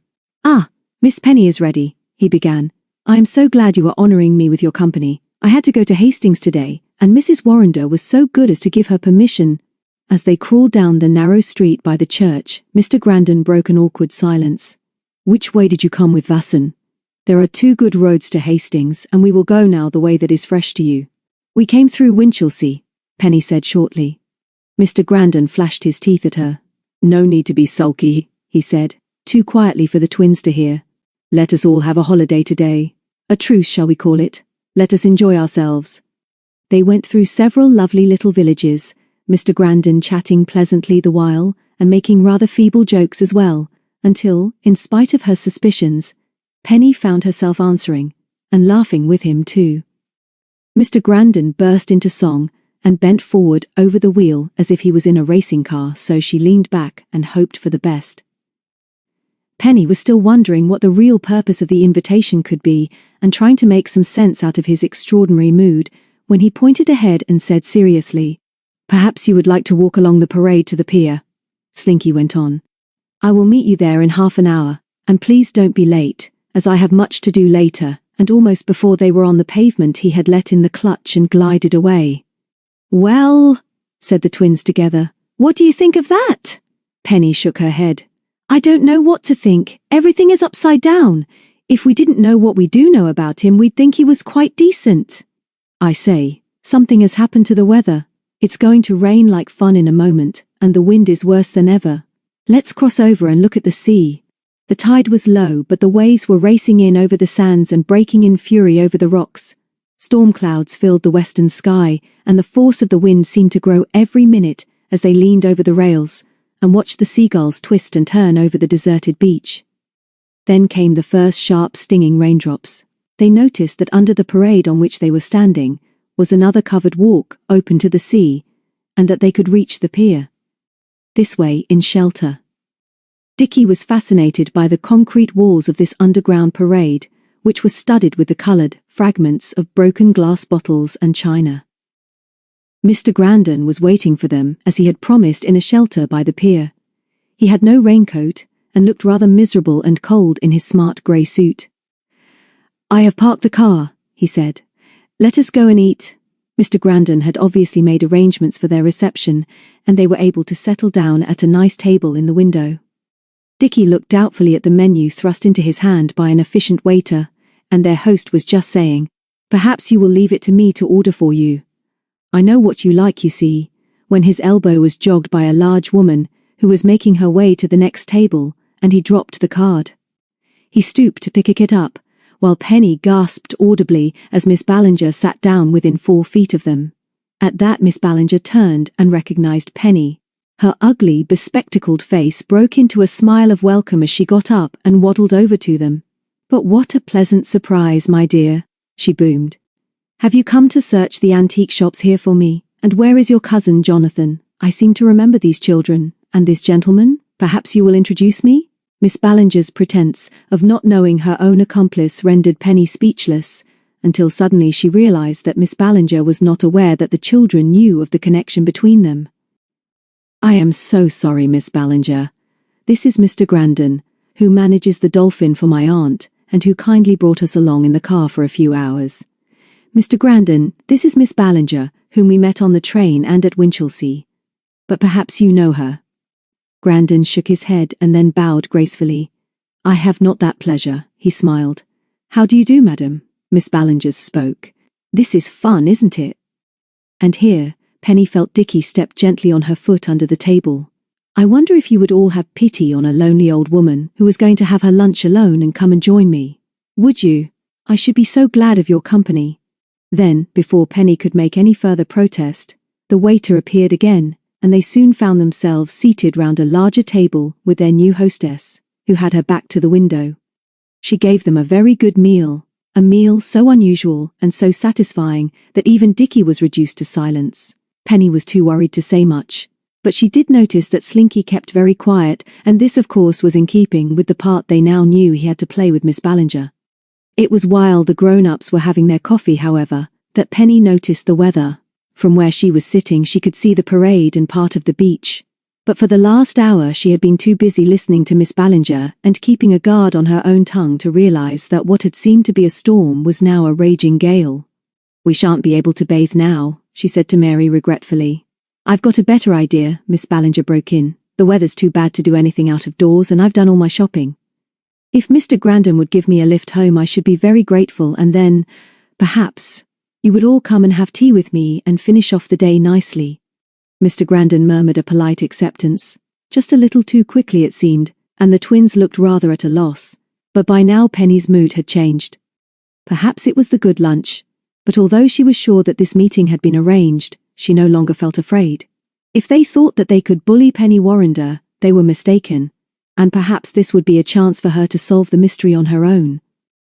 If she was clever, she might find out more than Miss Ballinger realized, and, in any case, no real harm could come to them. Miss Ballinger would not dare to hurt them, and the meeting was not likely to be more than a battle of wits, so she turned to their hostess and thanked her as charmingly and naturally as she knew. "Of course we will give you a lift home, Miss Ballinger. I know my aunt would be very cross with us if we did not help you after your kindness, but I don't think really that we ought to stay to tea, because 4 extra is a lot." "Nonsense, my dear, nonsense. I'd like you all to come, and as it is nearly 3 o'clock, perhaps we had better start now, if Mr. Grandon is not inconvenienced. We will be in the hall in 10 minutes, Mr. Grandon, if you will have the car ready." And Mr. Grandon took these orders as a matter of course, and after making his usual little low bow, walked quickly out of the restaurant, leaving Miss Ballinger to pay the bill. Penny had to squeeze into the back seat between the twins, as Miss Ballinger chose to sit in the front. "Is it all right, Penny?" Mary whispered. "Ought we to go?" "Just follow my lead," Penny said under her breath, "and we'll beat them yet. I think they've found out something else, and I want to know what it is." Just before they turned away from the sea up through the old fishing town, they noticed a throng of people on the shingle round a big shed, and Mary, who could never resist a crowd, begged Mr. Grandon to stop for a minute. "Be quick then," Miss Ballinger agreed, "and if it's somebody drowned, come back at once." Penny jumped out also, and as they scrambled over the shingle with heads down against the wind, Dickie took one arm and Mary the other. "I only said that so that we could plot together if we had to," the latter said. "Although I do want to know what these people are looking at." A specially fierce gust flung some stinging sand in their faces, and Dickie had to yell to make himself heard above the roar of the wind and the crash of the waves on the shingle. "Why does she want us to go to tea?" he shouted. "I thought she hated us. I believe she still does, really." Mary pulled down Penny's head to her mouth. "I'm sure she does too. I don't like the way she looks at us even when she's smiling." This was a very shrewd remark, and Penny had seen this look more than once at lunchtime. "When we get to a phone box, we'll ring up the Dolphin, and I'll tell John where we are and where we're going, but don't you worry, twins. Dickie will get a good tea anyway, and I'll take care of you. I'm not afraid of her." By now they had reached the edge of the crowd, and saw that the big double doors in front of the shed were open, and that some men in oilskins were busy round an enormous lifeboat. In a flash the twins had worked their way through to the front rank of spectators, and during a lull in the wind Penny, still at the back, heard their shrill treble as they demanded information. A big fisherman in a blue jersey smiled at them. "They'd be just getting her ready in case she'd be wanted," he explained. "There's no trouble yet, but it'll be a dirty night with tide at the full." "Is that why you've pulled all the fishing boats right up the beach?" Penny yelled, and the old man nodded. "Highest tide a year tonight," he agreed. "There'll be trouble tonight, surely." Then Penny felt a hand on her shoulder and turned to see an agitated Slinky behind her. He looked most unhappy, and his suit was becoming marked by the rain and spray, and his voice was shrill and peevish. "Come quickly, please, Miss Penny. This is no place to wait. It is cold and wet, and Miss Ballinger is anxious to be off." Penny looked him up and down. "And what if she is? We don't have to do what she wants, do we? It's Mrs. Warrender's car, not hers. We'll come in a minute, but the twins want to see the lifeboat." At this Mr. Grandon looked almost scared. I know, Miss Penny. But I am afraid of the weather, and I think we should go, and you will come, please." Penny relented and dragged the protesting twins back to the car. Not much was said on the road. Once or twice the children noticed that Miss Ballinger made some remark in an undertone to Slinky, but the noise of the wind and the engine was too great for them to hear. Just before they reached Winchelsea, Penny leaned forward and said, "Please, will you stop at the phone box? I just want to ring up Mrs. Warrender and tell her that we'll be with you for tea. She'll be worried if we're not back when we said—" Miss Ballinger did not answer, so Penny asked again. "No need to telephone now, my dear. We'll only waste time. Let's get on as quickly as we can, and then you'll be home more quickly in the end." "We've jolly well got to telephone," Dickie said loudly. "You can't stop us. Penny wants to ring up, "Please stop, Mr. Grandin." But Slinky did not, or would not, hear, and by now they were through the town and rushing down the hill under the Strand Gate to the level marshlands. The twins both turned to look at Penny and saw that she looked rather white under her freckles. Mary felt for the bigger girl's hand and gave it a squeeze, while Dickie whispered, "What shall we do? Shall we murder them both?" Penny, who felt scared for the first time, shook her head silently and wondered how stupid she had been to try and tackle this adventure without the others. They were rushing now along the narrow, winding road which led to the beach, the road along which she and Jon had trudged after their first tea party at Beach View, and had just turned a sharp corner when Slinky muttered something under his breath and jammed on the brakes suddenly. A white-faced man in a sodden raincoat was standing in the middle of the road with his arms outstretched, and as soon as the car stopped, he spoke through the driver's window. "Thanks for stopping. Do you mind very much turning round and taking me back to the nearest telephone? We must have help and it's urgent. They say the Great Bank will break tonight when the tide is high, but we can't do more without proper assistance. Sorry to bother you, but—" "Nonsense," said Miss Ballinger loudly. "Absolute nonsense. Drive on at once." And without questioning these orders, Slinky let in the clutch and the car moved forward. The man gave a shout of fury and toppled back into the wet grass at the side of the road, and when Penny looked through the window behind her, he was shaking his fist at them. "What did he mean, and why couldn't we give him a lift?" Mary asked.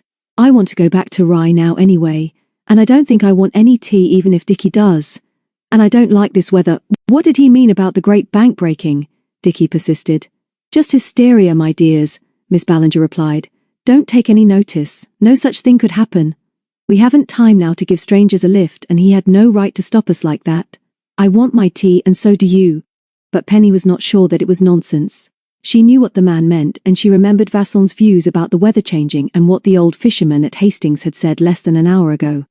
She remembered the bank too, for she had walked along it with Jon, and they had talked then about what would happen if the sea broke through.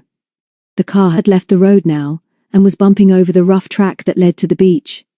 Ahead of them was the little hill with the black shed on top, the hill that was marked so clearly on the smuggler's map, and in its shelter, Mr. Grandin stopped the car. He took a coloured handkerchief from his breast pocket and wiped his forehead. He was a bad colour and had lost the jaunty mood of the morning, and Penny, trying to keep a cool head, realised how they had all accepted without question his domination by Miss Ballinger. Meanwhile, the latter seemed to have recovered her hospitable mood, as she turned round and smiled at the children. "Now we'll enjoy our tea," she said. "I think Mr. Grandin is right. We can't drive any farther in this weather. Better lock the car, Mr. Grandin, and take care of the key, for a lot of undesirable people appear to be about this afternoon. Now then, come along. Perhaps Penny will lead the way." The twins glanced at Penny, who nodded slightly. There was no choice now, and no chance to run away, and not much sense in it if they did. They were here, and had better make the best of it. She leaned across Mary on her left and opened the door to get out. The wind flung itself at her like a mad thing. It took the words from her mouth and wrapped her raincoat round her knees. It howled and sang and blustered in triumph, but at the back of its mad symphony was the constant roar of the waves pounding on the shingle beyond the Great Bank. It was desperately hard going along the shingle to the bungalow, but they got there at last, and the door was open before they reached it by the fair-headed girl, whom Penny already disliked heartily. As they crowded into the tiny hall, the girl raised her delicate eyebrows to Miss Ballinger, who muttered shortly, "This is all. Any news of the others?" And when the girl shook her head, she led the way into the front room. As soon as Penny crossed the threshold of this ugly little house for the second time, she knew that she had made a mistake. When Mr. Grandin behind her closed the door, and she heard the latch click home, her heart began to thump uncomfortably, and she felt sick with fear. She thought of Jon too, and tried to think what he would do. With a sigh, she realised that he would have had the sense not to come. Then Miss Ballinger, a changed Miss Ballinger, spoke, and her manner was sharp. "Now then, I've no time to waste. No, Richard, this is not going to be the sort of tea party you anticipated. You two kids can go into the other room. It's Miss Penny I want. Grandin, take 'em into the back room and lock 'em in with that unpleasant dog." Before she had finished speaking, the twins pushed past Slinky and stood sturdily at Penny's side. Macbeth, sensing the situation, showed his teeth and snarled. "You just try and move us," Mary said as she stooped to pat him. "Just try, that's all we ask. I don't know what you think you're doing and what this is all about, but we jolly well know that you're wicked. And we know some other things, too, Dickie said, and then stopped in alarm as Miss Ballinger, who was leaning against the mantelpiece lighting a cigarette, looked down at the little boy with a flash of her spectacles. Oh, we do we? Perhaps we do. Perhaps you had better stay after all. You can say what you like, but we are not going to leave Penny. You can't do anything to her. She's our friend, and if any of you come near, we'll fight you tooth and claw, Dickie shouted. Miss Ballinger snapped. Now, let's waste no more time. You two children sit down there if you must and listen to what I've got to say to your special friend. And understand that the sooner I get what I want, the sooner Mr. Grandin will take you home. Now, Miss Penelope Warrender, take that stubborn look off your face and listen to me. You're old enough to know that I mean business. A few minutes ago, Penny had been frightened. Then, as Miss Ballinger began to show in her speech all the vulgarity that one would expect, she felt angry. She felt the blood rise to her cheeks and her hands begin to tremble with anger. Mrs. Warrender had told her years ago that she must try and conquer those fits of rage that so often seemed to go with red hair, and she had not felt like this for ages. Then she began to go cold, but much calmer, and with the twins holding her hands, she leaned back against the shoddy sideboard and listened, while Miss Ballinger told an old story with a new variation. She said bluntly that she intended to have the map, which she was sure existed, and any other papers which had anything to do with the treasure. I pay you the compliment, child, she said, of not pretending. You and your friends know there is treasure to be found, and you know what I know. I intend to find this and am working for my friend here on his behalf. What friend? Mr. Grandin, of course. I have already told you that I am an expert on antiques, and Mr. Grandin has asked me to help him. What you children have not been told is that Mrs. Warrender's old uncle, who owned the Dolphin, intended Mr. Grandin to have this treasure, because he had served him so well. When the time comes, and the treasure is discovered, we can produce a letter from Mr. Charles Warrender to prove it. That's a lie, Penny said indignantly. You know it's not true, and how do you know it's not true? Miss Ballinger asked. Penny, too angry to notice the fair-haired girl flash a quick look at her aunt, unfortunately fell straight into the trap. How do I know? She stormed. I know because I've seen the letter old Uncle Charles wrote to John, in which he tells him that the treasure is for— Oh, what have I said? And she put her hands over her eyes to hide the sudden, quick tears that came as she realized what she had done. There was a long silence. Miss Ballinger regarded them with malevolent triumph. Slinky, by the door, shifted uneasily, and then the girl who had been lounging in an easy-chair laughed shortly. Now we know, she said. I thought they had found something. Now we know, Miss Ballinger repeated with a quiet innocence that made even Dickie shiver, while Macbeth, now tucked under Mary's arm, growled warningly. Grandin, throw that disgusting dog out. I won't have it here. Put the dog down, child, and don't argue. But Mary, with her big eyes dark in her white face, only hugged her friend closer. You great bullying beasts, she stuttered. Don't one of you dare to come near, else I'll make him kill you. We're not afraid of you, but wherever I go Mackie stays with me. And wherever Mary goes I go, Dickie added with chin up. And now you've made Penny cry. They haven't, Dickie. Penny protested violently and put an arm round his shoulders. Not really, anyway. It's only because I'm so furious. Anyway, what I said about the letter isn't true. I made it up. Now will you let us go? We can't tell you anything about this treasure you keep talking about because we don't know anything. I see, said Miss Ballinger quietly. But we are wasting time, and if we do not hurry the weather will be too bad for you to get home at all. I have a new suggestion to make. And she sat down suddenly at the table behind which the children were still standing defiantly. You children can help us more than you know, so let us get the business over and done with so that you can finish your holidays with plenty of jolly fun. Here Penny felt Dickie shudder. And to do this I am prepared to make you a reasonable present each. Perhaps the twins would like nice new bicycles. We got 'em, said Dickie tersely. Or another little dog, suggested Miss Ballinger, with cunning which was sadly misplaced. Why should we want another? Mary asked. And you, Penny? There is sure to be something you would like. Just tell me what, and you shall have it in exchange for one simple little favor. And that is? Penny asked with her head high. Just write a note now to your cousin Jonathan, and ask him to come over right away with the letter you mentioned and all the other papers you found in the box in your room at the Dolphin.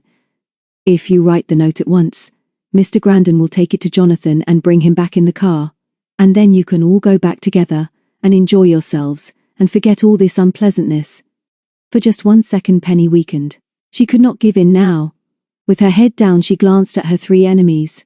Miss Ballinger, seated only 3 feet away, was watching her closely through her thick glasses. Penny put a hand to her aching forehead and, with the gesture that Jon and Mrs. Warrender knew so well, flung back her head defiantly. "I won't write anything," she said. "Even if we had the papers you keep talking about, I wouldn't write for them. Why should I? You can't do anything to us, and you've no right to keep us here." She turned to Slinky. "As for you, Mr. Grandin, the best thing you can do is to take us home right away. You called it a truce this morning, didn't you?" Miss Ballinger bowed her head in her hands. She suddenly looked dispirited and defeated, and her niece watched her with growing astonishment. "We'll go now," Penny said again more firmly. "Very well," Miss Ballinger agreed. "Perhaps that would be best. I cannot keep you here, but I did hope you would do the sensible thing. Mr. Grandin will take you home." And she got up heavily from the table and turned towards the door. Penny's eyes were bright with excitement. She had won! They had beaten the 3 of them, and in 20 minutes they would be home and this horrible bungalow would seem like a bad dream. But she did not see Miss Ballinger's quick gesture to her niece, nor did she realize how quickly Slinky and the girl slipped out into the hall. When she glanced up again, Miss Ballinger was glaring at them round the half-open door. "Now listen, and listen for the last time," she snarled. "You will stay here until I have the papers in my possession. If you will not help me to get them, I must use other methods. And there are still plenty of ways in which young Jonathan Warrender can be persuaded to bring them here to me." "After her, Mackie boy, after her," Mary shouted, and the little black warrior hurtled across the room as the door slammed and the lock clicked home. "Quick!" Dickie yelled. "The window! We can get out there! Smash it!" But even as he spoke, Grandin and Miss Ballinger passed outside and slammed across 2 heavy wooden shutters. The fading daylight was shut out, and as for a moment the howling wind was lulled, there came the sound of an iron bar slipping into place, followed by Miss Ballinger's laugh. Chapter 10. Wednesday, Jon and David to the rescue. "What's it all about, Jon?" David demanded as they walked away from the telephone. "We've got an invitation to tea," Jon explained, "and I don't like it. It was that girl who said she was Miss Ballinger's niece. She says Penny and the twins are over at the bungalow now, and they want us to join them. She said that Penny wants me to bring the map and the papers, and that it was very important. What do you think?" "I should think she's a liar," David said shortly. "I can't imagine Penny sending a message like that. Neither can I, but the girl said Penny had important news for us." "Of course she'd say that. I don't believe a word of it, but I'm puzzled to know how those kids were persuaded to go to the bungalow. Slinky took them to Hastings, didn't he? And your mother said it was Slinky's idea. Looks a bit odd, doesn't it, Jon? I think we'd better go. What did the girl suggest?" "She telephoned from Winchelsea and says she'll pick us up in the car on the road. It may be a trap, but I'm going. I don't like the idea of Penny and the twins in that foul bungalow. I hated it when we went, but I'm not going to take any papers." "All right. It's after tea time and Slinky isn't back, so I should think the story is true and that they really are at Beachview.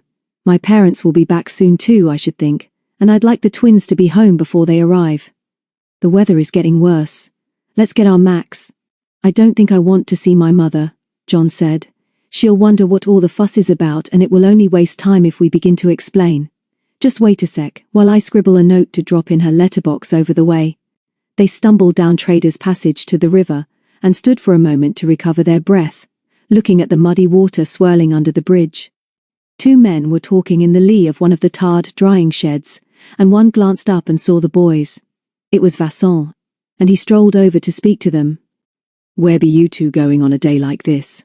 It'll be worse afore long, you know, and it's not much fun walking about in this." "Is there any more news, Mr. Vasson?" David asked. "I mean about the lifeboats standing by. Not as I knows on, but chaps down at harbour all be ready. You be going down that way?" "No, we've got to go down to Winchelsea Beach to a bungalow belonging to somebody we know. Penny and the twins are there to tea." Vasson pursed his lips for a whistle of surprise that was blown away in the gale. "But you lads'll never get out there tonight. That beach is no place to be. If it goes on blowing like this, and blow it will till tide is full tonight, them folks in those little houses and shacks'll have to clear out, I'm thinking. Tide's turned, but she'll not be full till after dark, and they're real worried for the great bank, I hear tell. It's worse down there, is it, Mr. Vasson? Do they really think something like that will happen? Aye, they do. And you say those youngsters and Miss Penny are there? Who took 'em there, I'd like to know? They went out this morning, with that Mr. Grandon. Before Jon could answer, David nudged him. A shabby little green car was coming towards them down the road, and they could see it was driven by the girl in the white mackintosh. As soon as she recognized the boy, she stopped, leaned out and smiled at them. Glad you could both manage it. Decent of you to come. Hop in. You must be David Morton? Penny told me about you. You're not much like the twins, are you? David grunted, but Jon was amused to see him redden. This girl made him feel like that too. Then she turned to him. You've got the papers and things, Jon. Penny was very keen you should bring them. Jon did not hesitate, but nodded briefly. She smiled at him radiantly, but before she could speak he said, What's all the fuss about anyway? And why didn't Penny ring me up herself? And why hasn't Mr. Grandon brought the twins home as he promised? One thing at a time, she laughed as she let in the clutch. My aunt met Mr. Grandon and the others at lunch in Hastings, and she asked them to give her a lift home and stay to tea. Apparently you people have got some old maps and papers which interest my aunt, and from what I hear, Penny now wants her to see them. She didn't come and speak to you herself, because she was helping to get the tea. I had the car out this afternoon, and had just got back, so they asked me to telephone and then meet you. We haven't got a phone at the bungalow. As for Mr. Grandon, he realized that Mrs. Warrender would wonder where he was, so when I promised to bring you all back later, he left the twins and started just before me. Hasn't he passed you? Haven't seen him, Jon said suspiciously. We came down the steps, David explained. That accounts for it then. Just as you walked down, he would be coming up through the town. Now are you both satisfied? The wind was so strong now that it slowed down the little car and once actually lifted it off 2 wheels for a second, when a sudden gust caught it broadside on. But their driver kept a cool head and laughed. Getting a bit rough, was all she said. The wind was bringing rain again now, and the reeds and tall bulrushes growing in the dike at the side of the road were laid, almost flat on the water, which seethed as it was struck by the squall. Although the car windows were closed, they could barely hear each other speak for the relentless roaring of the wind. Hold tight, the girl said, and swung the car off the road onto the rutted track along which Penny and the twins had been driven only about an hour before. The little car lurched and swayed as it headed straight for the great bank of shingle, behind which the highest tide of the year was now thundering up the beach. Some men, drenched and hatless, ran up the track and signaled the car to stop. The girl hesitated before braking, and one of them signed to her to lower the window. What's the fuss? She said coolly. I'm in a hurry. The man's face was glistening with wet and he was fighting for breath. Turn her round, he gasped. Turn her round quickly and take us to the nearest phone. It's urgent. Another man pushed forward. Buck up, he shouted. The bank will go for certain when the tide's right up. Some of it is shifting now, they say. The girl hesitated. I'm going to Beachview, she said. We shan't be long, and then I'll drive back myself to the telephone. A big lorry came lurching along behind them. The track here ran on a ridge a few feet higher than the flat marsh on the left and yet lower than some shingly hillocks which rose quite sharply on the right. Although 2 small cars might have managed to pass each other, there was no room for the huge lorry, which so suddenly loomed up behind them. Looking out of the rear window, Jon could see that it was piled high with what looked like bundles of faggots. The driver, now leaning from his cab, switched on his headlights and kept his hand on the button of the horn. Several other men carrying spades and picks tumbled off the lorry and ran forward, and one of them put his hand on the door and shouted, We can't pass you, get on or get out of the way. What's wrong? Nothing's wrong, the girl said. I'm going on. Just at that moment, by some freak, the wind died down and, except for the roar of the sea, there was an odd, almost uncanny silence. Voices, raised a few seconds before to be heard above the gale, now sounded harsh and hysterical. A man who was standing in the middle of the track was pointing urgently away to the left, where the great bank loomed over the sullen lagoon which Jon remembered seeing on the afternoon he had come with Penny to Beachview for the first time. The last gleams of daylight lingered over this pool, and the ridge of the bank above, as yet another man came running and stumbling madly towards them. Jon wound down his window suddenly, and in the strange lull they heard every word as he yelled, She's going up yonder! Up beyond the last of those huts where the men are. She'll be through soon and the water's coming up underneath the bank. What are you waiting for? And the remainder of the sentence was carried away by the wind, which rose again to a shriek of triumph as Jon saw a great plume of spray thrown into the air high over the bank and then flung towards them in the gale until it spattered the windscreen. "Out of the way, all of you!" the girl shouted as she eased her left foot, and the little car jumped forward amidst the shouts of those who were now hurrying towards them from the beach. "The lorry is following us." "They've got away all right," David shouted. "Gosh, I wouldn't have missed this for anything," Jon muttered. "I'll be glad to see Penny and the kids, though, and get them home again." Vasson was right again, wasn't he, David? "Look at the crowd under the hill there. They're smashing the windows of a car. Look, David, I'm sure that's our car." He leaned forward and shook the girl's shoulder. "Here, you," he yelled. "I thought you said Grandon had driven home and passed us in Rye. That's our car there." She wriggled her shoulder, free. "Strong boy," she said. "And my name's Valerie, and you had better call me Val like everybody else and not just you. Now listen to what I say, because it's important. I'm going to drive down a little way on the shingle at the side of the hill because there's not so many people there. Before I stop, nip out, one each side, and I'll lock the doors from inside. Don't let anyone get so much as a finger inside the car, and I'll manage to lock my own door somehow and bring the key with me. Are you ready?" "Right, jump for it." Neither of the boys attempted to argue, for they realized at once that her suggestion was wise. As the car lurched onto the loose shingle in the comparative shelter of the hill, they opened the doors and jumped out. Jon stumbled and fell to his knees, and as he got up, a wild-eyed woman rushed towards them. "Lend me your car," she pleaded. "We daren't wait any longer. Turn it round and take us back to Winchelsea." Before Jon could answer, Valerie was beside him and locking the door handle. Then she turned to the stranger. "We're just fetching some children," she shouted. "Don't tell anyone else and we'll try and give you a lift if there's room. But don't tell anyone." Then she slipped between the boys and took their arms. "That will keep her quiet, I hope," she went on. "Now buck up, for we've no time to waste. Come along this way behind the bungalows." Although they both felt wildly excited, they were also rather scared. Jon was unhappy about Penny and David, although he knew from experience that the twins were very skilled in the art of getting out of trouble, realized that they were all in very real danger. Not only were they in danger from the sea and the storm, but he was afraid that if the crowd got out of hand, it would be almost impossible to drive the car back. Jon was certain, too, that the girl had lied to them about Grandon. He was confident that it was the Dolphin car which they had passed at the end of the track, and this meant that Slinky was likely to be at the bungalow. It also meant that they were probably walking straight into a trap. He was thankful that he had not brought the papers. He wondered if David had got the same idea. It was clever of the girl to separate them like this, and he was not sure, but he fancied that her hand tightened on his arm, just as if she could read his thoughts. "Here we are," she said suddenly. "But we'll have to go up by the side of the house. We're not important enough to have a back door of our own. Hang on tight now, else the wind'll have us over," and she turned to face the gale roaring over the top of the great bank. They struggled together through the loose shingle by the side of a deserted bungalow, till they reached the track that ran under the bank and along which Jon and Penny had trudged when they had first visited Beachview.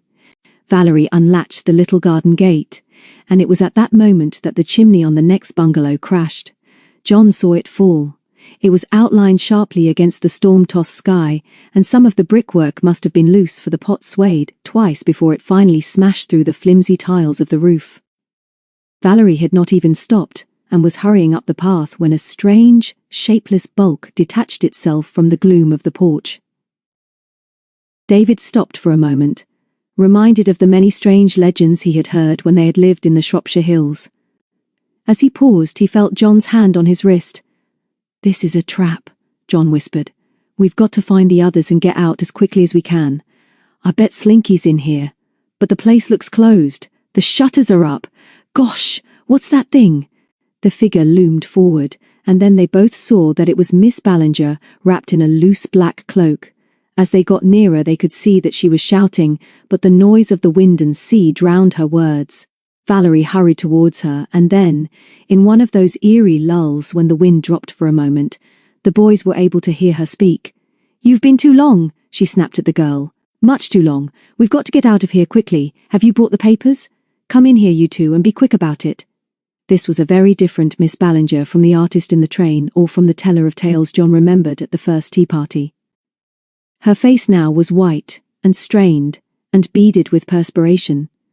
Her greying hair was blowing untidily under a ridiculous black beret, and there was a heavy suitcase at her feet, which got in her way as she tried to crowd them all into the tiny hall. Suddenly, Jon felt stubborn and unafraid. He was angry, but at the same time, quite cool as he crossed the threshold. "Shut the door," Miss Ballinger snapped again. "We can't hear ourselves. Speak." "Now then, you boys, have you brought—" "Excuse me interrupting you, Miss Ballinger," Jon said, "but we've come here for my cousin and the Morton twins. We were asked to tea, but you seem to be going out in a hurry. And if Mr. Grandin is here, I ought to tell him that my mother is very angry with him for not bringing the others home at tea time as he promised." This was a brave speech, but nobody seemed to take any notice of it. Valerie was standing against the closed door of the front room, while her aunt waved her hand vaguely and led them into the back room.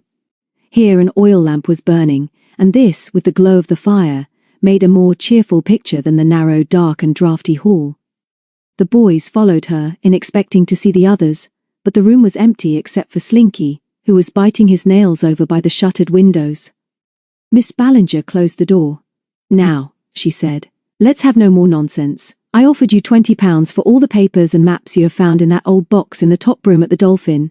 There's no time to argue now, so if you want more money, I'll give you more, because I'm in a hurry, but I must have the papers at once. I've got to be off." They all had to shout to make themselves heard. The walls and floor were shaking with the pounding of the waves and the force of the wind, and there was a strange smell of stale seawater in the house. But Jon was no longer afraid. "I've got no papers or maps of any sort with me," he shouted as the house shook again. "And if I had, they belong to us and to my mother and are nothing to do with you. You little liar!" Valerie screamed and stepped towards Jon with her hand raised as if to strike him. "You have got them. You told me you'd got them when I met you." "I didn't say anything actually," Jon replied. "And I wish now I'd told you right out that I hadn't brought any papers. Anyway, it doesn't matter what you say or do, because even if there were any papers, they are nothing to do with you." And in his excitement, he got quite red in the face and went close to Valerie and yelled at her. Miss Ballinger snarled something at the girl which sounded like "fool," and then David broke in. "And what have you done with my brother and sister? Where are they? We've come to take them home."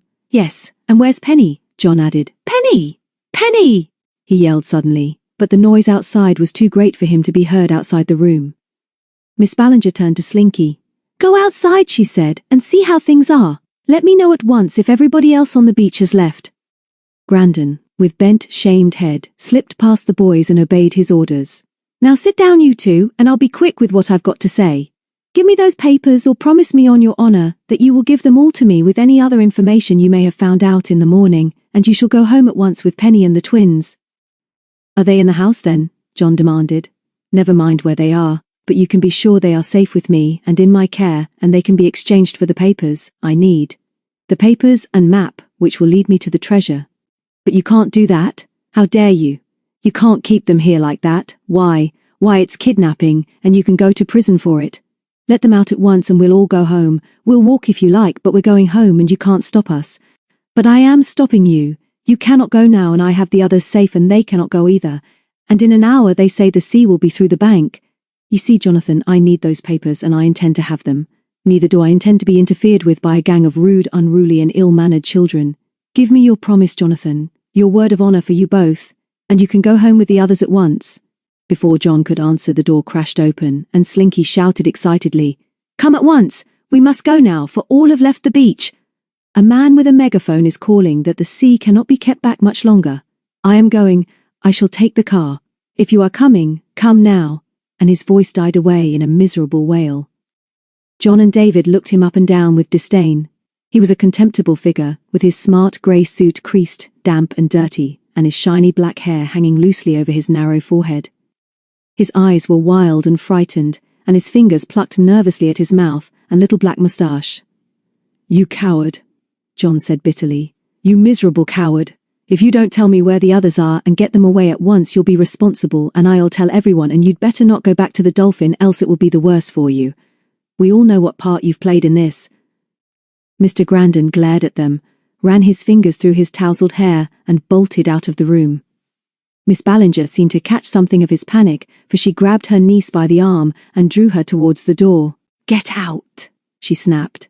"We've got to go, but you can't leave them all here like this. Valerie began and then turned to the boys. Don't be such a fool, Jon. Give your promise and we'll all get out of here. Get out yourself, Miss Ballinger roared, and keep quiet too. She pushed her out into the hall, and before the boys could move, the door was slammed and locked. Jon and David stared at each other, and then the latter's face broke into a broad grin. Well, well, he said, we're in for it now. Come on, Jon, try the door first and then the window. We've got to search the house for the others. They rushed to the door, but it was locked fast, and while they were tugging at the handle, they heard the front door slam. What dirty tykes they are. Jon gasped. Get a chair, David, and we'll smash the panels in. I wish I knew whether those kids were safe. Just a sec, Jon. Let's try the windows first. We can open them easily enough from here, but the shutters are fastened from the outside. Perhaps the door will be less trouble, but let's hurry. Can you smell water? I can sniff something damp and the storm is worse than ever. The house will collapse if we're not quick. Jon reached for the poker and had dealt the first smashing blow to the panel when there was a noise behind them. They wheeled round in time to see the wooden window shutters suddenly flung back, and then something heavy hurtled through the glass, and a large stone landed on the table. The wind tore and whistled through the broken pane. Something smaller followed the stone and fell with a clink into the fireplace, and as David stooped to pick up a key, Jon, open-mouthed with astonishment, realized that Valerie was outside and calling to them. Her voice came faintly through the turmoil, but although she had gone almost as soon as she had spoken, he thought he heard her say, They're in the front room. But hurry, hurry! The bank is breaking and the sea is coming in. Chapter 11. Wednesday, Noah's Ark. When the shutters closed out the light and they heard the iron bar which locked them fast clang into place, Penny and the twins were almost too surprised to realize that they were actually imprisoned in the front room of Beachview. Macbeth was still barking furiously at the closed door, and the noise of the wind and pounding waves seemed to be increasing. The room was not quite dark. A thin line of light, where the shutters did not fit, showed them the position of the window, but as the light outside was failing fast, Penny knew that before very long they would be in complete darkness. Rather more sharply than she intended, she said, Keep the dog quiet, Mary. He can't do any good by making that noise. Be quiet, Mackie. Come here, Mary said, and although she spoke softly, the little dog obeyed at once and came over, wagging his tail but still growling quietly. Mary picked him up, and he licked her face. You're a brave boy, darling, but just keep quiet now, 'cause we're going to have a council of war. I don't care for it dark like this, do you, twin? Dickie was fidgeting between the window and the door. No, I don't like it.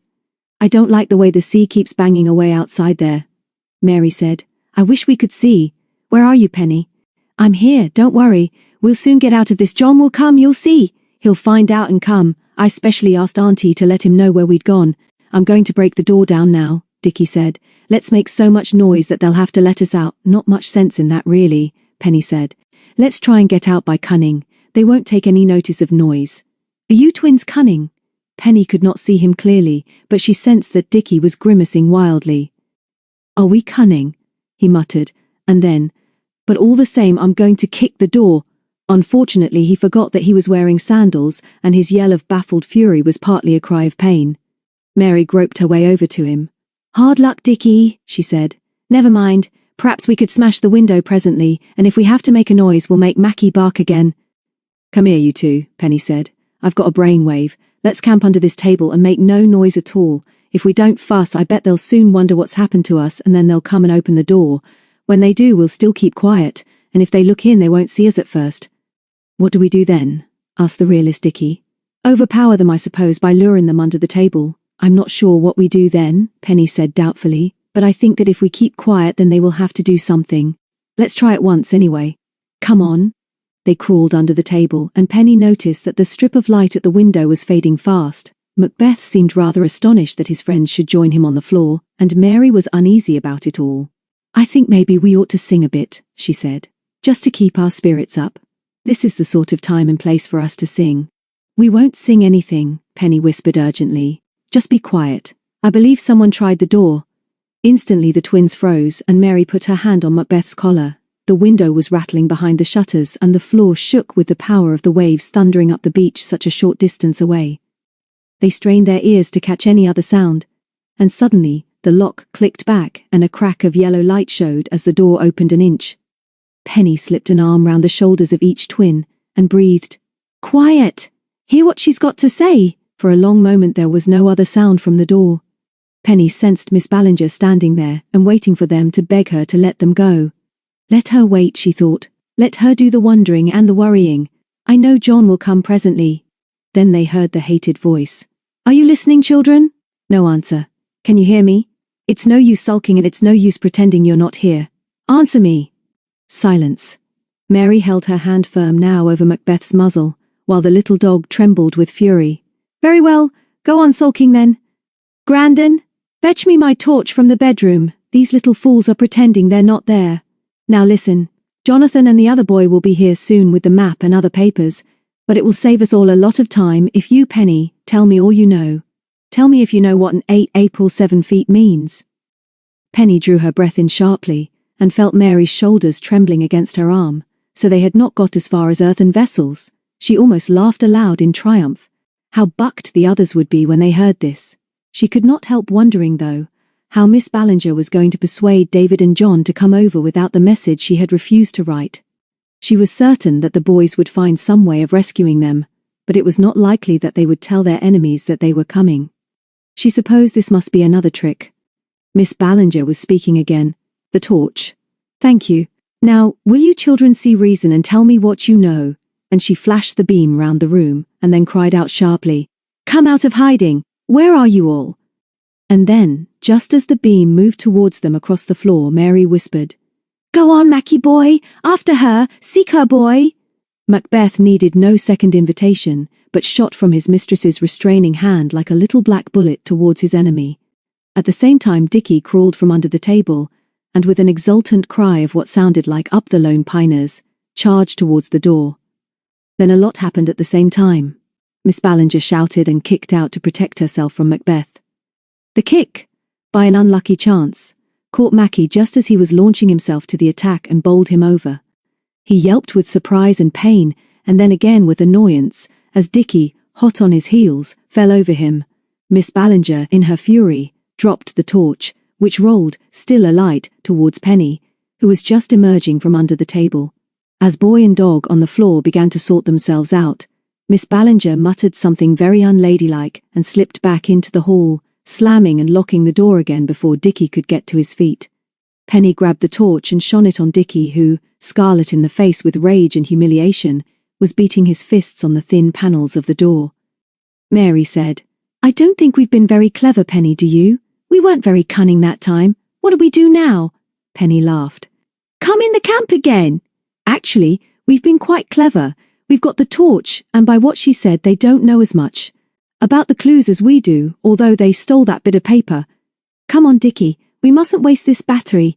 Dickie had his ear to the panel of the door and suddenly turned and shouted, "She's come back! I can hear her outside. I think it's her. She's going to open the door again."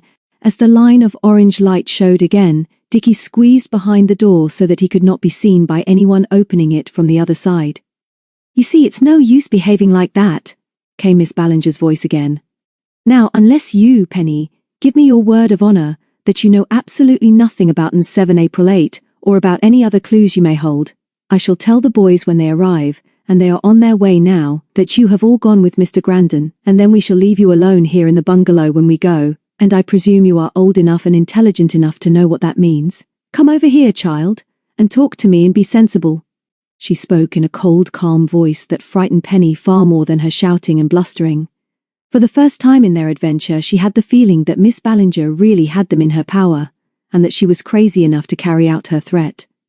Penny had never before believed that an adult would really do this sort of thing, and she suddenly felt horribly defenseless and alone, for although the twins, with all their courage, were with her, she knew that she was responsible for them, and the idea of being locked in this dark room in a deserted house with the storm raging outside, and the possibility of the sea breaking through, was not very inviting. Penny was now afraid, and not at all sure what to do for the best. After a moment's hesitation she whispered to Mary, "Take the torch, Mary, and stay here. If she opens the door any wider, or if you can't see me against the bright light, switch it on. Where's Dickie? There he is, behind the door. And keep Mackie quiet again. I'm going over to talk to her." Mary grabbed her arm. "Don't go, Penny. She's an old beast. She'll trick you. She'd never dare do what she says. I know she wouldn't, Penny lied bravely, so don't worry. It's only that I want to hear what she's got to say. Here's the torch, and she walked over to the door, pushed Dickie gently out of the way and said quietly, Here I am, Miss Ballinger. I've told you already that I've got no maps or papers about any hidden treasure, so will you please stop bullying us and let us go? You know I'm responsible for these two, and I must get them back home. I know you were only joking about keeping us here, but it's a silly joke all the same. She could see Miss Ballinger's thick spectacles gleaming at her through the crack in the door, and she thought she could see Slinky behind her. I was not joking, my child. I have been trying ever since I came down here to make you children see reason, and I will not be trifled with any longer. Now, tell me what you know. And with these last words she suddenly swung the door open and grabbed at Penny in the hope of dragging her into the hall. But Penny was just too quick. As the arm shot out to catch her, she ducked and pushed hard on the door, stepping back into the room at the same time. Then Dickie snouted and rushed forward. Mary switched on the torch, and Macbeth once again dashed into the fray. Penny cried out with pain as something scratched her face, and then the door was slammed and locked once again. I said it was a trick, Mary said indignantly. Then, oh Penny, darling, you're bleeding. What did she do to you? Penny dabbed with a dirty handkerchief. Must have been her nails, I suppose. She tried to get me out into the hall. She'd have tortured you, said Dickie solemnly. That's what she'd have done. Gosh, what an awful adventure we're having. So they settled down again with Penny between the twins and Macbeth with his head on Mary's legs. Penny felt that they should save the torch battery, so they sat in darkness. There did not seem anything else to do, for although she knew very definitely that they were prisoners, she was equally certain that Jon would come and rescue them. For a time, none of them spoke. The noise of the storm was deafening. The house was shaking. Soot was falling down the chimney, and the floor trembled as the mighty waves pounded against the bank outside. After a time, Mary began to sing. She had a clear little voice which, for some reason which Penny could not explain, made her feel very choky. Dickie and Penny joined in. They had to sing very loudly above the noise of the storm, and it was when Mary had switched to the nursery relic, which began, I had a little nut tree, and nothing would it bear, save a silver nutmeg and a golden pear, when her voice suddenly quavered and died away. What is it, Mary? Penny shouted. What's wrong? She felt Mary's cold little hand on her shoulder, and bent her head to catch her shocked cry. Penny, the floor's all wet over my side. I've got my hand in water. Penny, come and feel it. They were sitting on cushions, but as soon as Penny leaned across and flashed on the torch, Dickie yelled, It's this side too! We're being flooded out! In the dimming light they could see a dark stain spreading over the thin, patterned carpet, spreading even as they watched, and over by the fireplace, where the boards were bare, water was sucking and bubbling up from under the floor. Penny felt her face go white, and her scalp tickled with fear as she realized that the sea must either have broken through the great bank and be swirling round the house, or else forcing its way up through the shingle. Dickie knew what it meant too. The sea's coming in, he yelled. We'll have to smash the windows and try the shutters again. And it was just as he was scrambling out that Penny, through all the turmoil, thought she heard a heavy crash, which might have been the front door. She tried to keep her voice steady as she shouted, Help! Help us, whoever you are! We're locked in the front room!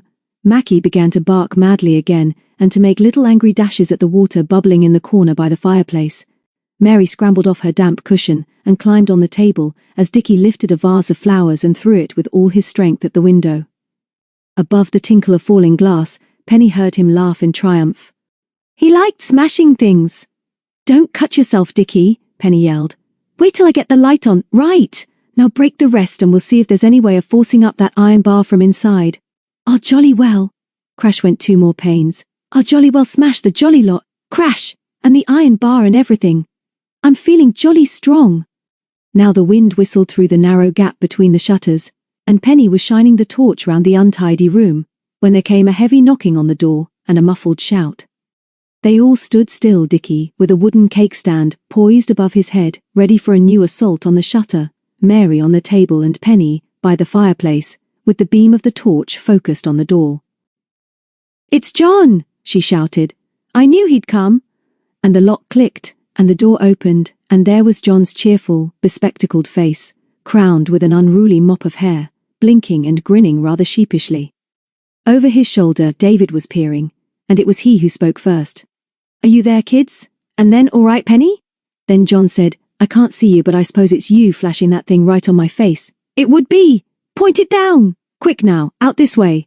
The great bank is breaking." Dickie dashed for the door in his excitement, but Mary waited for Penny, who felt more like crying than laughing now that they were safe, and did not know what to say as she splashed through the puddles to the hall. Jon pushed Mary in front of him and grinned at Penny. "All right, new Penny, sure?" She gulped back the quick tears and nodded. When she could trust her voice again, she said, "Yes, we're all okay. Where are those beasts who locked us in?" "Bolted, of course," David said over his shoulder as he fumbled with the latch on the front door. "Look out now, you kids, and hang on to me because I don't know what will happen when I open the door." "All right behind?" "Right. Here she goes."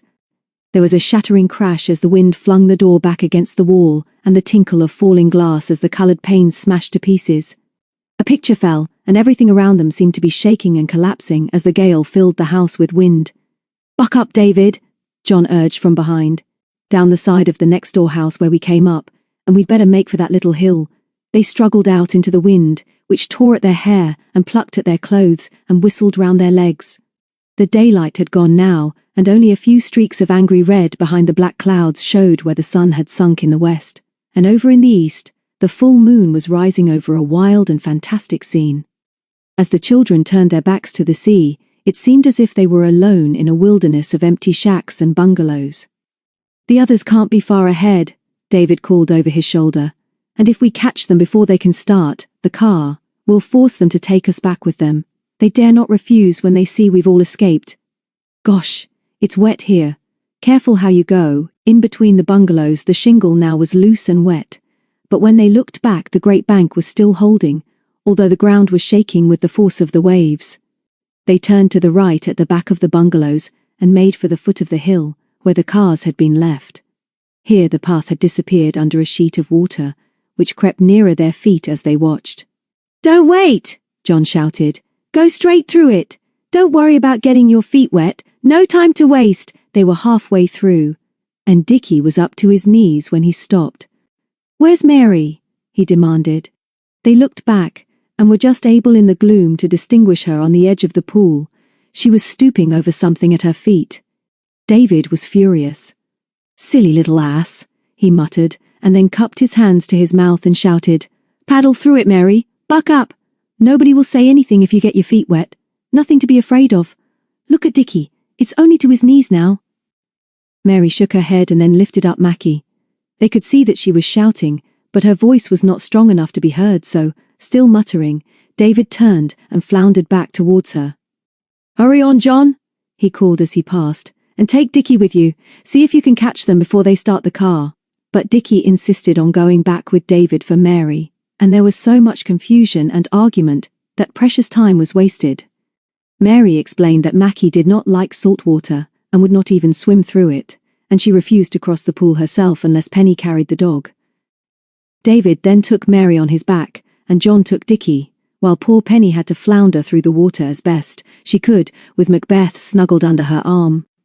As soon as they were all safely over, Jon and David raced ahead to the foot of the hill, but they were too late. Far down the rough track that led to the road they saw the red tail light of a car.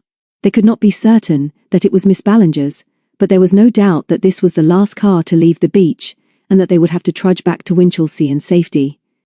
"I doubt if these kids will make it," David said. "If Mary hadn't played the fool over the dog, we would have caught them up." Jon nodded. "I know. Do you realize that the Ballinger would have left the twins and Penny there in that place?"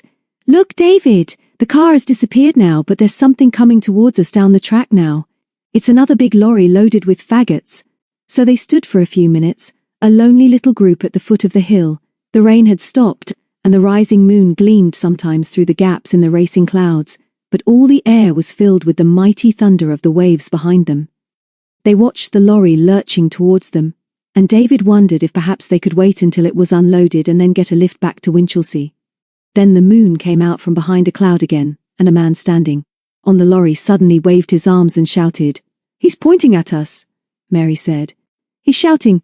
What do we do next, David? Look!" David shouted. "Watch the bank. I saw it move. Something's happened to it." "It's changing shape," Penny shouted against the noise, almost without realizing what she was saying.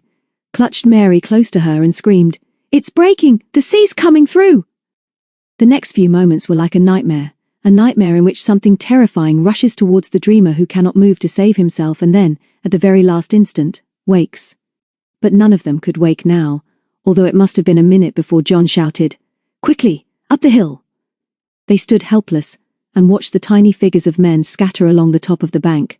They saw the other men, from the lorry which had just passed them, jump out, run and climb the bank to join those already flying from that one spot where they had been working with planks, and clay, and bundles of faggots to repair the breach. They saw this part of the bank move, rather as an elephant might stir in his sleep, and surge a little forward. In the lights of the headlights, they saw the top of the bank sink a trifle, and then, in a mighty cloud of spray, 100 feet or more of shingle collapsed under the weight of the waves. For the first time in hundreds of years, the sea came surging through the gap, spread hungrily over the nearby levels, and crept slowly inland to take back its own. At Jon's shout, they all came out of their dream and followed him in a mad scramble up the sides of the little hill. Jon stopped, after a few steps, and held out his hand to Penny, who had stumbled and was limping with the pain in her knee. Jon paused for breath and pulled Penny up beside him. She slipped an arm through his and said, "Let's wait here a sec. The water can't reach us here anyway, and I want to see what those men are going to do." David flung himself down at their feet. "What are those men going to do?" Jon broke in. "Some of them are going down the bank to try and start the lorry. I suppose it's not too deep there, and if they could get it on the track down here, the water may be shallow enough for them to get through." They watched them struggle through the rushing water, climb up, and then the lorry came back towards them. The driver was obviously making for the track, and after 2 attempts with the water swirling round the axles, he managed to reach the higher level and turn the lorry inland. The man saw them and leaned out of his cabin. "Can't wait now, but don't worry, kids," he shouted. "I've got to go back for help, but I'll send the lifeboat for you if need be." And they saw his teeth gleam in a friendly grin in the moonlight. "Don't fret, you're like old Noah in his ark." And he pointed up behind them, and the children saw that the little black hut which crowned the hill did look rather like a toy ark with its pointed roof. They watched it until it turned into the road at the end of the track, and then saw that the other lorries were almost completely underwater. Some of the men who had been working on the bank were now going back to the gap, but there did not seem much they could do to stop the water until the tide turned. Jon ran his fingers through his hair. "We're in for it now, and in for the night too. What shall we do?" "Climb to the top," David said. "That's what hills are for." Now that the tide was near turning, the wind was dropping in sympathy, and when they reached the little plateau upon which the black hut stood, the moon sailed above the ragged clouds, and they could see far inland to Winchelsea and all along the bank to Cliff End. Towards Rye it looked as if there was another break, but the flood water, although not deep, was still spreading over the grassy levels and still coming in through the gap. They stood against the rough tarred boards of the hut, and Mary suddenly lurched heavily against Penny, who looked down at the little girl in surprise. "Tired?" she asked quietly. Just a bit," Mary nodded. "I'm funny in the legs, but don't tell the others. I'm getting cold too." Jon and David moved away a few steps and started a consultation. Penny smothered a terrific yawn. She was annoyed with the boys for whispering together, and in the normal way would have had something to say about it. But now she stayed with the twins and fussed Macbeth until they came back. Jon grinned apologetically at Penny and gave her arm a friendly squeeze as he said, "Sorry about that. We're probably here for the night, so we'd better try and make ourselves comfortable. Let's see if we can get into the hut." They crowded round the door, which was fastened with a padlock, but David's big scout knife soon loosened the staple. "It's a pity to break in, but I don't think anybody will mind really," said Jon as he swung the door back.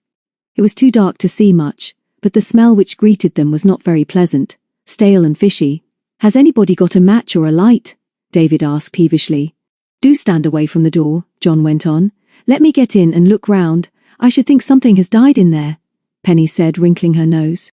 "I don't like it. I'm going to sit down outside here away from the wind." "Come on, Mary, come and keep me warm. It's full of old fishing nets and shrimping nets," Jon called from inside, "and there's lots of rubbish on the floor. There's something hanging on the wall though. I've just banged my head on it. It's a hurricane lamp, and it's got oil in it. And here are some matches on the edge close by it." They all crowded in and got in his way, but eventually he lighted the lamp and they could see at once that the hut was nothing more than a fisherman's unsavory store. "I shall be sick if I stay here," Mary said. "It's disgusting." "Didn't you say that this hill was marked on the smuggler's map, Jon?" David asked. "Maybe the treasure is hidden here somewhere. Perhaps this hill is a burial place and full of earthen vessels." "Perhaps it is, but I'm not looking for it tonight. I'm getting cold and Dickie's teeth are louder than the waves now. I vote we build a fire just outside here. There's lots of rubbish and wood shavings and old planks on the floor, and try and keep warm." "Lovely," Penny agreed. "And we'd better take our shoes and socks off to dry. Mine are wet through." This did seem to be the best plan, for none of them relished the inside of the hut and they soon got a fire burning on the landward side. David held his jacket over Jon as the latter crouched down with a match and blew some glowing shavings into flame. When Jon emerged, breathless with blowing and with streaming eyes, he walked round the hut to get out of the smoke and suddenly let out a wild yell. "Come and look! Beachview is on fire!" The others came rushing round, and Dickie pranced a triumphant war dance as flames burst out through the shutters of the back room of the hated bungalow. "I suppose the wind blew the lamp over when we opened the front door," David said, "and the heat and flames have taken all this time to melt the glass and set fire to the bungalow. Even if the seawater had forced its way up through the floor of Beachview, it was not wet enough to stop the fire, and there had been plenty of inflammable material in the back room. There was still enough wind to fan the flames to fury, and within a very few minutes they could see that nothing could save the bungalow." After a little, Mary said, "I'd rather sit by our fire, thank you. I don't like houses on fire even when they belong to beastly people." "Come on, twin, bring some more wood," David said. "Come and sit down here and keep warm." And so, muttering to himself, the restless Dickie came back to the fire, which was now blazing cheerily.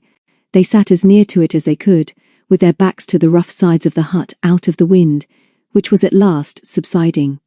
Mary, with Macbeth across her legs, was already asleep in the crook of Penny's arm. The fierce, flickering flames threw strong lights and shadows through her curls, and when Dickie squeezed down between her and David, she barely stirred. "Why does she waste time going to sleep?" he grumbled, but 4 minutes later David smiled to see that even the indomitable Richard had followed her example. Penny, the other side of Mary, was next to Jon, who was lolling back with his hands in his pockets, whistling softly as he watched the flames. The wind, though not nearly as strong, was still whistling round the hut, but the thundering of the waves was not so noticeable. It was a strange scene with the moon above and the water all round the little hill. Men were still to be seen on the bank by the great gap, but, from where they were all sitting round their campfire, they could not see the blazing ruins of Beachview. After a long silence, Jon said, "Rum end to the day, Penny." She agreed sleepily. David leaned forward and flung 2 more chunks of wood onto the fire. A shower of sparks flew upwards and were scattered in the wind as Penny's red head nodded and then slipped down onto Jon's shoulder. An hour later, the tide had turned and the wind had dropped. 2 big lorries and a fire engine with a searchlight and some trailer pumps came splashing down the still submerged track. "You awake, Jon?" David called. "Yes, and nearly paralyzed. Little Penny's been asleep on me. We'd better nip down and stop that chap, chuck more wood on the fire and make a blaze so that they'll see." "Sorry, new Penny. Try leaning the other way." Penny stirred, sat up suddenly, and looked round in surprise as she felt her cheek where it was marked by the rough tweed of Jon's jacket.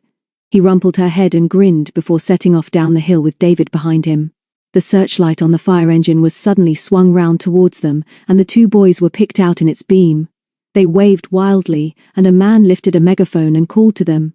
"We can't take you back now, but your people know where you are.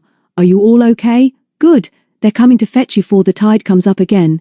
We've brought you some grub and 2 flasks of cocoa. Can you catch? Here they come." And with a mighty heave he flung a loaded haversack across the water to their feet.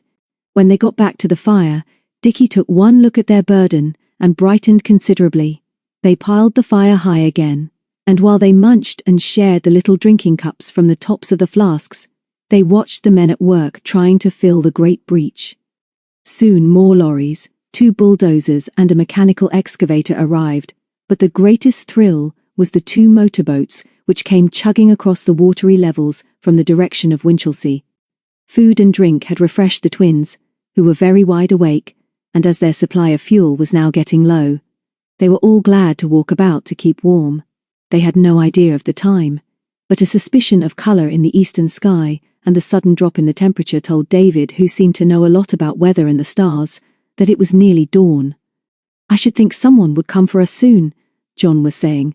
"I could do with 6 rashers of bacon and 6 eggs if we had any bacon and eggs, couldn't you, David?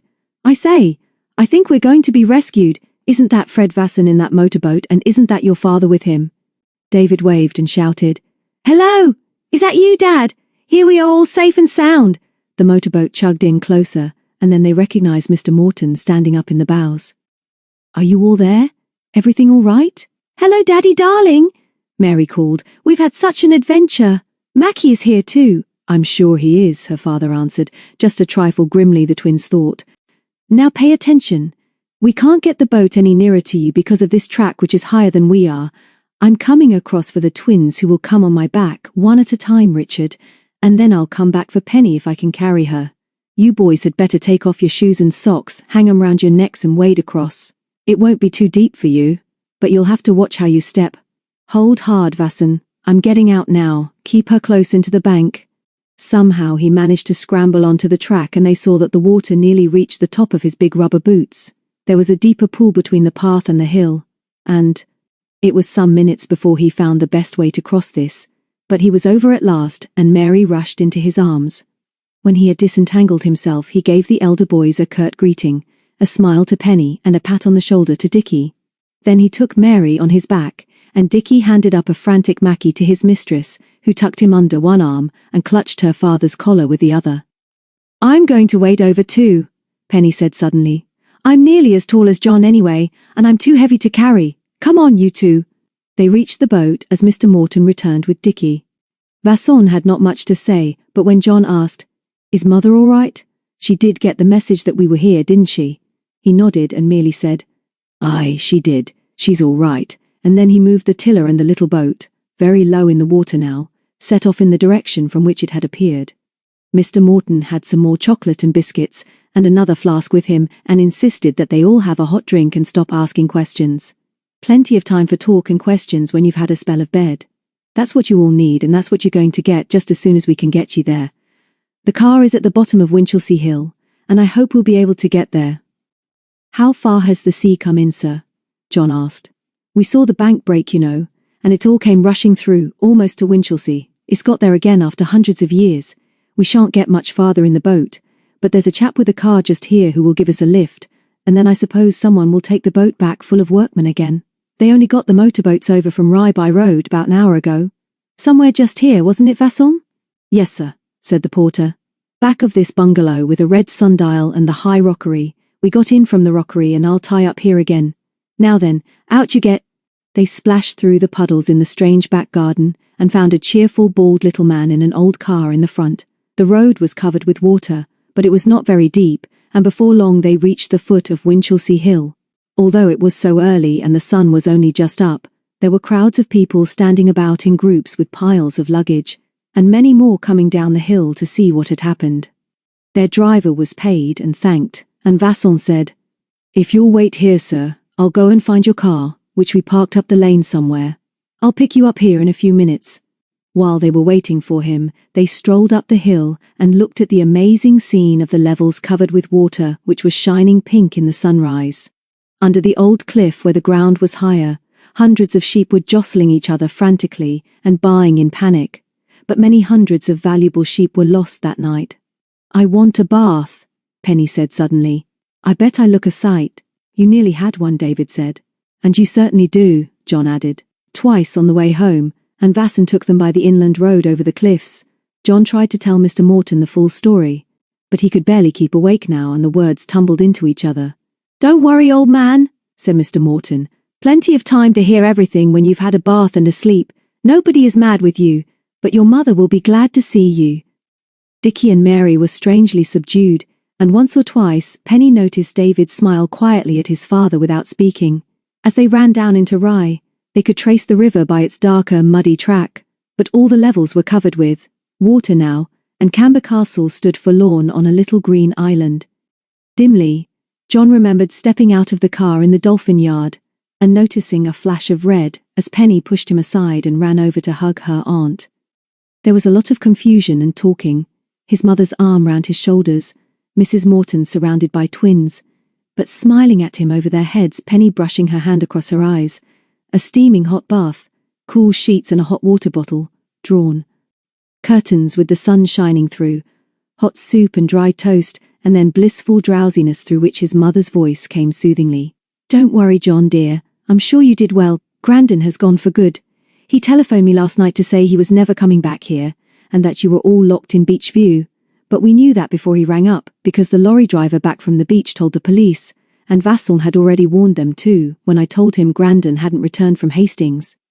And her hand smoothed his tousled hair just as it had done 10 years ago, and he slept at last. Chapter 12. Thursday, June 15th, 2010. It was probably because John had kept himself awake when they were marooned on the hill at Winchelsea Beach that he slept so dreamlessly when his mother left him in bed in the early morning following the great adventure. After she had gone, he remembered nothing until his bed began to creak and move as if the house were being shaken by an earthquake. He grunted, stirred and turned over, but the movement continued, and as there was nothing he hated more than being disturbed when sleeping, he muttered something that sounded like "Jerraway," and pulled the bedclothes over his head. Slowly, his dawning intelligence grasped that a well-known voice was chanting, "Wake up, Jonathan! Wake up, lazybones! Jonathan, wake up!" He tried in vain to slip back into sleep, but the chanting persisted, so he turned over and groped, as he always did, for his spectacles beside the bed. Even before he had them on, he realized that his room was glowing with the gold of the afternoon sun, and that something even redder was between the bed and the window. "Penny," he growled, "why can't you leave me alone? I suppose I've got to lock myself in to be safe from you. You know I'm no good in the morning. Go away." "But it isn't morning. It's nearly tea time, and I've been awake half an hour, and nobody seems to be about, so I thought we'd have a talk at once. Just us two, John, if you see what I mean." "I know what you mean when you say just the two of us. Even I can grasp that. But you will come butting in at such stupid times, Penny. I'm still unconscious and I want to go to sleep again. Will you be decent if I go and get you a cup of tea?" she asked. "I promise I won't fool about, John, but we must make up our minds what we're going to tell the grown-ups, and if we go down, Auntie or somebody will grab us, and we shan't know what to say." John sat up. She looked very nice and clean and fresh, he thought, and not a bit as if she had spent last night in a gale marooned on the top of a storm-swept hill. Funny how girls manage this sometimes. He ran his fingers through his hair and yawned. "You all right, New Penny?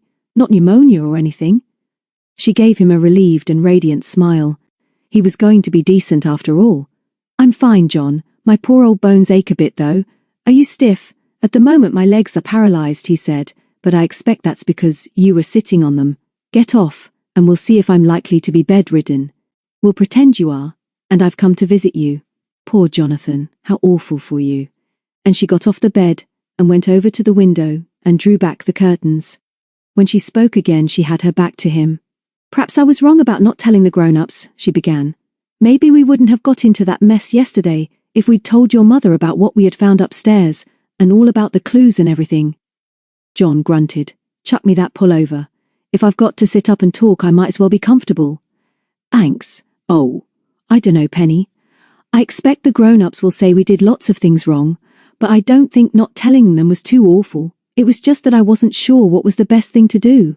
I never mind doing things, but sometimes it's knowing when to do them that's so difficult." She was sitting now over by the window with her hands clasped in her lap and looking suspiciously demure. "Sometimes," she said, "I loathe you, but other times, like now, you're quite nice. Now, let's arrange what to say. I suppose we must tell them everything. Do you realize, John, that after all that excitement yesterday we haven't found the treasure, and that we forgot all about it? Let's tell the others all about Miss B and Slinky. I wonder what's really happened to them.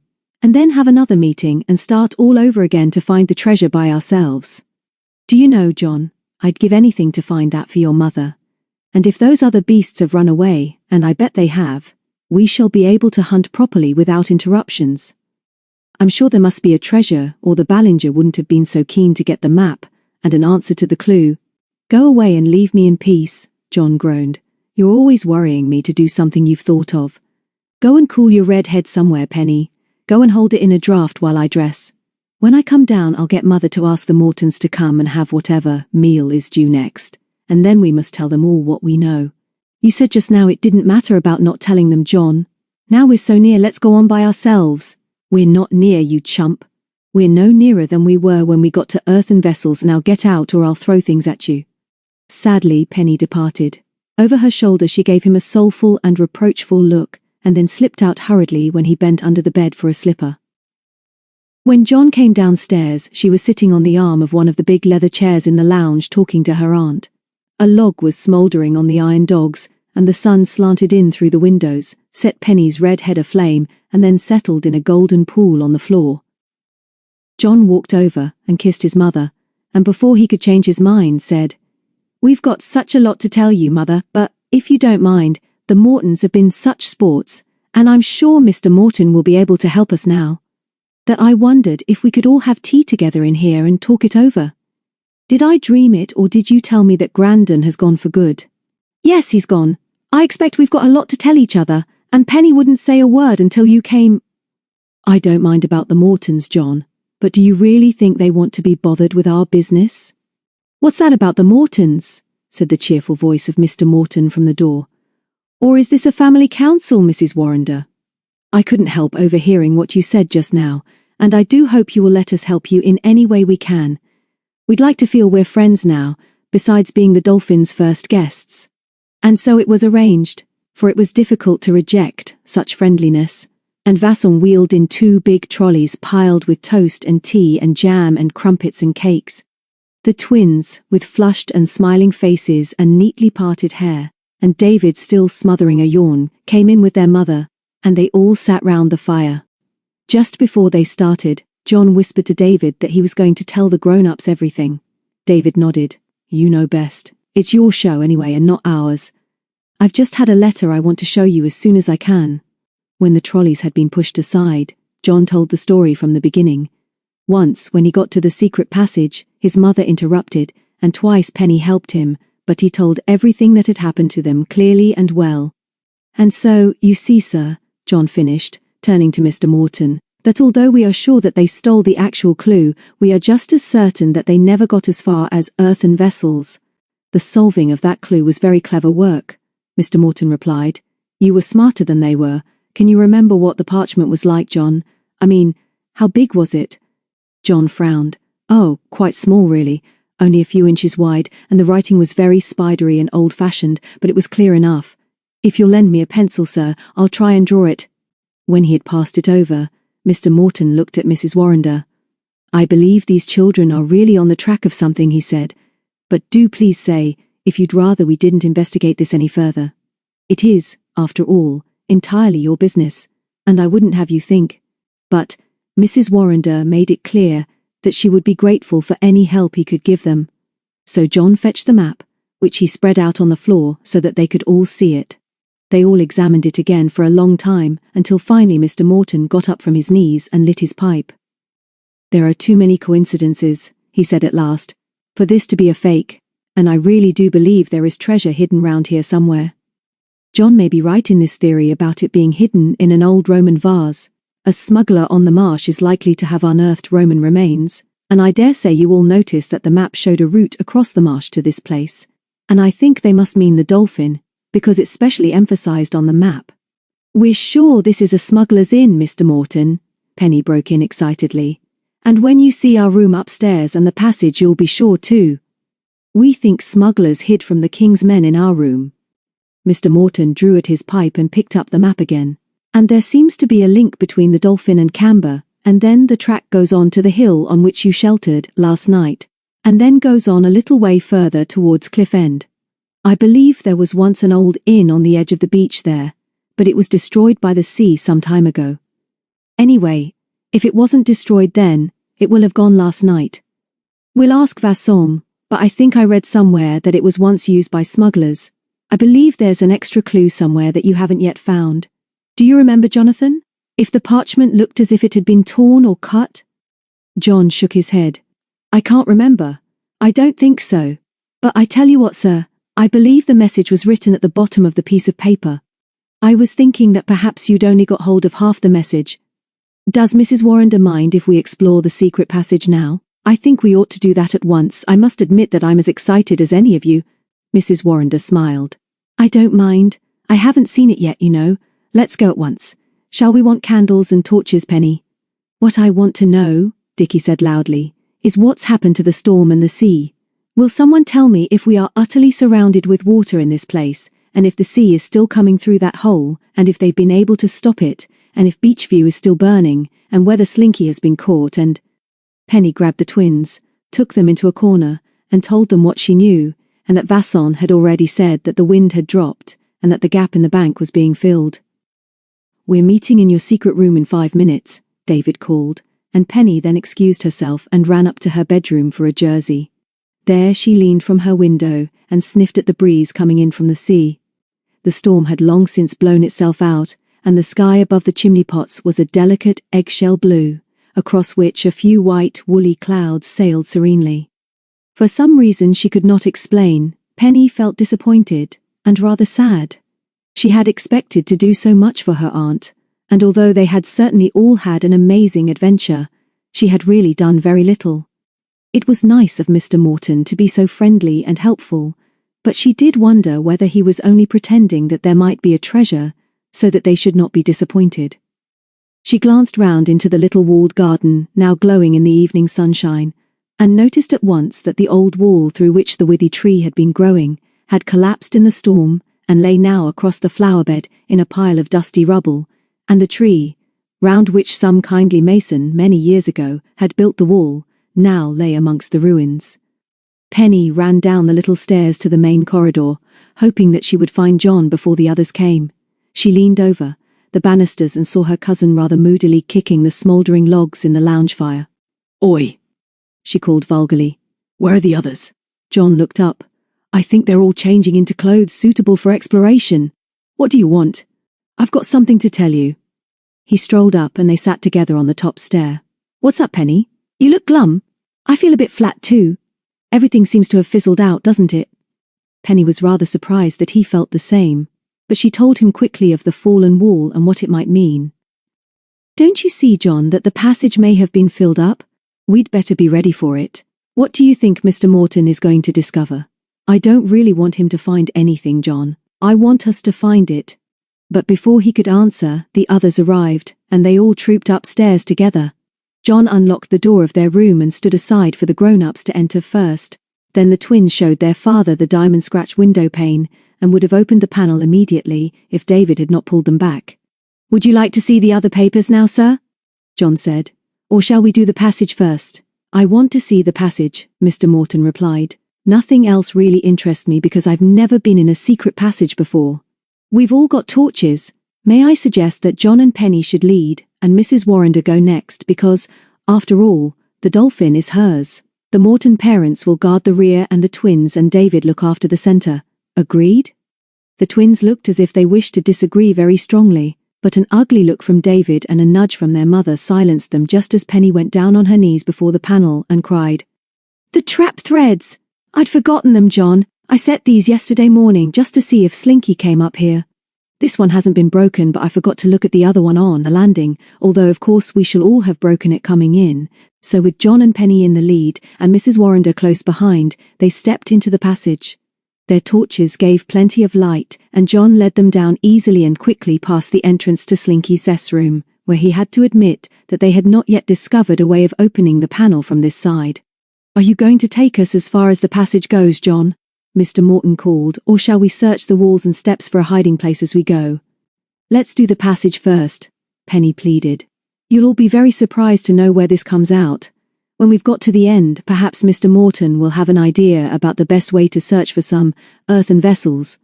This was agreed, and John continued down and then into Trader's Passage proper. Penny had turned to explain to her aunt that they were now underneath the steps by the side of the Dolphin which led down to the river, when John stopped suddenly and she bumped into him. You clumsy idiot, she began, and then saw where his torch was pointing. You were right about the roots of the tree, Penny, he was saying. Look, shine your torch. Half the roof and the side of the wall is down. Just a sec, there's something odd here. Come here, new Penny. Penny caught the excitement in his voice and squeezed up beside him. The twins in the rear set up a querulous duet that they couldn't get on, but she heard none of this, for she was staring at the spot of light from John's torch, which was focused on a pile of fallen earth and rubbish almost at his feet. And so Penny found the treasure after all, and John stepped quietly back so that the honor should be hers. In the dust of broken masonry and mortar, something gleamed and sparkled in the light of the torch, and she bent slowly and picked up a string of shimmering diamonds that trickled like fire through her trembling fingers. The others pressed forward, but Penny was thinking only of her aunt, and she turned and flung her arms round her. "I found it for you, darling. I wanted it as a surprise for you, and we've got it after all. It's the dolphin's treasure, and it belongs to you, and we've beaten the Ballingers in the end." Mrs. Warrender's voice was rather shaky when she managed to disengage herself, and then pandemonium broke out as the others tried to see what was happening. Eventually Mr. Morton restored order. "We'd better see if the diamonds are real before we celebrate," he said. "Shall we go back upstairs to the light and see?" "I'd like you to see where Penny found them first, sir, if you don't mind," John said. "The others might go up with Mother, and we'll join them in a minute." So while Penny led the way upstairs again, Mr. Morton went back to the broken wall with John, who went down on his knees in the rubble. "Look, sir, don't you think these bits of clay are the remains of an old vase? I think the necklace was in the vase, which must have fallen from somewhere and broken. I think you're right, John. Let's pick up all the pieces and examine them in the light." But before they went up after the others, they found a niche which had been hollowed out of the earth wall behind the roots of the withy tree. It was obvious that as the wall had crashed in the gale, it had brought down the old tree and part of the roof and side of the passage with it. It seemed as if the roots had hidden the cavity holding the clay vase. But John had to admit that they had never really searched there, and it might have been possible to have found it if they had known where to look. When they joined the others, Mrs. Warrender was putting a match to the dry sticks in the fireplace, and Mrs. Morton was fixing the diamonds round Penny's neck. "Penny says you won't mind if we all stay up here and talk, John," his mother said from her knees. "She says you can show us all the papers now. Have you found any more treasure? I don't think I could bear it if you have." Mr. Morton laughed and shook his head as he emptied the pieces of broken clay from his handkerchief onto the table. And then Penny, with the diamonds blazing round her neck, dashed over to John, who was closing the panel. "You really found the treasure, John. You stood out of the way and let me pick them up, and then I got so excited I boasted a bit, as if I'd found them, and it's you as much as me, and I'm going to tell everybody." "Don't be a silly little girl," was all he said, as he gave her a push back towards the center of the room. Next they showed Mrs. Warrender and the Mortons the other papers and Uncle Charles's letter, and it was while his mother was reading this that John turned to Mr. Morton. "But the clue isn't fair, sir," he said. "That earthen vessel we found might have been hidden anywhere within 100 miles.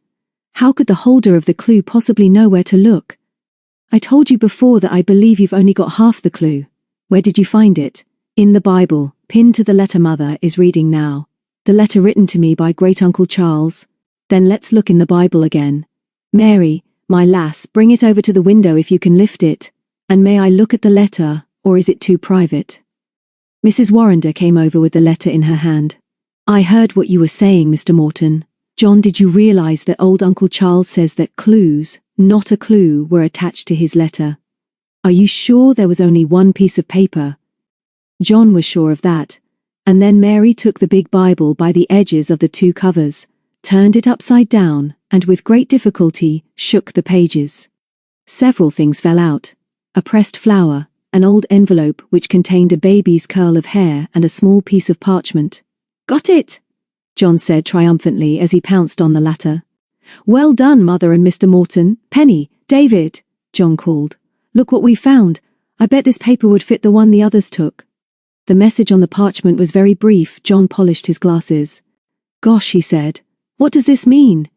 The other, which I suppose was written above this before it was torn, said, "And 8 April 7, and it was the ent which set us off on the right track," Penny said. "It's only because we guessed ent meant New Testament." "Try it again, John. It might work. Find the 15th book of the New Testament." John took the great book on his knee and turned the pages. "Timothy the 1st, he said after a lot of turning of pages and counting. "Now, chapter 6. I see what you mean. I've got it. This must be it. Verse 10 starts, 'For the love of money is the root of all evil.' Root is the clue, I suppose. Don't you think so, sir?" Mr. Morton laughed. Very ingenious. I suppose everyone who used the Dolphin much would know the withy tree, and all the smugglers who used the secret passage would know about the routes, of course. Earthen vessels, and then the root of all evil is possible. Mrs. Warrender laughed shakily and held up the diamonds which Penny had just handed to her, to the fading light from the window. If these are real, and I think they are, she said, I'm going to see that the money is properly used, and not the root of all evil. This means lots of extra things for the Dolphin, and the most important things for Jon and Penny too.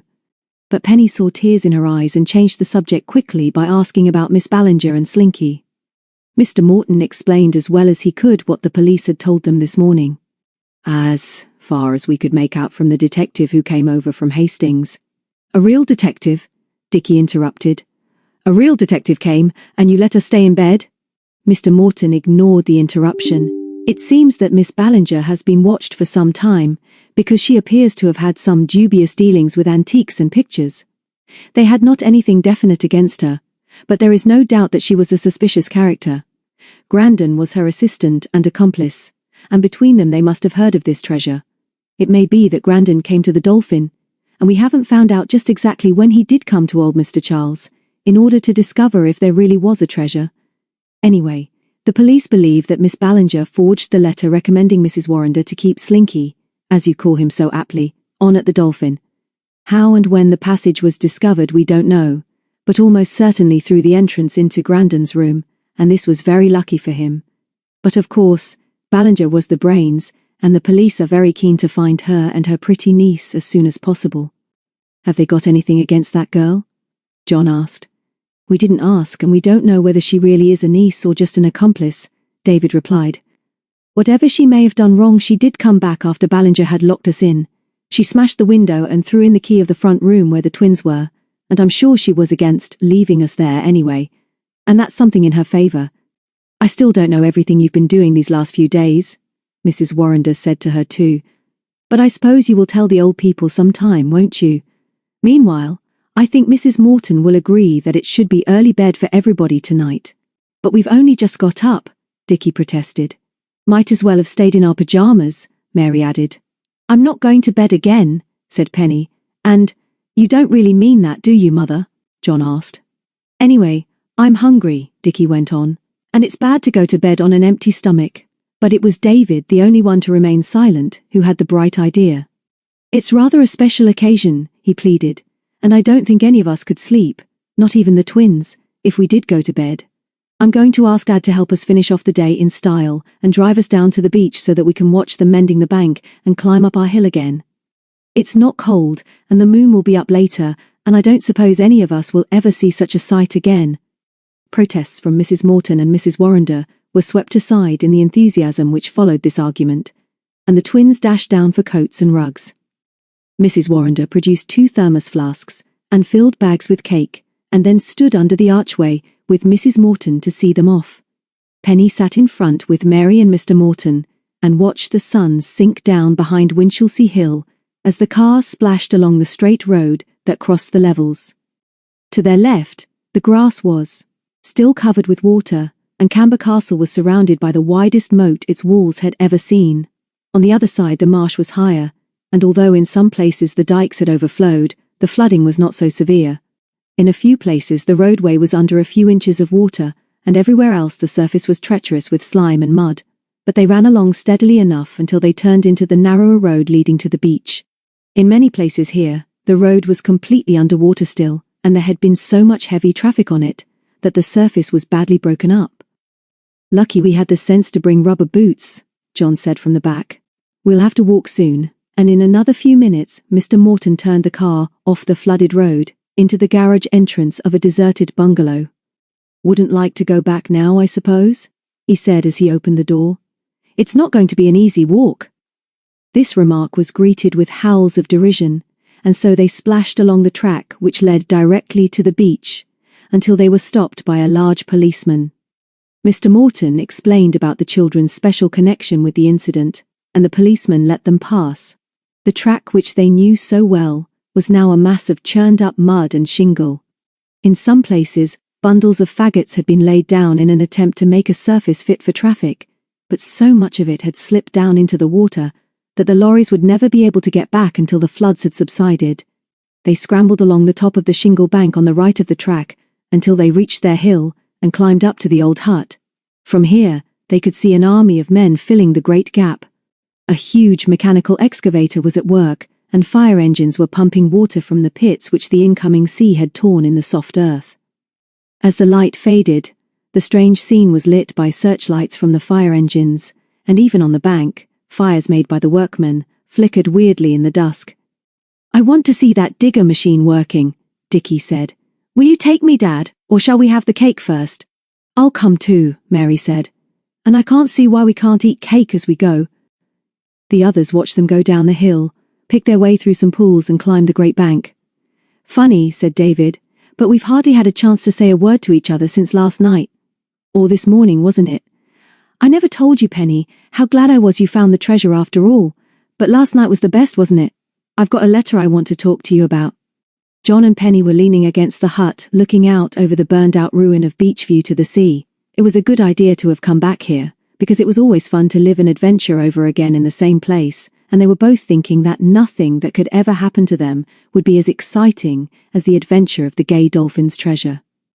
Jon was thinking, although he did not say so, how plucky Penny must have been with the twins in that locked room in the dark, and how splendid it had been of her not to write the note to him. And Penny was thinking, and she was too shy to say so, how calm and steady Jon had been when he rescued them, and how certain she had been that he would come in the end, just because he had never let her down. And so, although they both liked David very much, they were not really listening to what he was saying, but just enjoying their thoughts and each other's company as good friends always can. "Wake up, you two. I want to tell you about this letter I've had from Peter." Penny grinned and stretched her arms over her head. "Sorry, I was dreaming. Tell us about Peter." David took a crumpled letter from his pocket. "I think I told you that we've a secret club," he began. "We started it up at Witchend in Shropshire, and it was really Peter's idea." "Who's in it?" Penny asked. "Peter and the twins and me, of course, and a grand chap called Tom Ingalls and a girl called Jenny. I think I told you that Peter couldn't come to the Dolphin with us this time, but I wrote and told her a bit about you both and how we're going to help you find the treasure. Of course she doesn't know what a marvelous adventure we have had, but in the letter I had from her this morning she says that, if I agree, we'd like you to be members of the Lone Pine Club as well. Here, I'll read it to you. Got a torch, Jon? Thanks. Here it is. You don't know how sick I am at missing a hunt for treasure, and you must write and tell me everything that happens. I met Tom yesterday in Onnybrook and told him about you, and he said it was just like the pictures, but he always says that. We think you had better ask Jon and Penny if they would like to be members too, because they sound fun. It's no good them joining if we can't all meet, and perhaps they could come up here somewhere next holes. Ask them, David, and report back, and give my love to the twins. I do wish I could have come, but I know I was right to stay with Daddy." David stuffed the letter back in his pocket and switched off the torch. "That's about all," he said. "Will you? I'd like you to." Penny squeezed Jon's arm. "I'd love it," she said, "and thank you for asking us." "Of course we will," Jon said. "Grand. And that's a good idea about next holes." Before David could answer, there came from below them the mournful whistle of a peewit. "Peewit? Peewit? What's that?" Penny asked. "I'll teach you that," David laughed. "That's the signal of the Lone Piners. Here we are, Dickie. We'll flash the torch." In a few minutes the twins came toiling up the hill. "Daddy can't make it," Mary panted. "He's miles behind." Dickie flung himself down beside her. "Do you know what that man in the big shovel thing said to me? He said if I didn't clear out of the way he'd drive the beastly thing at me and dump me in the sea. I wondered whether I'd let him." He turned round and faced the sea, and for a minute they all waited for Mr. Morton and watched the line of the sea, the flooded levels and the light of Dungeness winking its warning, and an answer to the faint flash of distant Grenades on the coast of France. "It's most peculiar," Dickie went on, "but it's Thursday still and we only came on Monday. Things do happen to us. I wonder what we shall do tomorrow."